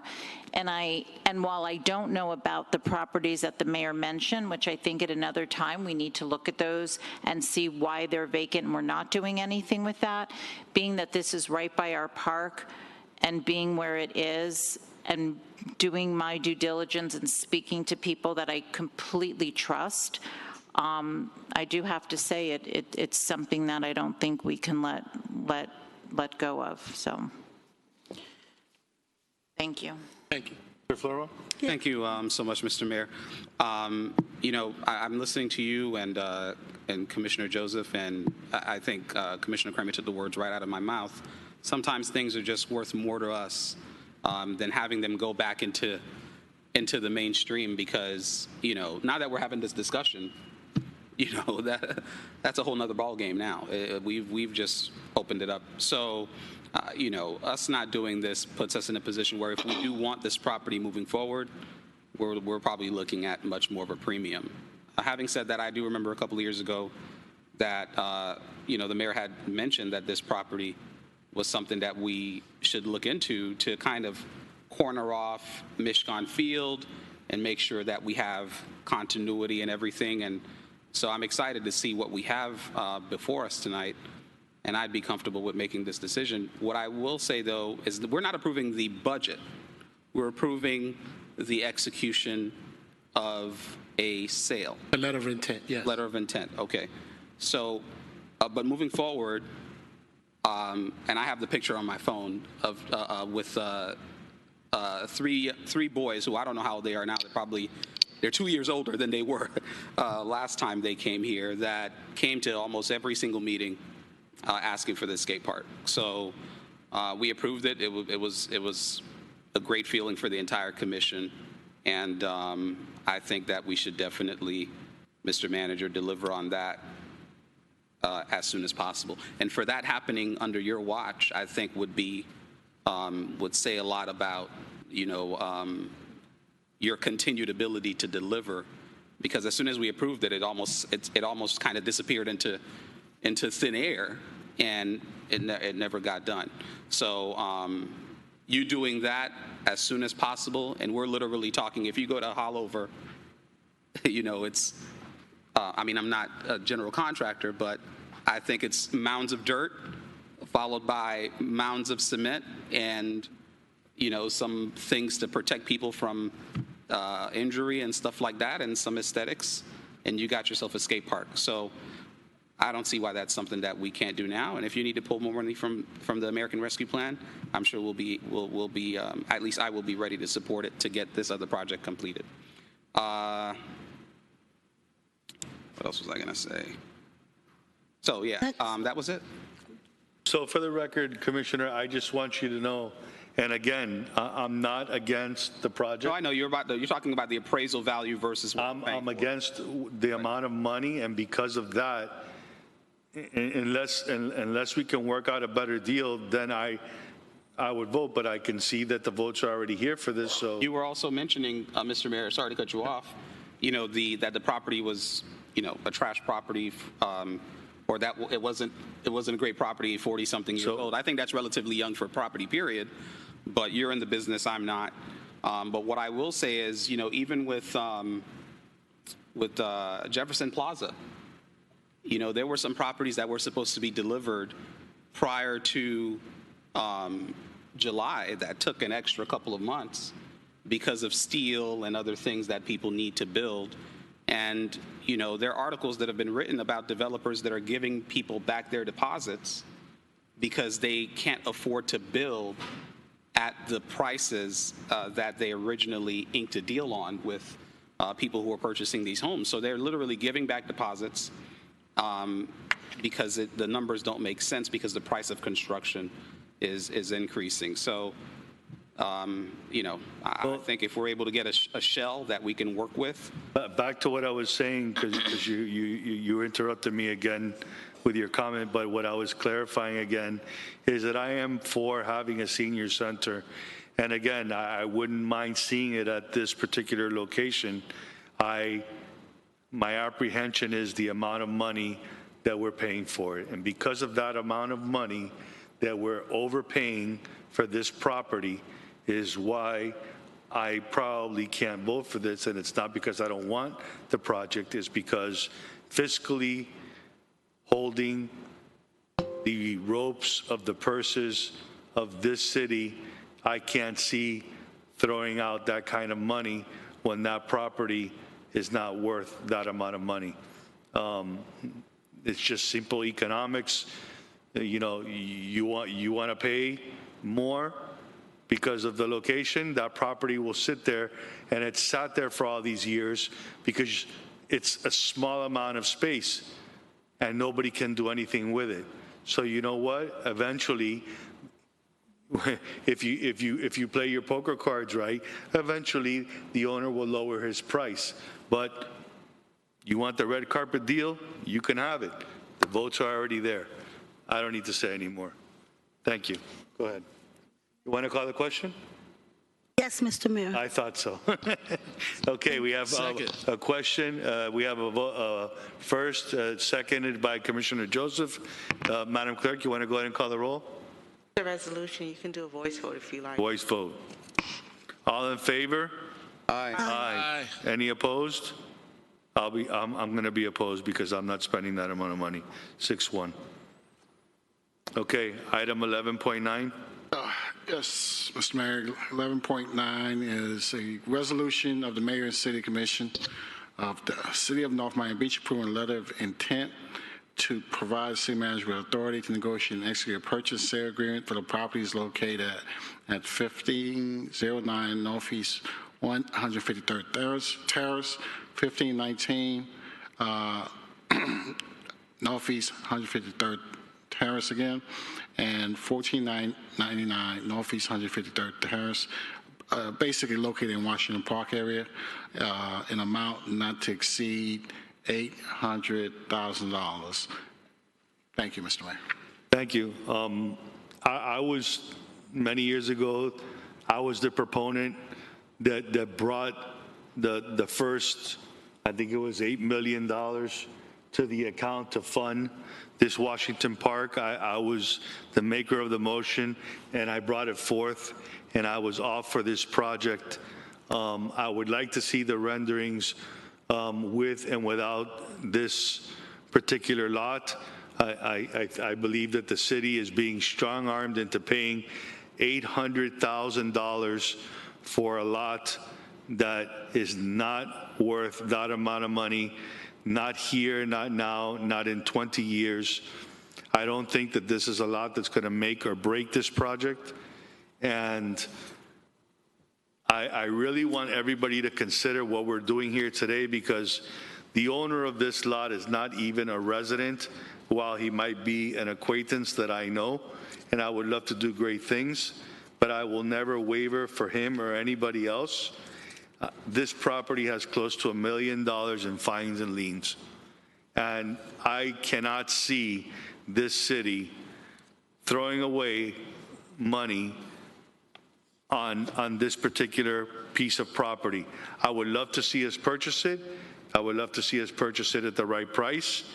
We've offered this particular owner over $400,000 for this piece of property, which is approximately what it is worth. And to the best of my knowledge, whatever fines and liens were accrued would be wiped out, and everybody walks away and we have a good day and we could put the park together. If this person that owns this property had great intentions and wants to see Washington Park move into the 21st century, I think they would do the right thing for the people of Washington Park and for the great city. But to come in and extort the city for more money for a piece of property, knowing the fines and liens, and manager, you know this well, that property has, because you have made several offers to this particular person, or maybe one or two, and you haven't gotten anywhere. And with your conversations with me, you said there's $800,000 on this paper. If you sign and agree it, we'll do the deal. So that's not what I said. No, so it's not. I brought the letter of intent to the board today, just to go with it. I've made several attempts, as the mayor said, to work on a deal with this individual. I've made several attempts to move the Washington Park project forward. The individual has denied all offers that we've put on the table for him. Do you have the LOI that you offered him? No. Well, this one, yes. I think it might be part of the package. What about the previous one? No, he didn't sign the previous ones. Why not? He denied them. He denied them. Said he wanted more money. Well, I'm going to finish, sir. Yeah. So, yes, we made several attempts to work out something with this individual. He would not budge, and finally, I'm, at wit's end with it. This project has been being delayed over the last 3 years. Nobody's moved the project. I'm at a point now of moving the project. I want to move forward with the project. So right now I need to figure out which way we're going. The last offer that I did send the individual for $650,000, he responded by way of email, declining the offer, said he would take no less than $800,000. I told him I was not at liberty to offer him $800,000, but I will send him a letter of intent. If $800,000 is the number that he wants, please sign the document to say $800,000 before anything comes to the board. That way I know that you're serious. He signed the document. We brought the document to the board to see. That was his number. If you vote no on it, then you don't want to do it, that's fine. We'll move forward with the project without the property. That's what I wanted to see, is so you could show us the property with it. Well, I'm gonna walk through, I was walking through my presentation. I wanted to put something on the record, and we will pull up those items, sir. I'm looking forward to it, because Okay. 800,000 is just a very large amount of money to pay for a piece of property that's not worth considering. At this time, I'm gonna turn it over to 1,000. Commissioner Joseph, who sponsored the item. Can I speak? Excuse me, I'm still talking to the manager. Sorry. So you're not passing an item yet because I'm still talking to you. So it's $800,000 is what you're proposing. It's what's being proposed. We would like to see, or at least I would like to see, what the project entails with and without that lot. And if we're overpaying again for a property, and what's going to happen to the fines and liens? Are we going to be able to I collect think on the those? fines and liens go the same way that the previous deal was put in by the previous administration. They go away at the purchase. So that's what the previous administration had. I follow the same exact thing that you guys already had in The place. previous administration, the highest they ever offered was $400,000 because of the fact that there was so many fines and liens, and because of the fact that the property wasn't worth more than that. So I'll just leave it at that, because I already see the way this is going too. So go ahead, Mr. Joseph, you wanted to do something? Oh, no, Commissioner Kramer had No, I couldn't, I'm sorry, I didn't find it. I found it, sorry. I didn't see all this. No, look, Washington Park is a pretty big part of this community. This has been promised for about 20-some years, almost 20 years now, give or take. And I believe each one of us has run on this issue when we're running for office. And the community wants this to happen at the end of the day. Could we do it without that section? I think so.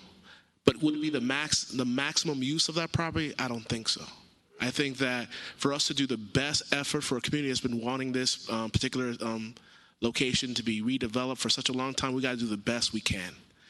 And as the same logic goes, the same logic I utilize in making my determination for the senior center, I'm using it for the same in this regard. And I believe that this center needs to happen. I believe that us doing this would be historic, because at the end of the day, it's been going on for 20 years backward, and like this money's been sitting there. We've been promising this for such a long time. I know, Mayor, you ran on this. I know Commissioner Velaz ran on this. I know Commissioner Smuckler has run on this. No. Don't mention me, because I didn't run on anything that was going to be overpaying for property. So no. Okay. If you want to talk about yourself, you're at liberty to do so. I will retract. I will retract your name from Mr. Mayor. Let's just be clear. But I believe that we want to do best for the residents. I think we can all agree on that. I know we might have a difference of opinion on how we get there, but I do believe the center, the time is now. As time goes by, costs of buildings is going to tick up. I feel that to really maximize the use of this property, we got to move quickly, and this is something that has, at least we gotten to a point of really coming to terms to make this happen. So I'm for this I'm for this. I want to be able to get this property developed relatively quickly, and to get community input relatively quickly, and how the overall scale of this project will be. But I also want to give them the biggest canvas I can, and that's why I think we should do this. Thank you, Mr. Mayor. Mr. Mayor. Oh, sorry, Vice Mayor. Vice Mayor, Commissioner Kramer. Commissioner Kramer, and then Commissioner Florimon, and then Commissioner Villard. So, quick question. So what are these three properties appraised at? The three properties are appraised at It's right at 400,000. How much? 81,000, 81,000, and the other one is a little bit less as per the tax roll, because I did my homework here. It's what I do for a living. So while you're looking... 81, and total for all three were 297,000. That's what all three are appraised at, the value. How big is each property? The property square footage, Commissioner Kramer, is I believe, lot about 4,500 square feet. There was an appraisal done by the city in, I believe, 2019, and the appraisal number was 80,000, 127, and 80,000. And I will submit. That was in 2019. Yes, Now it's 2020. and as we speak, I did get at least an update appraisal number based on the current market, and the appraisal was 90,000, 90,000, 90,000. I will get that. So that's $270,000, and we're going to pay $800,000 for this? I mean, you know, it's one thing, look, I want Washington Park to get their community center, and like one of my colleagues said, we can build this, and I think we ought to take a look at what we can and can't have. I think it is a steep, high price, and I think that if this person doesn't want to sell it at something more reasonable, they're probably going to sit with it. The difference between this and the property by Mishcon Park is leaps and bounds a completely different situation, completely. So it's not a matter of whether people ran on this or didn't run on it. We've encouraged it. You know, Washington Park, just like all communities, should have a nice community center. But to pay over $500,000, $500,000 more than we should, I don't know, guys. I mean, I think we should start negotiating with these people, but I wouldn't go into an LOI with this. No way, no how. I'd wait, and I think we need to look at what we can build there without it. And I personally, I mean, look, I don't really want to have these kind of discussions in public. I'll speak to the manager about this if it doesn't go through. But I think there's another way around this than what we're doing right now. I really do. I would thank you. I don't know if you were finished, Commissioner Kramer. I wanted to say, I know we have different communities that are coming before us and, you know, requesting different things based on the aesthetics of their area. When you look at Washington Park, if any of you have either campaigned or walked through that area, that spot, that store is blight. And to have children, the elderly, anyone with a beautiful community center and then having that spot there, it's counterproductive to what we do as a city. So take the time, drive around the area. Take the time and drive around that area tomorrow and ask yourself the question, if you had a toddler or a teenager in a community center, would you want that store, no disrespect, and the individuals who frequent that store, no disrespect, around children and elderly or teens? Take the time and drive around, and then I think you'll have a better perspective of what's at hand. That's my thought. Recently, I went to that area just to knock on doors and greet residents. I was with our public affairs manager. If I didn't have him, I wouldn't feel safe there. And so that's the call of action. I know it's steep. It feels like highway robbery. I get it. But take a drive, and you'll see the sentiments of my comment. Thank you. Commissioner Velarde, you, and then Thank you, Mr. Mayor. Buckler and Kramer.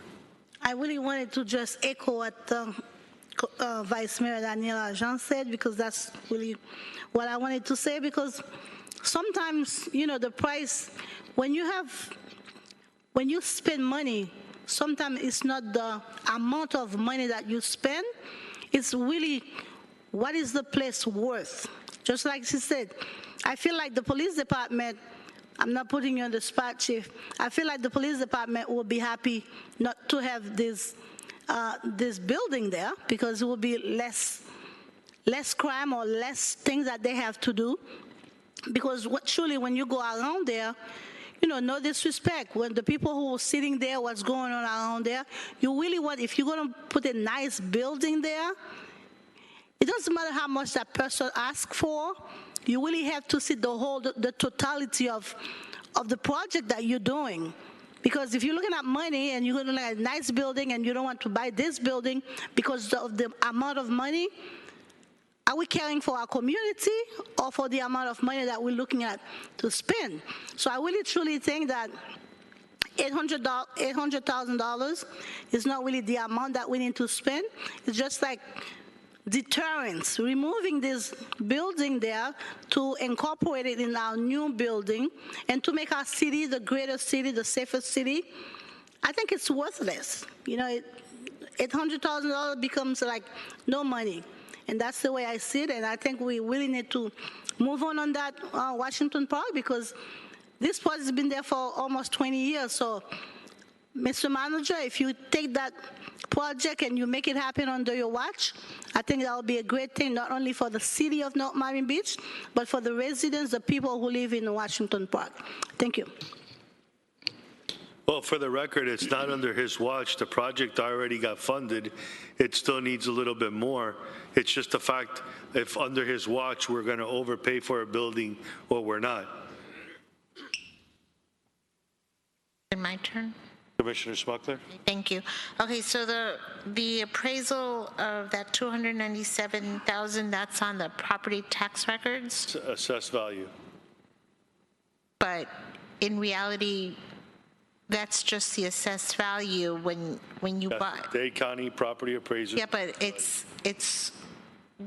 worth more.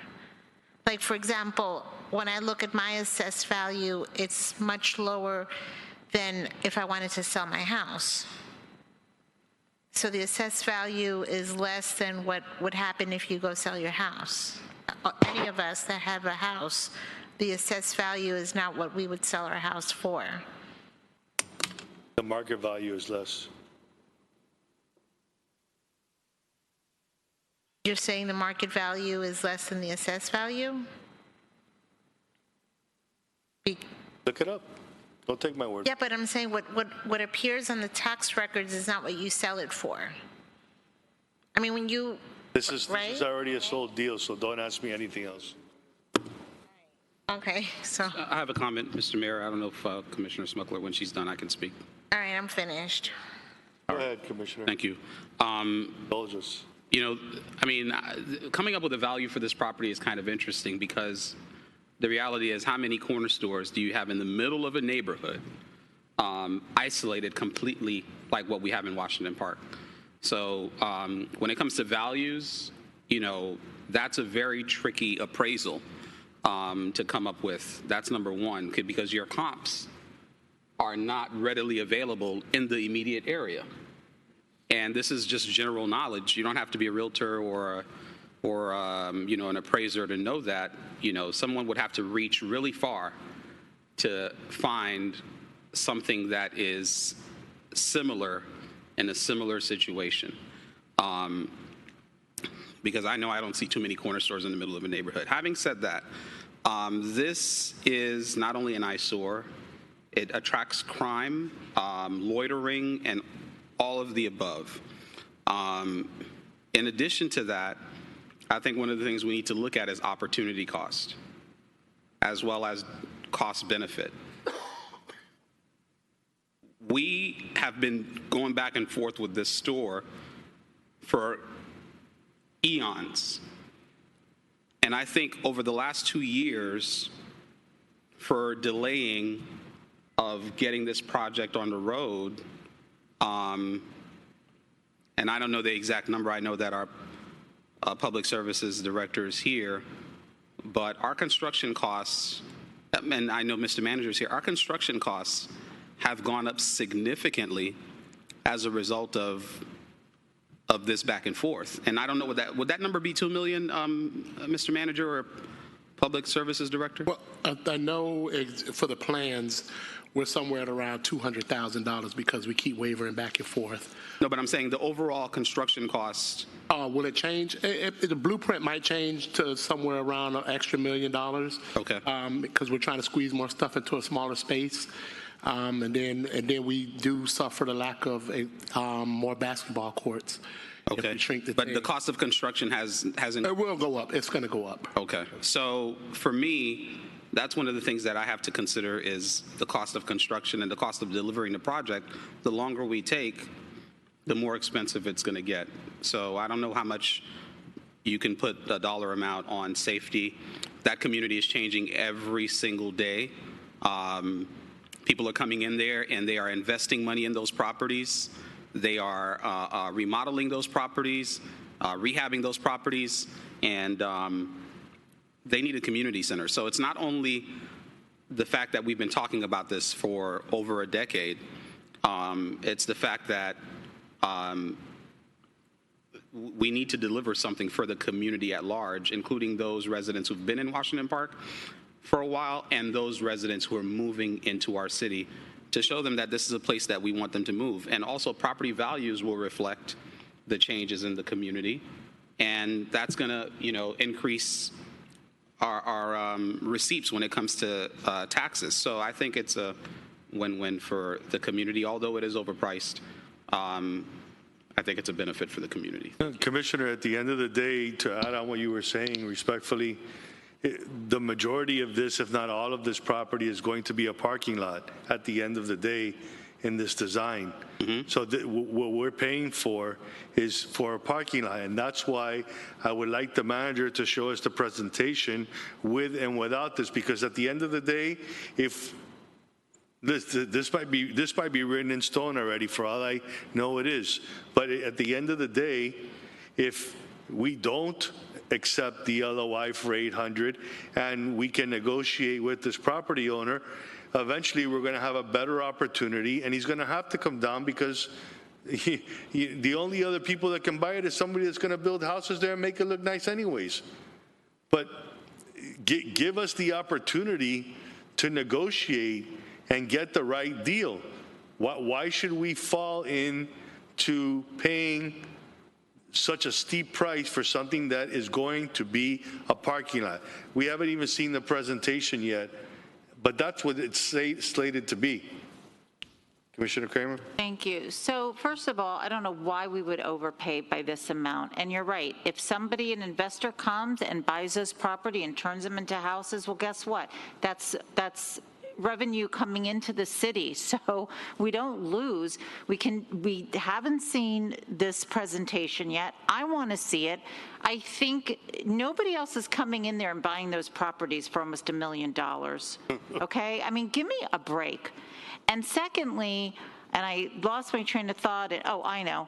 When you talk about that store, well, why are we allowing the loitering? Why are we allowing the store to look like that? And you know something? Maybe we start setting a precedent here and we don't let these properties get away with having these amazing amounts of violations and costs involved. And so when you do sell it, Mr. Manager, we're going to implement. We're starting today. Why don't we have an ordinance where we're going to start doing this? Because I got news for you. Nobody's going to buy that property if they realize that they have to also pay us what's due us for all the years that the residents there have suffered looking at that eyesore. So who's the business person here? Why are we negotiating this? No one is buying this tomorrow. I want to see the plans, and to me, this is just getting out of control. At least with the building that we just voted for, at least there's a building there. At least it's next to a park. At least in the future, my God, we could sell it and go up 25 stories and make a fortune for the city. So, yes, Washington Park is an extremely important community, just as every community is important in the city. But overpaying to the tune of $800,000 is absurd, at least as I sit here right now. Nobody is going to buy that property, and once you show them all the liens that are on that and that we're going to stick by it and they're going to have to pay us for it, I don't know why you guys think we're in desperate times right now. I mean, it's Mr. Mayor, I'd like to make a crazy. motion to move forward with the item. I'd like to ask a question.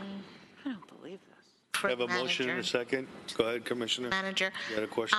And maybe this is something that has been said in other previous administrations, and I don't know about this, but is there a reason why we can't use eminent domain to take it?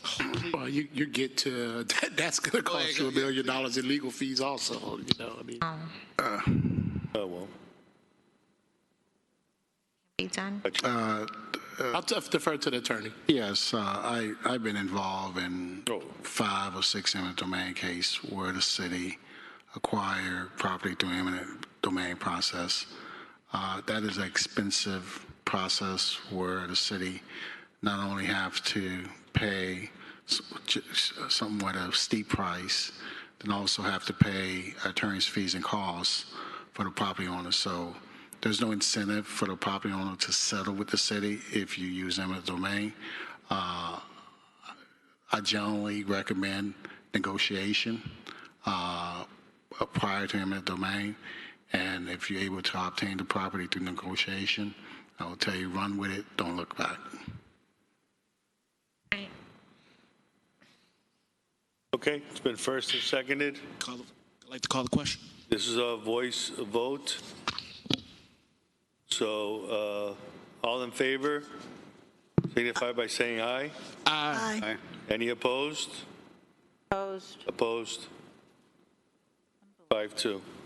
It passes. Hemorrhaging money, left and right. Can I say one thing, Mr. Mayor? We've already passed. No, it's already passed. I just have, can I say one thing, Mr. We're at item 11.10.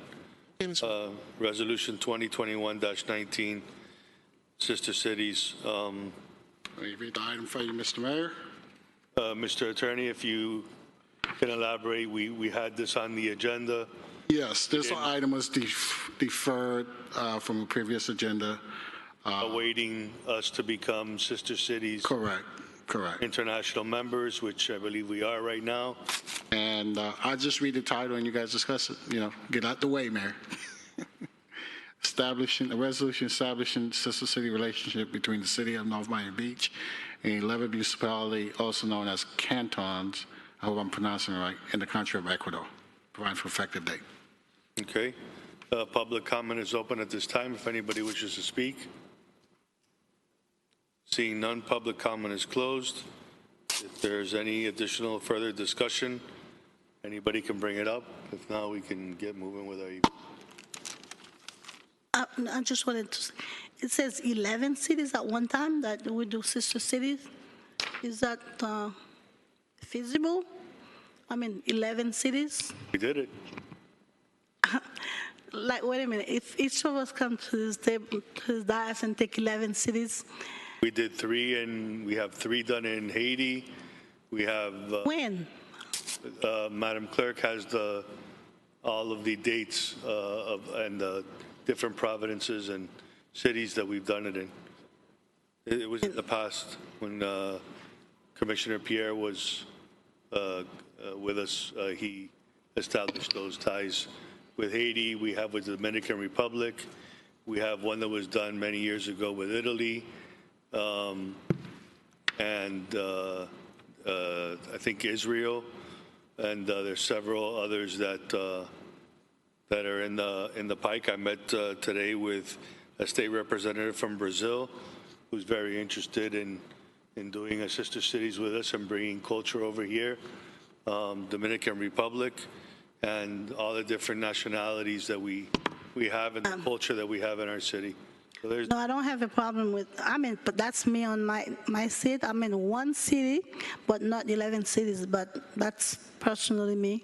I think we should do one city at a time, but not 11 cities at one time, and we haven't done sister cities in a long time. Since I've been here for almost 4 years, we haven't done any sister cities, so 11 cities is kind of like extra to me. I think most of us here have met some of the representatives that have come from Ecuador. You've seen the talent, the culture. The Galapagos Islands are 3 in itself that have so much information, marine biology, that they can share with us, with our kids at the library. Eventually, I would like, even if I had to take it from my own funds, a contingency, I would love to see a booth made where a child could go in and look into a kaleidoscope or a pair of binoculars, and they could go in there and look and see a real-time video of seals, of penguins, of all these different species of animals that are just unique to where the equator is located. And there's so much culture, diversity, and so much that this can bring. And I've spoken about this in the past. And I've visited there, as all of you know, and made these ties. And we've established these relationships and have made this already. This was slated to be approved pending our Sister Cities International membership. We got it, and it's on our agenda. So, anybody else wishes to comment? Call the question. Okay, call the question. A second. Okay, this is a voice vote, Madam Clerk. The voice vote. Voice vote. All in favor for approving Resolution 2021-119, signify by saying aye. Aye. Any against? Nay. Two. I'm against. 2. Okay, so it's 5. It's 6-2. Okay. 5-2. 6 plus 2 equals 2. Madam Clerk, can you make sure you... Yeah, can you do a voice vote? I mean, a roll call, please, so we can clarify. 11 cities. 1-2. You have 2. Commissioner Florimon, are you 4? Well, I didn't have a chance to speak. I was just saying the 11 cities, I've never seen that before. I thought you were going to come with one city. I vote no on it. Okay, so 1, 2, 3. Fails. 1, 2, 3, 4. What? Can you do a voice so we can make sure we're clear? Like, I mean, roll call? Yeah. Can you do a quick Just roll to make sure. Commissioner Jean here? No. Vice Mayor. Or Vice Mayor? Can you do the roll call, please? Mayor. Vice Mayor? Where's she? She's not here. I'll begin with roll call. Commissioner. I would like the Vice Mayor to be here so we can vote on this.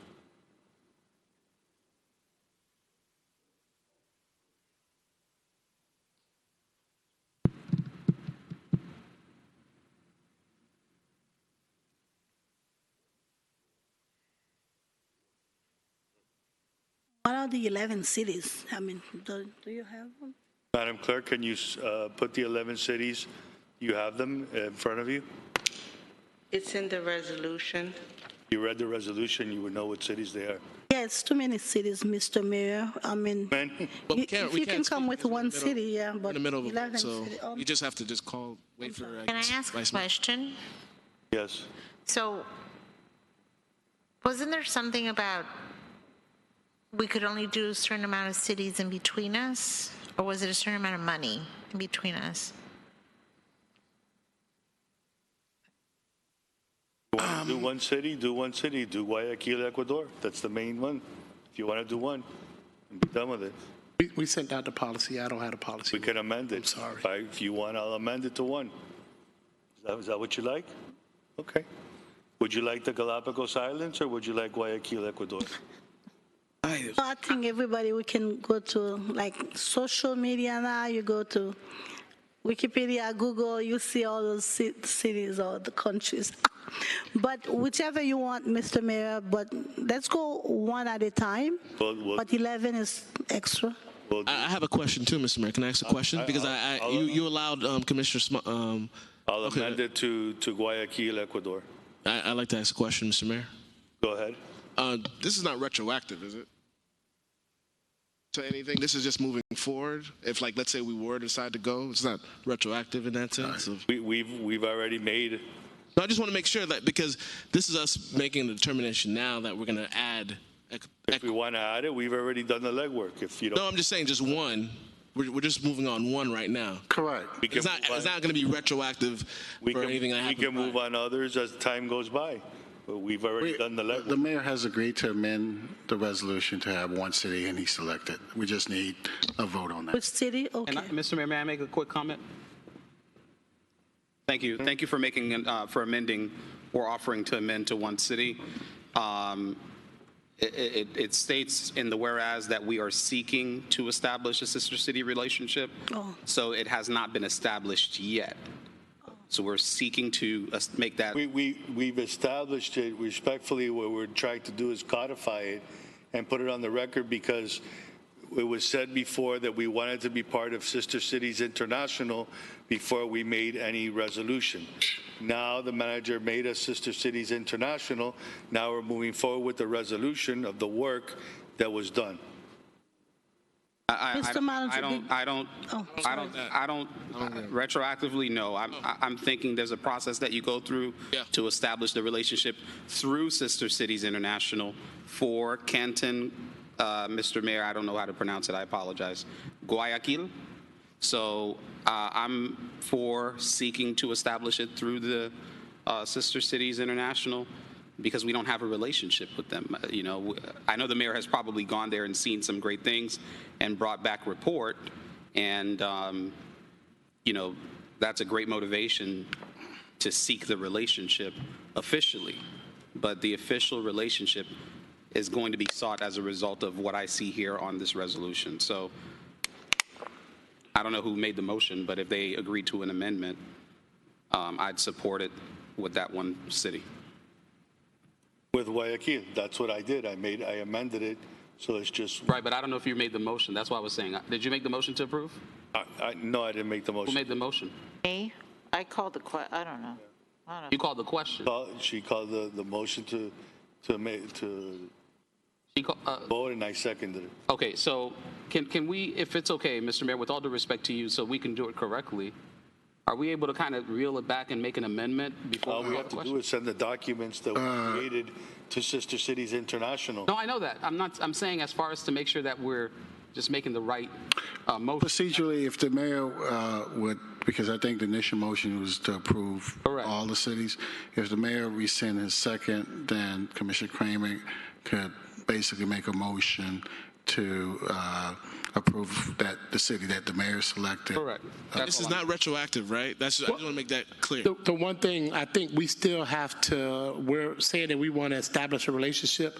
I still have to send paperwork to Sister City, and we have to do work to establish a relationship. Okay, then. We haven't done that. Okay, we haven't. Okay. So the paperwork that we have done is what the clerk has and what you can send to. I haven't seen it, so I don't know about it.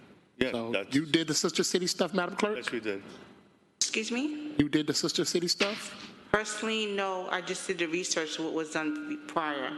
Oh, so yeah, we didn't do that was done through your office when I traveled over there.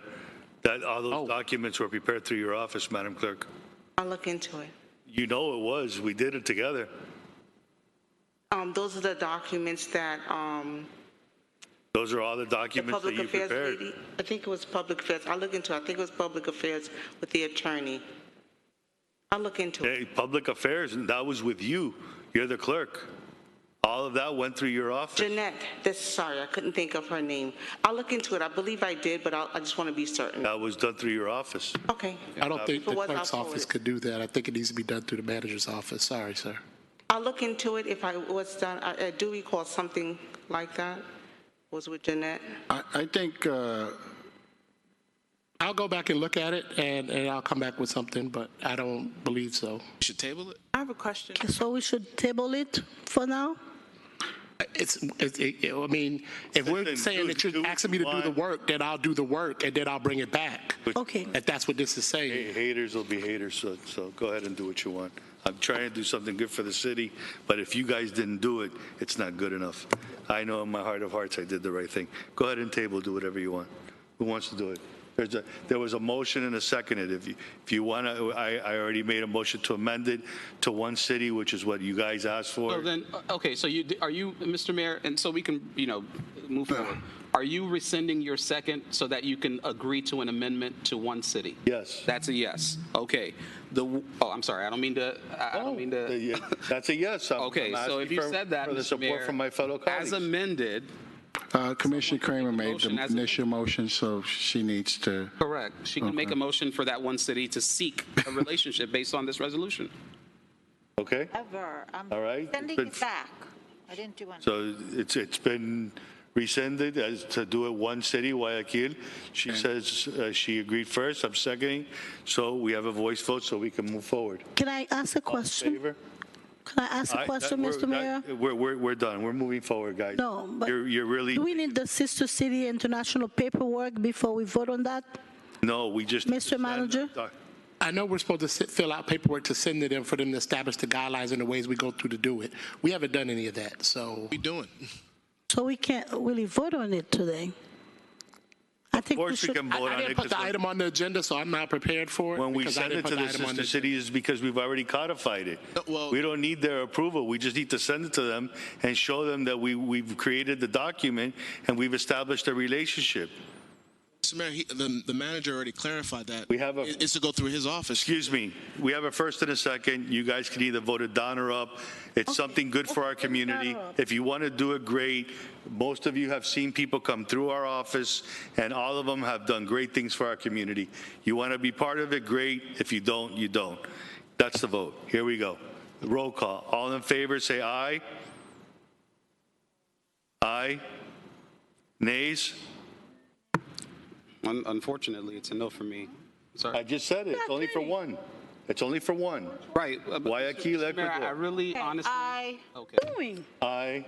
So, are we authorizing the city manager to proceed? Yes. Okay. So, We're authorizing the city manager to proceed, sending the documents that we have created with Guayaquil so they could be codified. We haven't created any documents, that's all I'm saying. I haven't created any documents. I don't know We don't what have documents any you're talking about. documents. You were not You said the here. clerk created them. It was done before you were here, sir. I've been here since April, sir.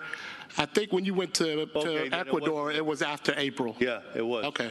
Okay, so you. If the clerk did it, the you were clerk here did and it. the clerk Did you did do it. it, Madam No Clerk? worries. I did a proclamation, Oh, okay. Mayor.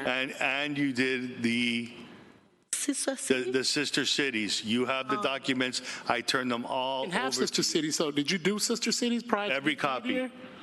You have it. You did it, Madam Clerk. Please, just. all right. I'm not denying You it. did it. In fact, you even know that we gave and we exchanged the flag and we exchanged the keys to the city with each one of these.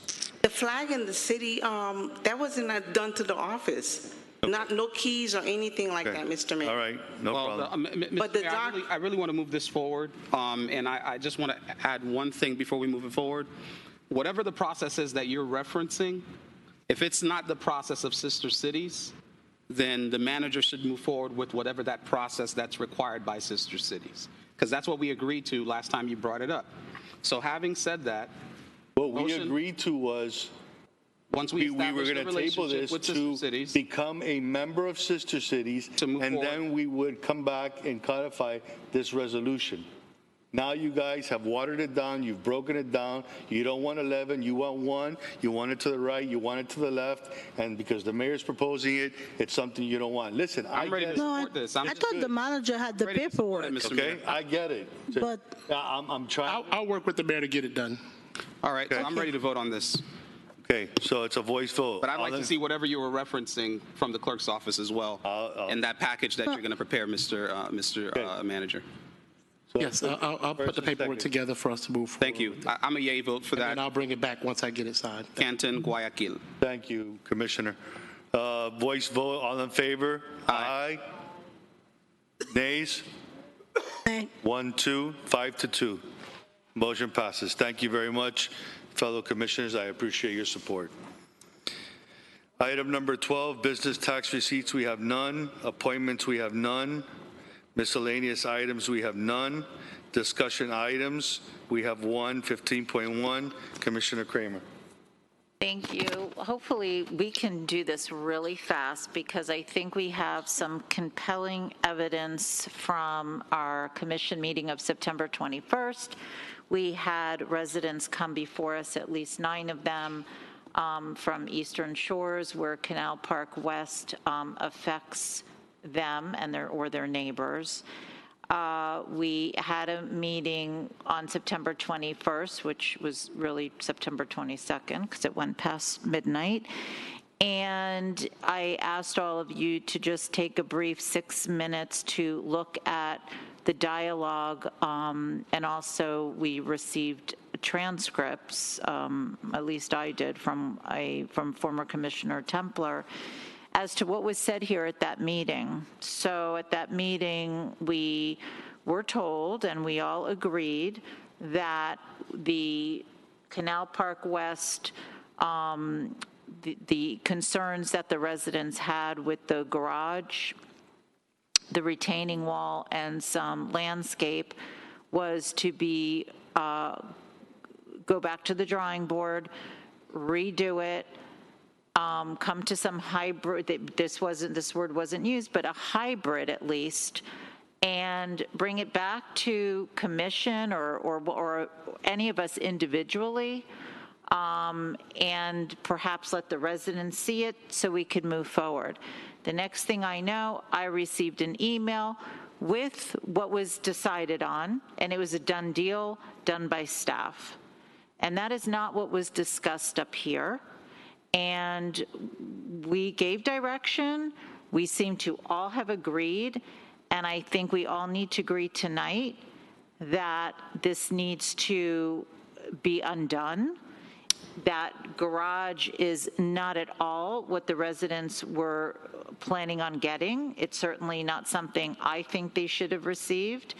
And so I'm asking that, and I don't even know how we go about this, but we need to start over from that meeting. We need to see these designs. I could tell you right now to Mr. Walia, if you showed me that, there is no way I would have accepted it, and and I know the residents wouldn't have accepted it. They're not accepting it now. It's cheap. It's too quick. It was just like, you know, let's just do whatever, give them, you know, a little bit of sprinkling of some landscape, hanging off some planters of a, you know, typical ugly concrete parking garage, and that was accepted, and I think that was completely wrong. So I'm asking my colleagues, you know, what do you want to do with this? I think we need to do a do-over. I'd like to make a comment. Commissioner? Since I believe I was the one to make this motion, and I'm not sure what the conversation now would mean for the actual process. I don't know what we are within the process as of yet, but I do recall that it should have at least made a round in front of the commission, not necessarily come back before us because we've already approved it, but we just wanted to have some input as to whatever the final look would be. So we approved it with that minor caveat of seeing what it would look like prior to. So that's where I'm at with that. Thank you. If I may, Commissioner Flourmont, I agree 100%. Immediately on October 1st, when we got the thing, we emailed it to everyone. We even emailed it to Mr. Templer, who is the organizer of, I think, everybody over there. We emailed it out. We didn't get anybody to respond back to us until November. I think Commissioner Kramer responded the next day after we emailed it, made comments about it, but nobody objected. We emailed it to everybody, and we moved forward. I called Mr. Templer on the phone and had a long conversation with him.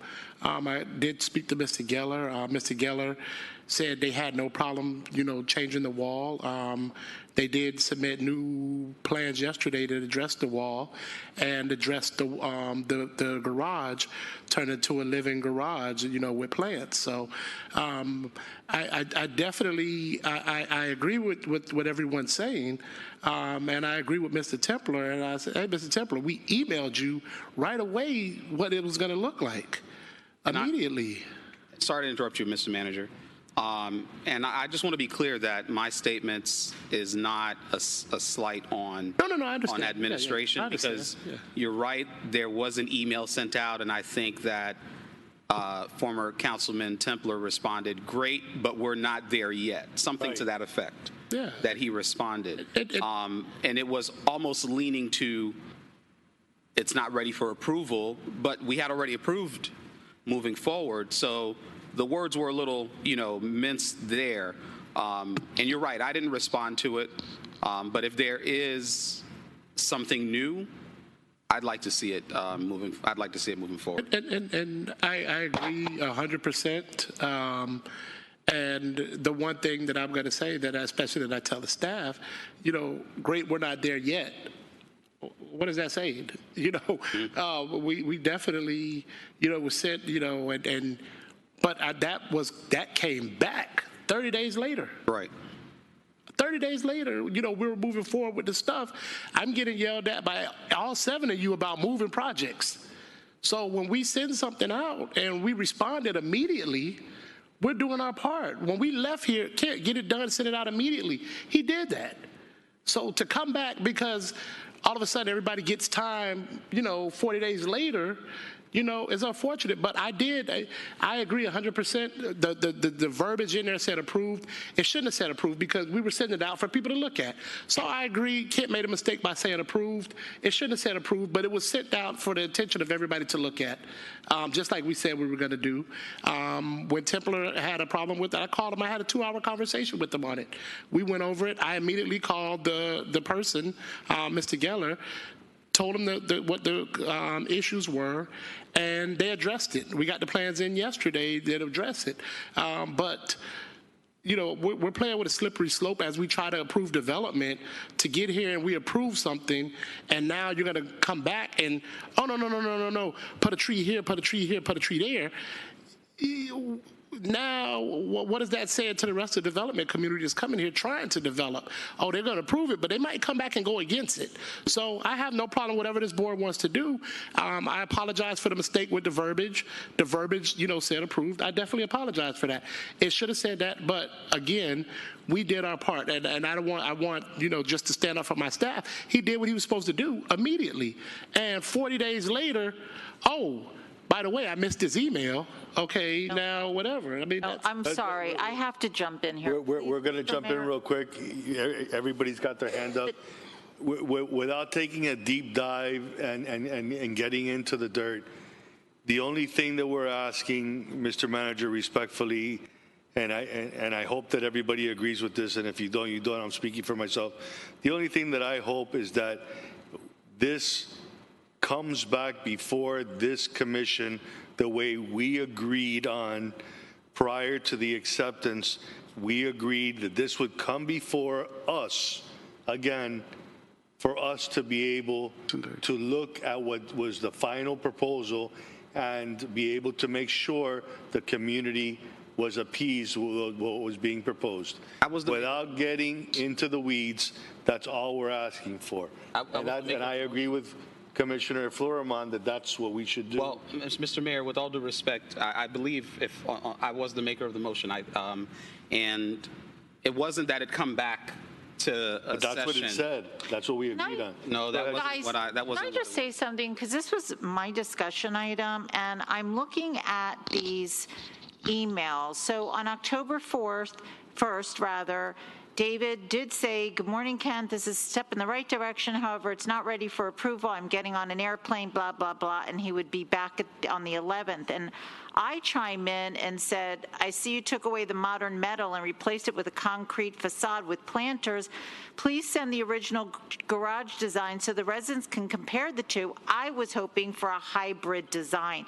So there was conversation, and then, it goes on and on and on, and then the next thing I know, we're going nowhere fast. It's almost like everything was already approved. So and unfortunately, we had to wait all the way until now to bring this up because we all have to discuss this. I can't just tell the manager what to do. So I sat there and I reviewed and listened to the meeting, and this one took, transcripts and blah, blah, blah.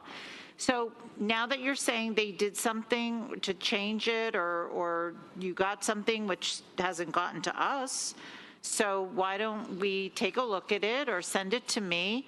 Let me take a look at it and see. I mean, I have a pretty good idea of what they're wanting, and I think a hybrid really, because we didn't want to take away completely the metal design. It was just so sharp, and we wanted to soften it up. And what did they give us? Just concrete, garage and planters. I mean, that's not fair, and I don't want to set a precedent, but you know what? These people are, how many neighborhoods do we have where people are literally, staring at buildings right across from them like this? If I can, Kent, can you come up and Ricardo pull up the slides for Kent that he has? Well, that's being done. It's 11:11. I don't know if there's an appetite to go past 12 o'clock, but we're going to do that now because if there's presentation, there's going to be conversation. And for the record, Do we want to go past 12 o'clock? No. No? Yes. I want to get to the bottom of this stuff. Okay, Madam Clerk, can you call the roll, please, to go past 12 o'clock? Sure. Commissioner Smuckler? No.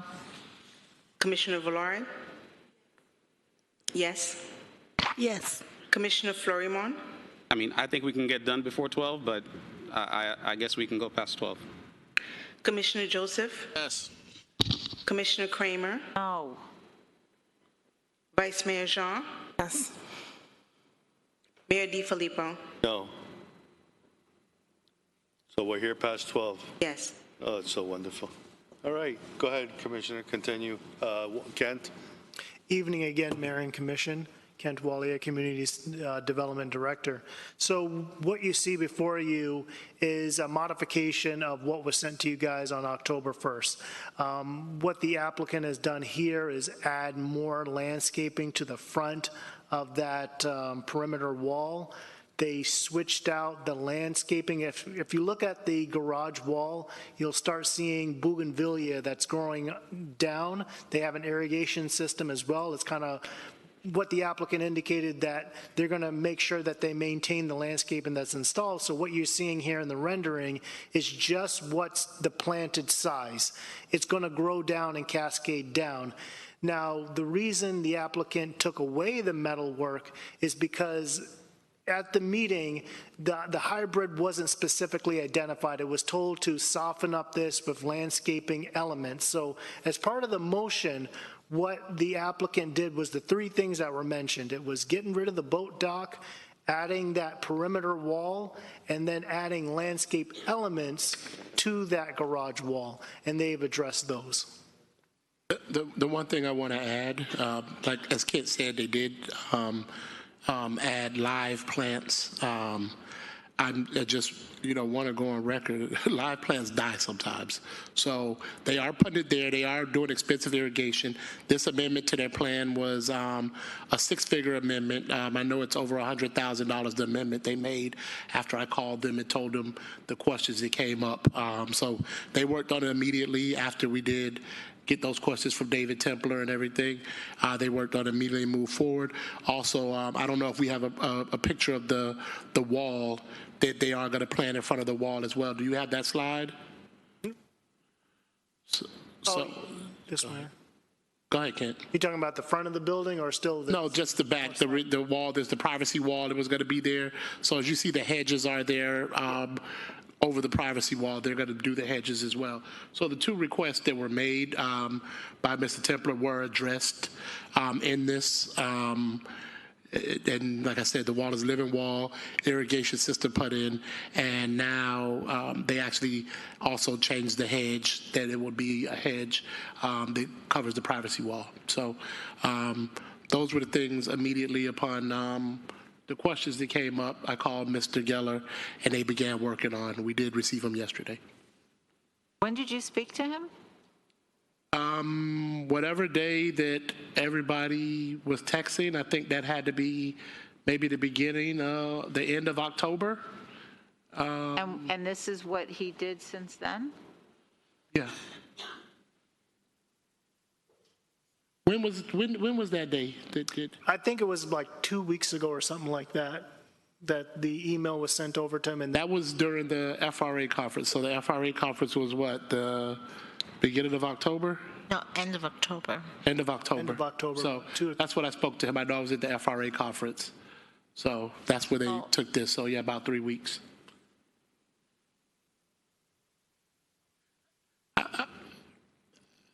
I just want to say we're, Kent is doing his all to accommodate everyone.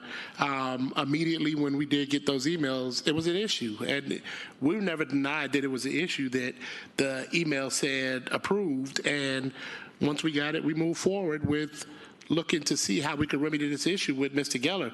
So we moved forward with it. But I mean, again, is it going to say a tree here, a tree there? Oh, the picture doesn't look good. The vines should be longer. The vines are going to grow. The bougainvillea is going to grow. They put the amendment in and addressed the hedge wall. But I'm here, we're just showing what was done. Do we have a picture of the original? I did not bring a copy of the original with me. I know it had, if you go back to the last image and kind of zoom in on, go up, kind of zoom in to the right side, essentially that metalwork that's facing the west was on the north. And what it was doing was covering the openings of the garage, which is according to code. The code wants the screening of the garage area. So that's what they were doing there with the metalwork. Metalwork, looking at the houses, looking like that. It was different. I wonder if I could find it from the last meeting. I have a copy of it. Let me see here.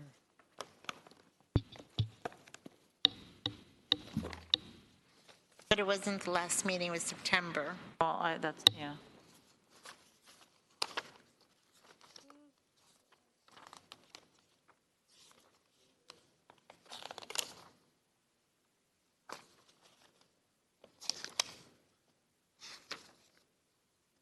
Oh, I thought I brought a copy of it. I mean, I could pull it up, but that will take time. I know, I'm looking too. I mean, that just, it's just.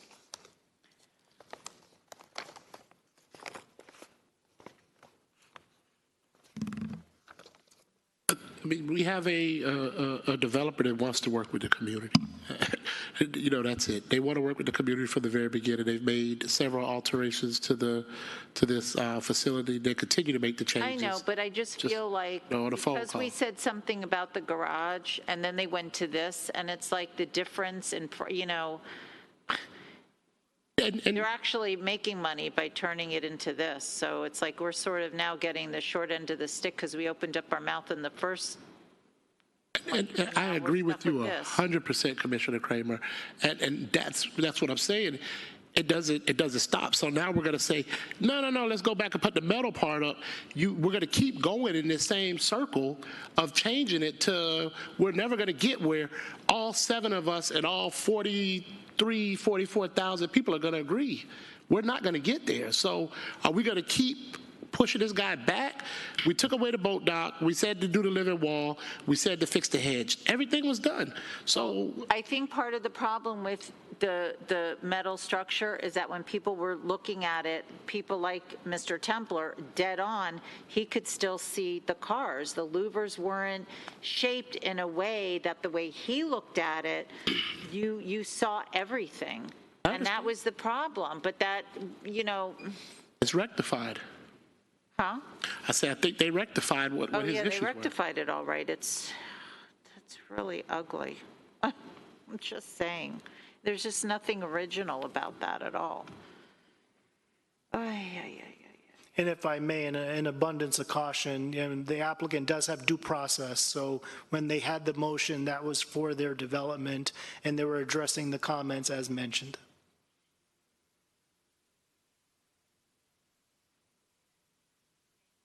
This should have really been brought up when everybody was here, and we should have moved this item up so that we could have had interaction. Well, they're not going to let them do that because, like you said, there's due process. It was a discussion item among us, you know, not introducing them into the mix too, because we're not going to sit here and design it. But that's really god-awful. If I understand, and I don't think I mean, if you like, we'll get this over to Mr. Templer. I mean, but like I said, where does it stop? So we're going to go to Mr. Templer. No, I don't like this. Change it back. Put the metal on the front. Change this. Add the. Then it goes there. Then they change it to what they want. Oh, no, that's not what I said. So where's this going to stop? I mean, where's this development going to stop? I understand their concerns. I think from everything on paper that we wanted concerned, elimination of the boat dock, keep the wall, landscape in front of the wall. Oh, we don't want the cheap artificial greenery. Okay, now we're going to do greenery, another 100,000, add water to it, and we're going to do live greenery. It's here. Now we're going to go back, and now what is he going to say next? What are we going to say next? We can't. It's not our right as a body to design a building. We can't design it ourselves. But whatever, I'm fine with whatever the board wants to do here. I'm just telling us the slippery slope we're going down. Are we going to design every building? Now, everybody watching us is going to say, they want to design the building. So are we going to do that to the next 8 things that are coming? And I understand and appreciate what you're saying. I just think that this is a little bit more of a delicate situation because you have residential properties looking now at big commercial projects right across from them. And no, when, whether they bought their homes thinking that would ever happen or not, meanwhile, it's a lot to stare at. It really is. Commissioner, if I may just add something real quick. Manager, you're right. Where is it going to end? And you know what? We basically, we addressed the boat dock issue. We addressed the side of the building issue. It was just told to come back to us when they brought back what their consideration of a final rendering would be for the back wall. At the end of the day, the back wall, we asked for a little bit of greenery to mix in with some of those louvers, but the louvers I can't see them from here. It just looks like it's every other planter they put. Every other space they put a planter, but you could still see in the holes cars. So instead of having all the louvers, they could, what we spoke about, I'm trying to recall, was having a planter and a louver, a planter and a louver, mixing that in so that at the end of the day, yes, you had this design, but you really couldn't look at it and see cars. I'm trying to recall back to what the conversation was. Trying to find it. Why don't we do this? Why don't we allow just one at least meeting with Mr. Templer here? The residents have always been reasonable. They're not, believe you me, and he's an attorney. He's been a commissioner. He certainly knows what is, appropriate and not. But I think that this went from one extreme to the other, and I don't want to hear about the dock anymore because there was no way there was going to be a freaking dock there. So I don't want to hear about dock, but now we just need to address this garage. It's just, there's something just that really lacks in design and creativity.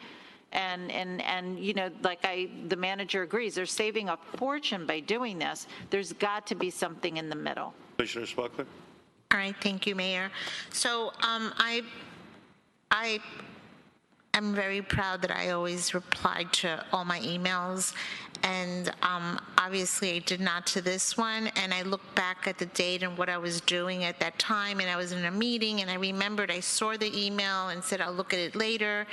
I think that was on a Friday. Weekend came, forgot about it, and totally forgot about it.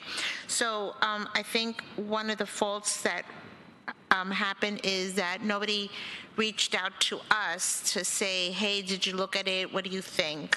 Because I think we've also been used to being reached out to just make sure we got the email and if we had an opinion. That's number one. Number two, I don't think that this is setting a precedence or not setting a precedence, because we clearly were here and said, we want to see it. We want to approve it, and we want the residents to see it. So it's not like we're setting a precedence. This is something that we voted on. This is something we agreed on. I mean, I said I wanted to add that the residents would have some involvement. I wanted to add that. And Commissioner Florimon said that goes without saying. So it's like he said, that goes without saying that the residents could have some involvement. So not only did the residents really not have involvement, neither did the commissioners. In my case, because I forgot, I can't speak for, Commissioner Kramer did see it, but I can't speak for the other commissioners. I don't know if they didn't see it, they forgot, or they didn't care. I don't know the answer to that. But the other thing with me is that, and for the future, I like to see it on paper. So if next time any project, please leave it on my desk in paper, because, and that's probably why I didn't even look at it at that time, because I probably said I'll ask for it on paper. I'm in a meeting. I'm not going to look at it now. I'm not going to understand it on my little phone. And so that's probably what happened in my case. But, you know, I go back to what Alicia Stemanis said when she spoke. You know, she says, we stayed up for 8 hours listening and waiting. And, you know, we need to give them the courtesy also. It's not just about the developer, it's about the residents too. And I listened to the video today, and there was words from the developer sides like make it work, give and take, definitely view before staff signs on. You know, we talked about who's responsible to share before signing off. These are just little notes that I took. Residents have involvement, staff will make sure. It's not that we're setting a precedent. This is what we promised at that meeting. So we have to follow through with the promise. That's all I'm asking, that we follow through with the promise that we made. The promise which is not that we said, I promise, but it was the promise in our discussion and in our motion. So, and I also would have liked to have it here in discussion, because I want to hear what the other commissioners have to say, their opinions too, because maybe I think this and somebody else is saying something. And so I wanted it to come back to all of us in person, the 7 of us, so I could hear the other opinions. Mr. Mayor, may I?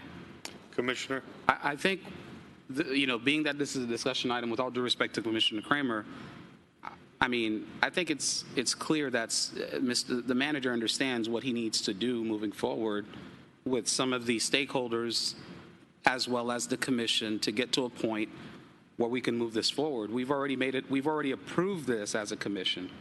And that's why I made the point about where we are in the process. We've already approved it. So the project has been approved. The manager knows what he needs to do. You know, I think that, you know, we can have that conversation with him. With all due respect, I'm not trying to diminish your point. I'm just saying we can all have that conversation versus bringing it back for an approval that was already given. No, we approved to bring it back. That's not what my motion was. My motion was to, with the involvement of commission, individually speaking with the manager, right? And also, as we can see, David Templer, our former councilman, has been involved in conversation for us to get to a point in an expedient manner that would satisfy everybody's, you know, aesthetic, you know, desires. But we approve this. If we're going to do something if we're going to do a substantive change to what we have before us, I think that's a slippery slope. If I can, Commissioner Florimond, I just spoke with Commissioner Kramer. I would, let me go back to the applicant. Let me go back again. I kind of, Commissioner Kramer showed me a picture. I see what she's talking about. I think it's me going back to the applicant, speaking to him again about it, and, you know, speaking to Mr. Templer again.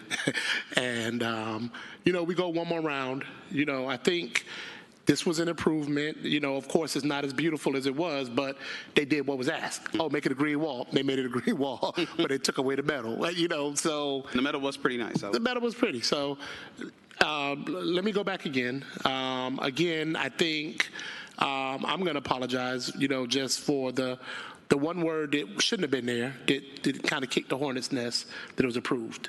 So I want to go back and speak to Mr. Templer and Mr. Geller and see if I could get a hybrid in between for everyone to see, and we'll do it. But I want to kind of stress, I'll go back one more time, you know, and try to get another hybrid and bring it so everybody could see. And then we look to move forward. I think there's the applicant is showing, you know, in 3 weeks' time to turn around and get more drawings done, that they're willing to move forward with it, and they're trying to appease the residents. So I would ask that you give me, you know, another one. Let me go back and talk to them again. And I think we need to be clear on the record that we don't need to wait for another commission meeting to do this. No, I'm going to go talk. Well, you're still talking 3 weeks from today. But, it's not going to be, they can't change the drawings tomorrow. They're going to have to get with the person to do the drawings. The person's going to do the drawings. Now, we're holding up their building and everything they're doing. So it's going to take them 3 weeks to get the drawings, for them to put it back together to come back to show and to price it out as well. So that's the thing. We don't know what these prices cost for them to do the alterations. Whatever it's going to be, it's not going to be more than it was, and it's not going to be as cheap as this. So If they do what they said, what was going to be done, it could clearly come back to us for the final approval, which is, if you watch the video, what was said on the record. Now we're going back to final approval, back to final approval. I thought we were going to come back and show. I'm going to talk to them, go to a middle ground, send it out to everybody, get it via email. Hey, this is where we're at. This is what they're moving with. Talk with Mr. Templer, and we move forward. I think that's a common meeting. That's still reaching out to all of us. Okay, no problem, sir. That's fine. Thank you, guys. Okay. Commissioner Kramer, does that suffice the discussion item? moving right along. Okay. 15.2. Paid parental leave ordinance. Vice Mayor. Thank you, Mr. Mayor. Just briefly wanted to share, I know Commissioner Smucker also is going to join in making sure that this, we share the importance of this. So paid parental leave improves maternal health, family economic security, and research has shown that paid parental leave policies significantly improve maternal, physical, and mental health by allowing mothers and fathers time to recover from childbirth and also adjust to new caregiving responsibilities. The hope in this, there's been many cities that have passed this particular policy, and obviously I'm not a mother yet, but for the mothers who are on this dais, you know the importance of spending time with your child, and also the fathers who are here. And so though there will be a financial responsibility on the city side, I'm hoping that we can see the importance of this and support our employees in their hope to create a family, and also in us investing in them. They will in turn invest more into the city and given their time and also their efforts here. So Commissioner Smucker, I don't know if you wanted to add anything. Yes, thank you, Vice Mayor. So I was in Orlando a few weeks ago in some legislative session, and this topic came up, and I'm like, hold it, we don't have this in our city. So I emailed the manager the attorney and the manager to put this on the agenda, not knowing that Vice Mayor had already done so, and she was kind enough to share with me. So, I'm a little bit conflicted about this because, fortunately for me, when my kids were born, I had aunts living nearby, so they were able to help me. So I just took off like a week or so from work. But as a mother to children who have had children recently in the last few years, I so understand how it's important for them to be able to take time off and have some income coming in. So I totally understand that part. As being fiscally responsible, or try to be fiscally responsible here on the dais, 12 weeks is a lot, and maybe that's something we can go discuss and maybe lower it, but at the same time, it's hard to tell how much this is going to cost, because not everyone gets pregnant all the time or has children all the time. So we don't know if there's going to be a baby boom next year. We don't know if nobody's going to have babies next year. So one thing I thought of is maybe we have an actuary firm. Is this something that they can figure? That's exactly what they would come up and say what the odds would be, right. Try to come up with odds of it. But we'll look into it. I think and Commissioner Jean and I have spoke, and the 12 weeks was a bit much. So we'll work with personnel to come up with what it would be. Right. I'd like to see something more like 6, but it's whatever we all decide. But I definitely. it's something that's going to be happening in the future. It's something that we can also offer to be competitive. And at the same time, the other thing I wanted to just bring out in this is, and for example, my cousin's son fostered a child and then ended up adopting him. So I'm all for fostering. It was a beautiful, perfect scenario for them. But I'm a little bit concerned about adding the word fostering, and I don't know if we can delete it, because some people actually do this as they foster a lot of children, and I'm a little bit afraid that they can use this loophole that they just fostered another child to be able to get this maternity leave, payment. So I don't know if we can work with that or not. We can look at best practice in terms of that issue. Commissioner Kramer has her hand up. I think that's it. So before, I'm going to go backwards. So you mentioned fostering, which unfortunately, there are people that you get paid by the government. You get paid by somebody to foster. It's not free. So you're fostering, you're getting paid, and then you're getting paid to at your job. Not that this is going to happen often, but you never know who's, these are really wild expectations because I don't foresee them happening, and I don't really know how many times I've seen pregnant employees even running around City Hall, but not that I'm all over the place or here every day. I only know of one in my 3 years. So I have two concerns about this. Number one is 12 weeks I'm not voting for. Number two, and why? Because we already get paid, you get your sick days, and I know my sister's a teacher. Look, I got nothing, so, thank God for Hurricane Andrew. That was my money that I made that I held on to, and then when I took off, I used that to supplement for my income, and I work for my father. I love you, Daddy. And, but my sister's a teacher. I mean, she saved up all these days. She planned, and she saved up those days, and then she used them for maternity leave. So I'm not for the 12 weeks. I'm more for 6 weeks because our city offers a very nice, a lot of sick days, plus we have tons of vacation days. But the other thing is how long I think we need to settle also on how long an employee has to be employed here before they can get maternity leave. I mean, you're not going to come here for 6 months and then all of a sudden, you get pregnant, we're going to pay for that. I mean, usually businesses, you have to wait to work a whole year just to get a week's vacation.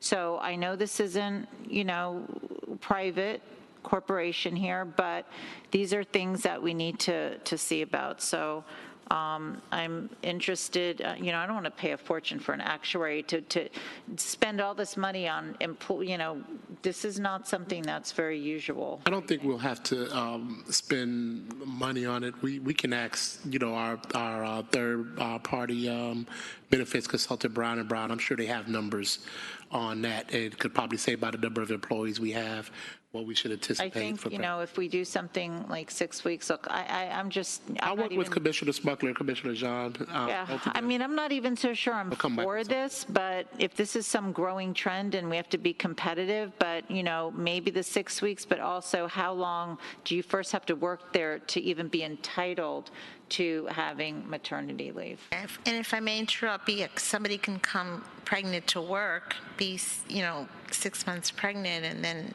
in 3 months they'll be taking off and we're paying them. That won't work if they come here already pregnant, no.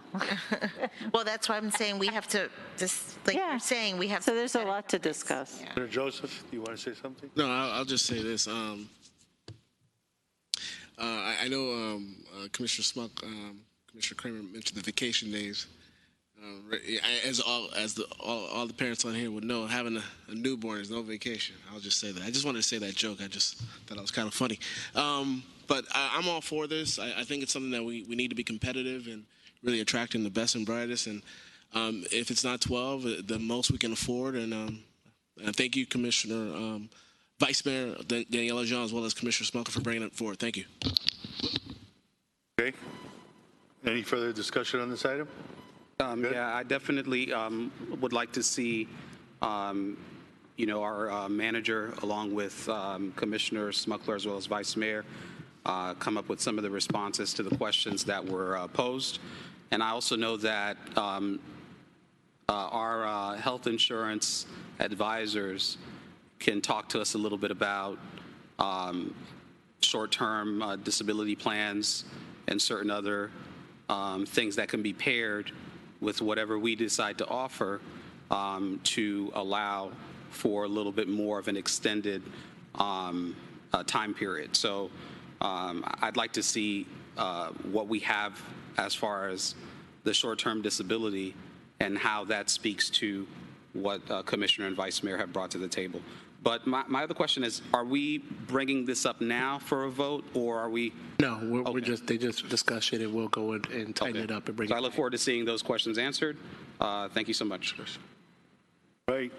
Moving on down the line, item 15.3 is composition. This is Commissioner Villard's item. Mr. Attorney Villard. Yes, thank you, Mr. Mayor. Just like I was reviewing the resolution on the seniors advisory board, and it's been like since 1979 that something was reviewed, and we have a lot of people on the senior committee. Most of the committee members, they are not from the city of North Miami Beach. So I just wanted I spoke to the Mr. Attorney to see how we can review it to state that the members, we can have some ex-official members, like since there are 16 members, I think I would like, to see like 11 members from the city of North Miami Beach and maybe 5 members ex-officials. And another thing is like the meeting used to be at 10 o'clock in the morning, and most of the members that we have now cannot attend. So I would like to say it, like, since most of the members want it in the afternoon, like all the other committees, so that's the thing I would like the Mr. Attorney to review on the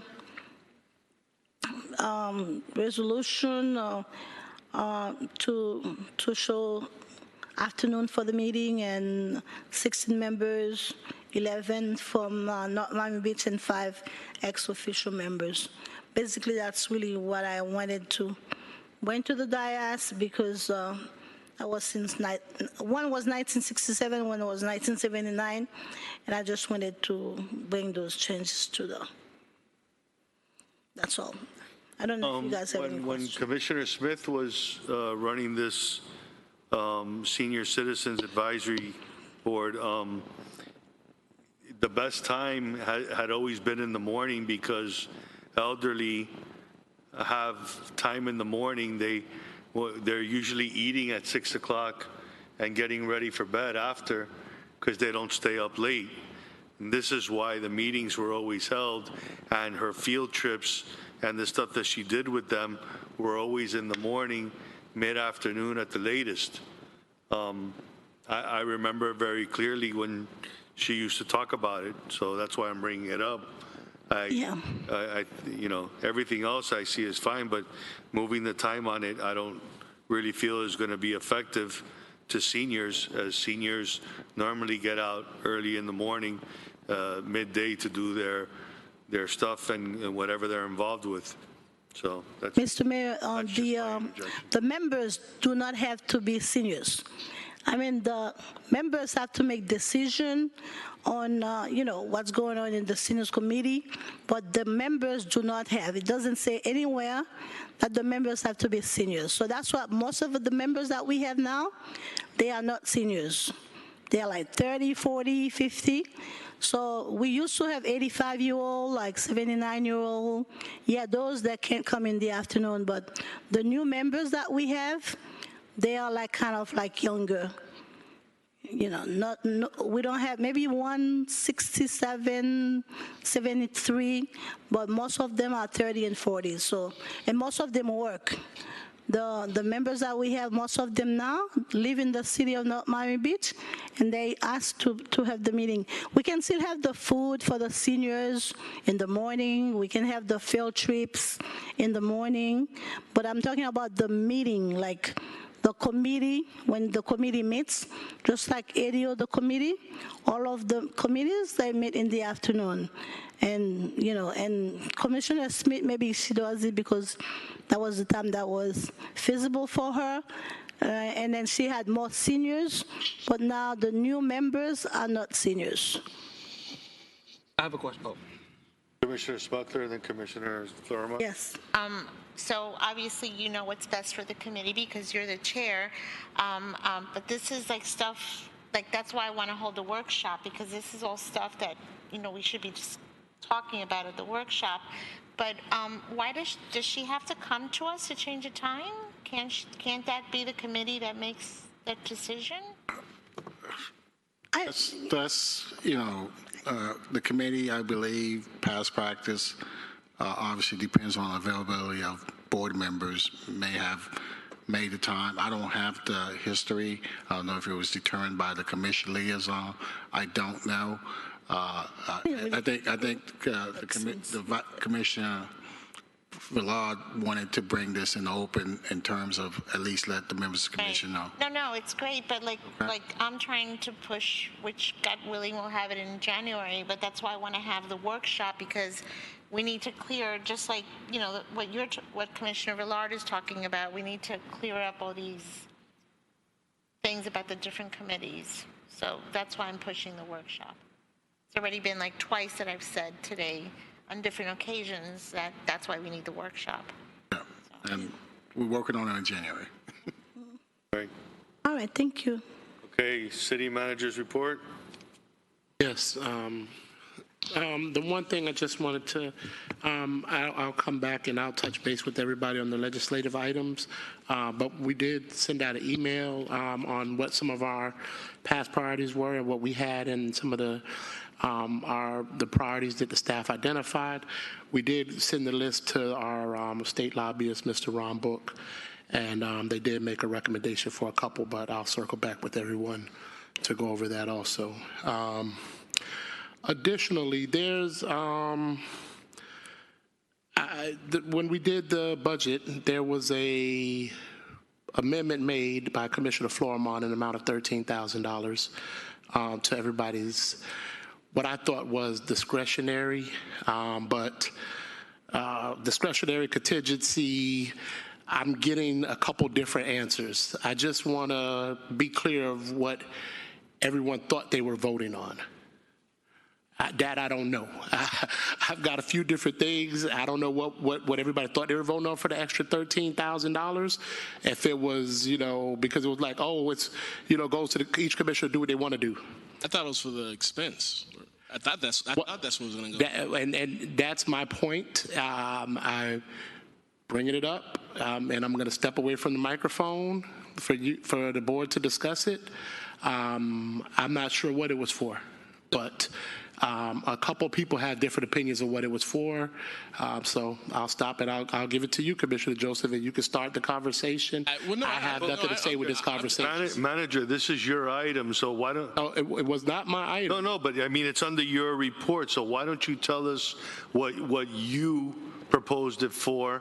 I didn't propose it. Commissioner Florimon proposed it. Okay, but can you elaborate on what it's currently being intended for right now so we could understand what everybody voted on, and then we could talk about... I was intended that it was going toward contingency money to spend. That's what I thought it was going toward. But clearly from Commissioner Joseph's immediate response, he thought it was something else. I'm just saying it. Like I said, I'm stepping away because I have 7 people, and I have a couple people that are questioning me what I heard. And I'm like, hey, I'll just bring it up in my report. I don't want to go forward with it. If there's a doubt, why don't you define for us what each one is so that whoever's sitting here knows the difference and we can have a constructive conversation? It's either discretion, the additional $13,000 for discretionary to do whatever you want in the community. And that's through the city to spend the money for whatever you want. There was the one on, the 13,000 was expense. Then the third one I heard was something with just community. It goes to community events. So just events only. So, can you use it to buy a statue? Can you use it only for community events? Do you do your own event? Or is it going to your expense account? Those are the three different things I got. I'm just asking if anybody wants to clear that up for me, but I already see I'm off because Commissioner Joseph has a different opinion of what I had. Well, the reason, if I can clarify, the reason when you brought it up, I was like, okay. What I remember, because the discussion was kind of fluid, and I won't speak for Commissioner Florimon. I think the number was put out at a certain amount, and I was like, okay. And for me, I was around 7. Because it made sense, and I thought it was going to go. It was an expense, and I'm for that. That's what I thought we were voting on. I mean, I haven't talked to you about it in detail or whatever since then, but to that degree, that's what I thought it was. I don't know how everybody else saw. I just said it. That's what I thought it was. I don't know how everybody else feels. The expense account. I don't know if I can get. Yeah, that's what I thought it was. That. That's what I thought it was. Personal expense? I thought from my understanding, I thought it was an expense account, and that's what I thought it was. That's what we voted, because it went in and it went into the budget, because it doesn't change the overall amount of what goes for the commissioner, because this all goes into one particular package. But that's what I thought it was. That's what I thought it was. Yeah, that's what I thought it was. And that's why when he brought it up, I was like, isn't that what that was? You thought it went, Commissioner Florimon. You thought it went into our. No, that's what that's what I thought it was, and I was like, okay, but I guess the manager wants some clarification moving forward, and I don't know how Commissioner Florimon feels. Look, I mean, I was the one that brought it up, and I believe it was some discussions back and forth. I know that at one point there was a recommendation to divide, split it down the middle or something of that sort. That's what I remember. And I'm not sure. I don't remember who made that recommendation, but I think it was to split down the middle and have a portion go towards the. I get those words interchanged, the discretionary versus contingency, and then another portion to go towards, I believe it was expenses.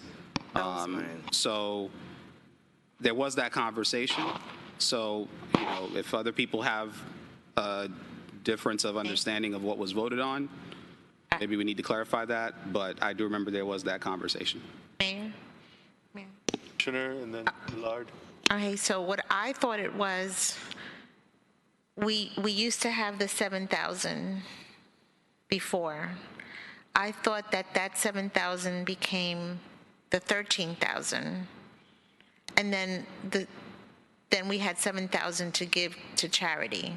So 7,000 was for charity donations that we all do, and then 13,000 was for like if we went to legislative session or to Florida League of Cities for those expenses.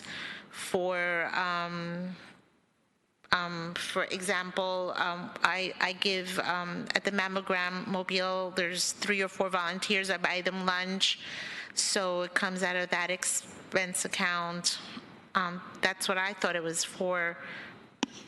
And I think that's where the confusion came in, because the word expense came up in the conversation, but I think everybody heard something different.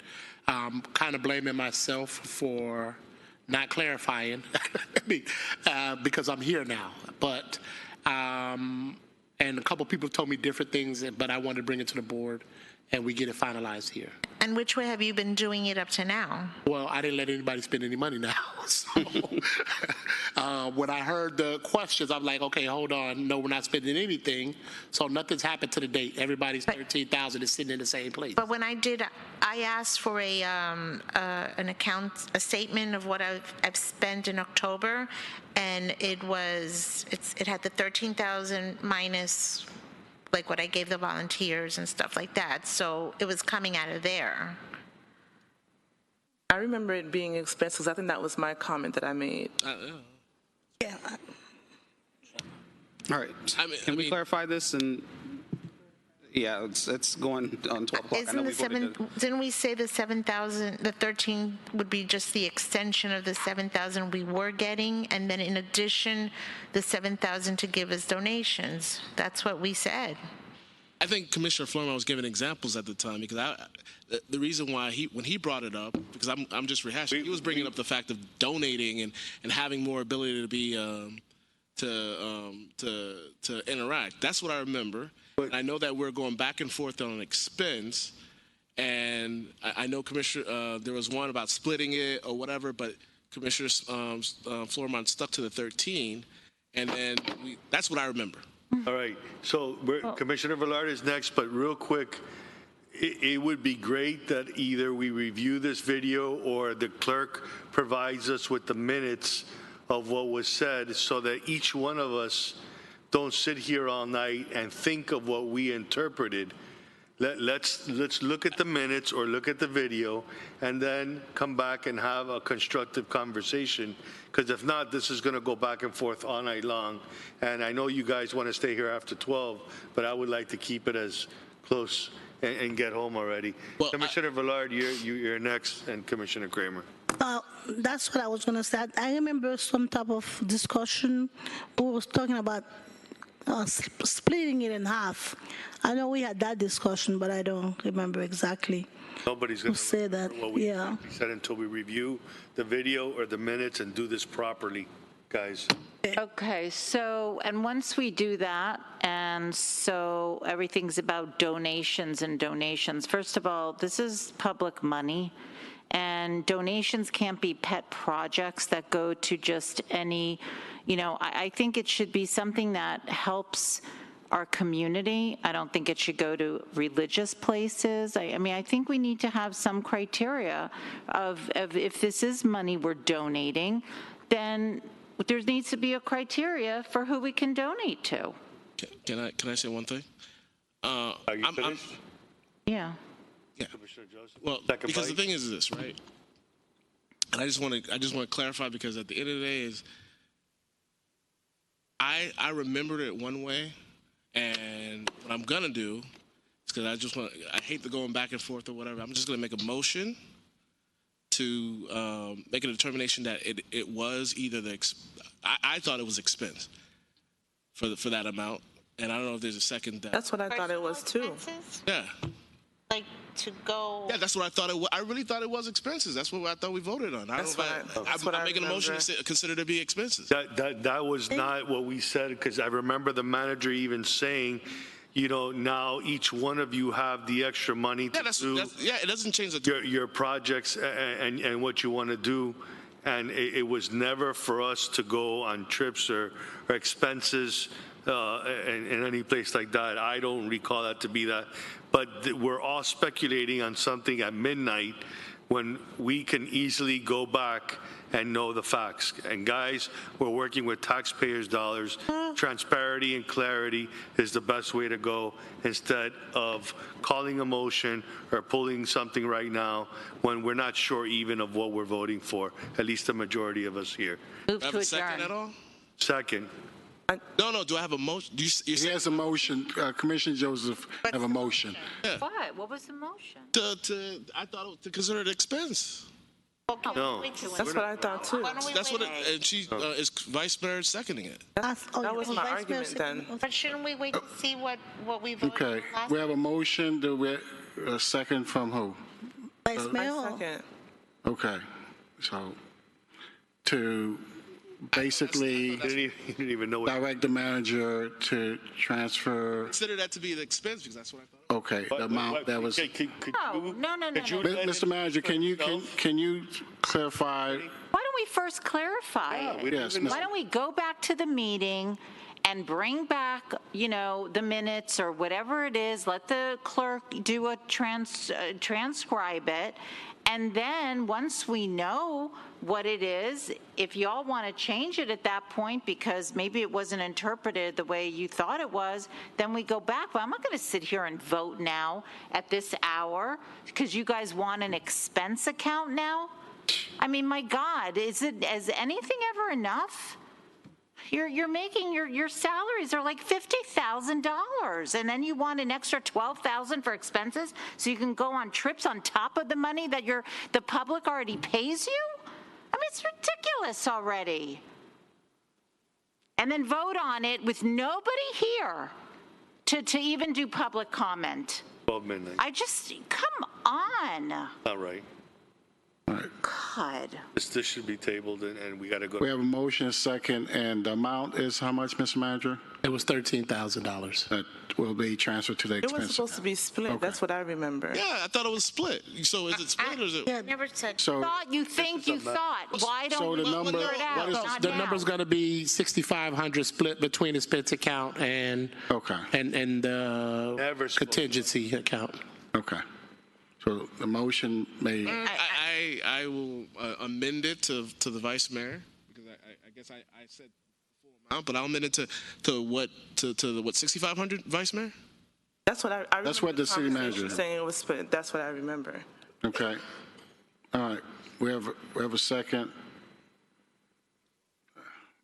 All right, well, I have no idea what I would be voting on, so I need an explanation. $6,500 in our contingency account, which used to be $7,000 before. Which was the 7,000. So that Okay. number goes to 1,350, right? 13,500. 1,350, 1,350. Wait, now we just raised it 500? No. 6,500 plus 7,000 is 13,500. 500. Wait, let me write this down. 6,500, which would be our contingency. 7,000, which is. You already have. What? Just 6,500 is going into your contingency now. 7,000 for donations that we can make? The $7,000 is already there. We're not talking about the 7,000. We're talking about the additional 13,000 that was voted on. So 6,500 of it is going to go to the contingency. And the other 6,500 is going to the expense account. The expense allowance, the executive expense It's going to go allowance. into our paycheck? Yes, I guess that's what. That's what I remember it being. Like every week, we're going to get more money? 6,500 divided by 52? Yes, that's what. So now we're making our salaries higher. That was never said. Come on, guys. You are, come on. This is now we're going to have another blog, another article in Biscayne Times, and now the Miami Herald's going to write about us. When does it end? What do you need this money for? Get jobs, people. You need real jobs. This is not your job. God almighty. So $125 more a week? God. How much a week? $125. Oh, boy. We have a motion, a second. I'm going to have such a great down payment on my new house. Thank you, North Miami Beach residents. So That was never said, guys. This is I'm very going to show unfair everybody to the public. picture of the house that I buy when I'm out of office. And I will thank the residents of North Miami Beach because I am just socking this money away because I don't live off of it. And I'm going to use it for my down payment. I'm sure many of you who don't even own a house are going to do the same thing. Guys, this is God, I'll put a big picture that's a big sign. Thank you, North You all Miami know Beach, very well for my new home. You all know very well what you're doing is incorrect. And So disgusting. You should be embarrassed. my Commissioner Joseph, I'm appalled that you would. You're an attorney. My You're an attorney. God. How unethical Mr. Mayor, of look, your proposition. Without you degrading me and calling names. Well, no, but your it's attitude, true. What do you want me to do? care It's how true. you're trying- It's true. I don't disrespect you, Mr. Mayor. You like to call me cannot names. sit here. You No, are a you are grown disrespecting man. the You are a public. grown man. Sir, you are disrespecting the public by taking the public's money at 12 midnight and misappropriating Michael funds. Joseph. This was not what Mayor, we have a motion, a second. We need a vote. You're a bully. We need a vote. Yeah. Okay. What's So I required, don't even Mr. have to account for the, This is not right, dude. so that's $6,500, I don't even have Not to right. account for it? I can just spend it on anything I want? I think of. It's going into your bank account, Commissioner Smuckler. I know, but I'm just saying that we should be held responsible for how we spend it. This is not what You're going to be responsible. Put your grandchild through college. It's very responsible. Then she could run for office here with her great education that the Guys. public paid for. Guys, let's all be respectful can to we each call the other. vote? Let's finish this. This is incorrect at this hour. We all know what we voted on. We did not vote to give ourselves pay raises. This is totally wrong and inappropriate. It should not be done. This is unbelievable. They just voted for health that this would insurance bring for up. themselves. Now you're going to get another 150 a week. This is disgusting. You know what? Call the vote because I want to see. Okay, so this isn't even on the agenda because under city manager's report, it says none. Yeah, there you go. So we're voting on some. Because it's friggin' planned. It's planned. This is the backdoor deals that are done. This is why this is a cesspool of corruption. And I hope the residents and the state attorney's office and FDLE see it, and you are an unethical attorney. So take it whatever you want. Mr. Mayor. All right? Mayor. Let's finish it on a nice evening. Mayor, Go ahead. We have a you first and a referring to me, second. Mayor? We have it, sir. We have a first and a second. Mayor, Madam Clerk. please don't refer to me when I have Madam nothing to Clerk, do with this, okay? first and a second. If you want to talk to me, you can talk to me anytime. I haven't talked to you. We have a first and a second. Okay? You're going to do And stop being very We have a disrespectful. first and a second. I had a question. Go ahead. You finish your question, because Well, I mean, I had a question. Number one, I just wanted to be clear on what we were doing here. You said contingency or discretionary? Stealing the public money. That's what it is. go ask your It goes into the, I believe the correct word is discretionary and expense allowance. Okay, because what it's the reason I'm wanting to be very clear as to whatever we're going to vote on is because, you know, there was some issues with clarity before. We don't even have public comment on this, guys. This is wrong. Discretionary and expense allowance. So that's it. I think we should table this. You need to go back and see what you guys voted for, or we voted for. Well, I didn't, whatever. Well, we can't do this right I now. thought we couldn't vote on something if it's not on the agenda. Can we call the vote, please? What? I'm calling the vote. Please. Who's calling the vote? I am. Is it a 5-person vote? Is it a 4-person vote? Is it what is this? It's majority vote. Okay. Madam Clerk? Excuse me. Oh, sorry. Yeah, did you forget you don't, talking about being unethical, right? There you go again. You looking to call me another name? Yeah, well, why not? It's amazing you want to that be you're the an mayor, right? attorney, You want to be okay, the mayor, who makes right? a really good living, and you're Yeah. still sucking off. Mr. Mayor. Wow, I don't think we should It's go there. amazing. Mr. Mayor. How the vote goes. If you guys Wow, want to what table a the item, let's table the item, but there's no need to There's a insult motion anyone. and a second. If you don't vote for the item, then we can make a motion to table, which is. What I want us to do is So there's a agree, first. disagree, but let's respect each other in that Okay, process. then let's do the People right that thing. are Thank you so ripping much, off Commissioner the public. Kramer. You're ripping off the public. let's do There the is right no thing. respect when you're ripping off the public. You know what, 2018, I'm sorry. Madam Clerk, Oh, don't bring it back. we'll call the question. If it passes, if it doesn't pass, then we can entertain the proper motion, which would be to table and come back again, and let's do this the right way. Okay, so you're doing Madam a Clerk. roll call? Roll call. Commissioner Villard? Yes. Commissioner Florimon? Yes. Oh, my God. Commissioner Joseph? Yes. Oh, my God. Commissioner Kramer? Of course not. Commissioner Smuckler? No. Vice Mayor Jean? Yes. Oh, my God. Y'all need Mayor jobs. DiFilippo? No. God, you're Passes pathetic. 4-3. Thank you, North Miami Beach residents, for that raise. Woohoo! Just, boy, I love it, man. This is a great job. It's so cushy. City Attorney's report. Time. And another 150. I'm sorry, City Manager. Do you have anything else up your sleeve you want to bring up? I'm done, sir. Thank you. You done? You sure? You want to check the right sleeve? Who needs a loan? I'm gonna, I'll refrain from my comment. You already did Michael Joseph a favor. You want to do anybody else? Okay. Go ahead, City Attorney. Yes, today we had a mediation with Jacobs. We met for about 4 hours, and we still trying to resolve pending dispute. I will keep the commission update. We may have continued communication with Jacobs to see resolve pending payment requests from Jacob. Additionally, Ashbrit, the city former Debris remover hauler has agreed to dismiss a lawsuit that they filed about 2 years ago against the city. That's the update from the city attorney. Thank you, Mr. Attorney. Item 18 is mayor's discussion. We still got legislation and everybody. I want you to talk. Everybody wants to be past 12. Come on, So you why talk. not? It's your very Come on, let me discussion. talk. Take your time. Let me talk. Let me talk. Getting paid a lot of money to listen to you. So, it's been what we thought was probably going to be one of the shortest meetings turns out to be one of probably the longest. I think we all gotten accustomed to staying past midnight. It's great to see you guys. By the way, good morning. Good morning, everyone. It's beautiful. It's a beautiful day. I just want to start by saying what a disgrace, what a cesspool of bullshit this thing is. Yes, that's what I said. I hope you all know that that's what it is. And boy, let me tell you, I'm just hoping that this gets investigated. I'm really trying my hardest.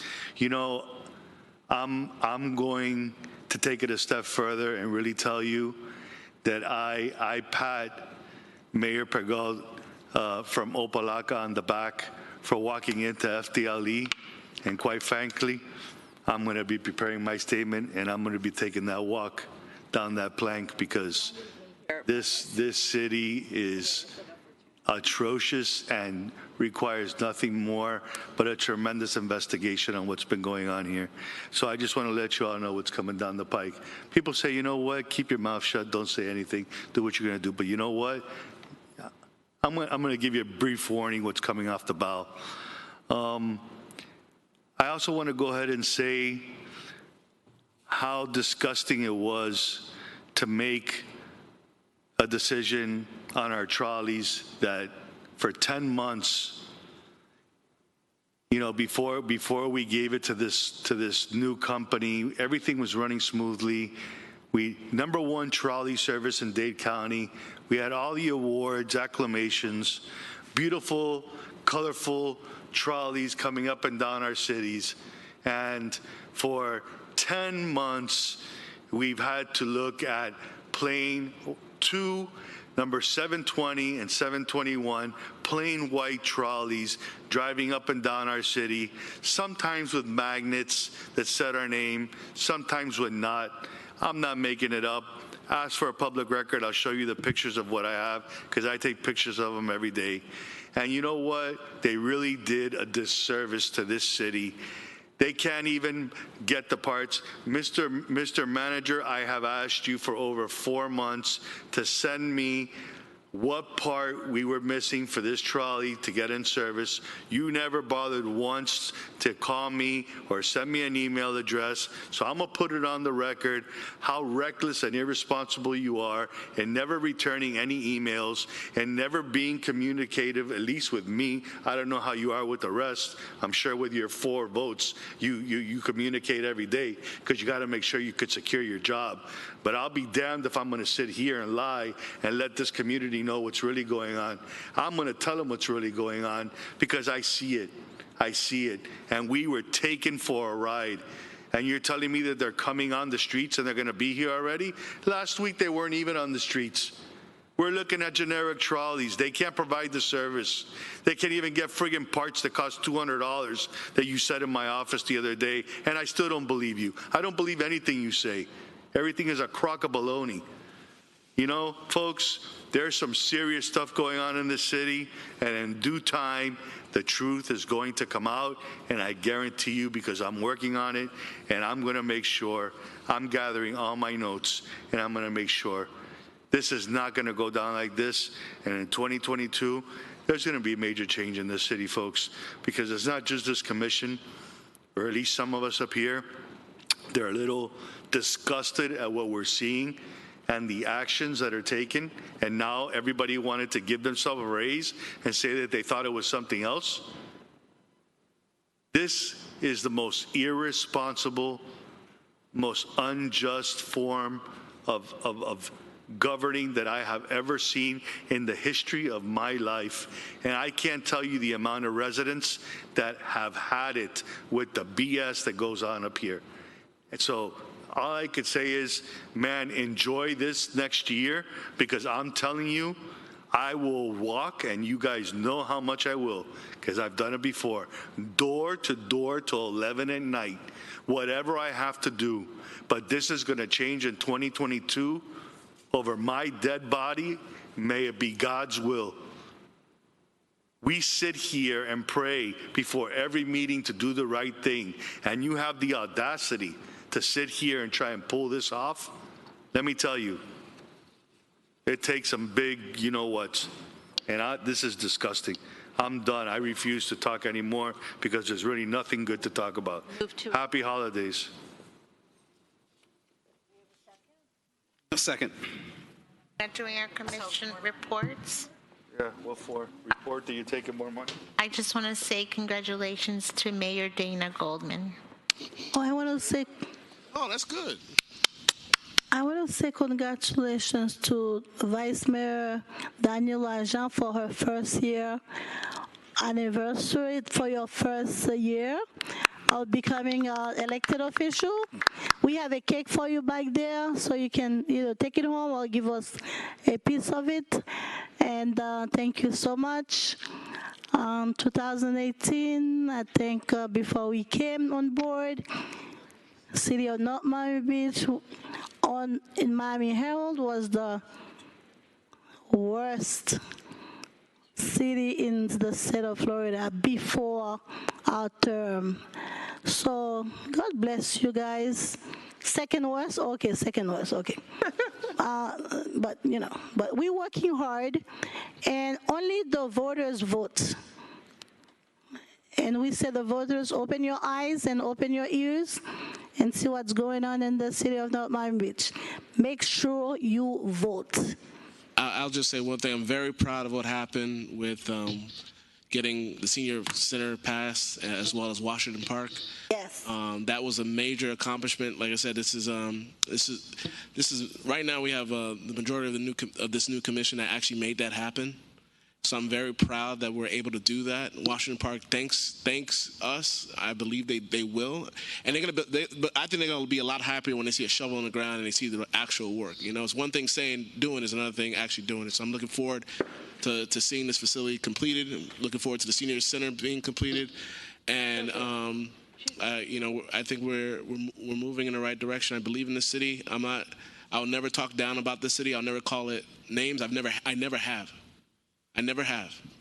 And I'm proud of this city, and I don't stay up here calling people name out, or I was raised better than that, and that's a testament to my family and my parents. So I'm just proud of this city, and I'll never talk down about it. Thank you. When I was younger, like in Haiti, when I was in school in Haiti, we learned a lot of fables. We learned a lot of, La Fontaine, a lot of poems and stuff, and I didn't understand what they mean, but today I see. Remember the boy who cries wolf? The boy who cries wolf. He cries wolf, wolf, wolf all the time, and he didn't see any wolf. And when he sees the wolf, nobody believes him because he cries wolf all the time when there was no wolf. I see the meaning of it now when I'm older. No wonder they taught us so much when we were young. We didn't know the meaning of it. That's where Kapal comes. Kids and the power of work. Like to show you whatever you learn when you were a kid, you use them in your professional life. Oh, wow. Thank you. May God bless you all. Motion. Second. All in favor? Conclude. Thank you. I thought we were done. What a year. Funny. Thursday.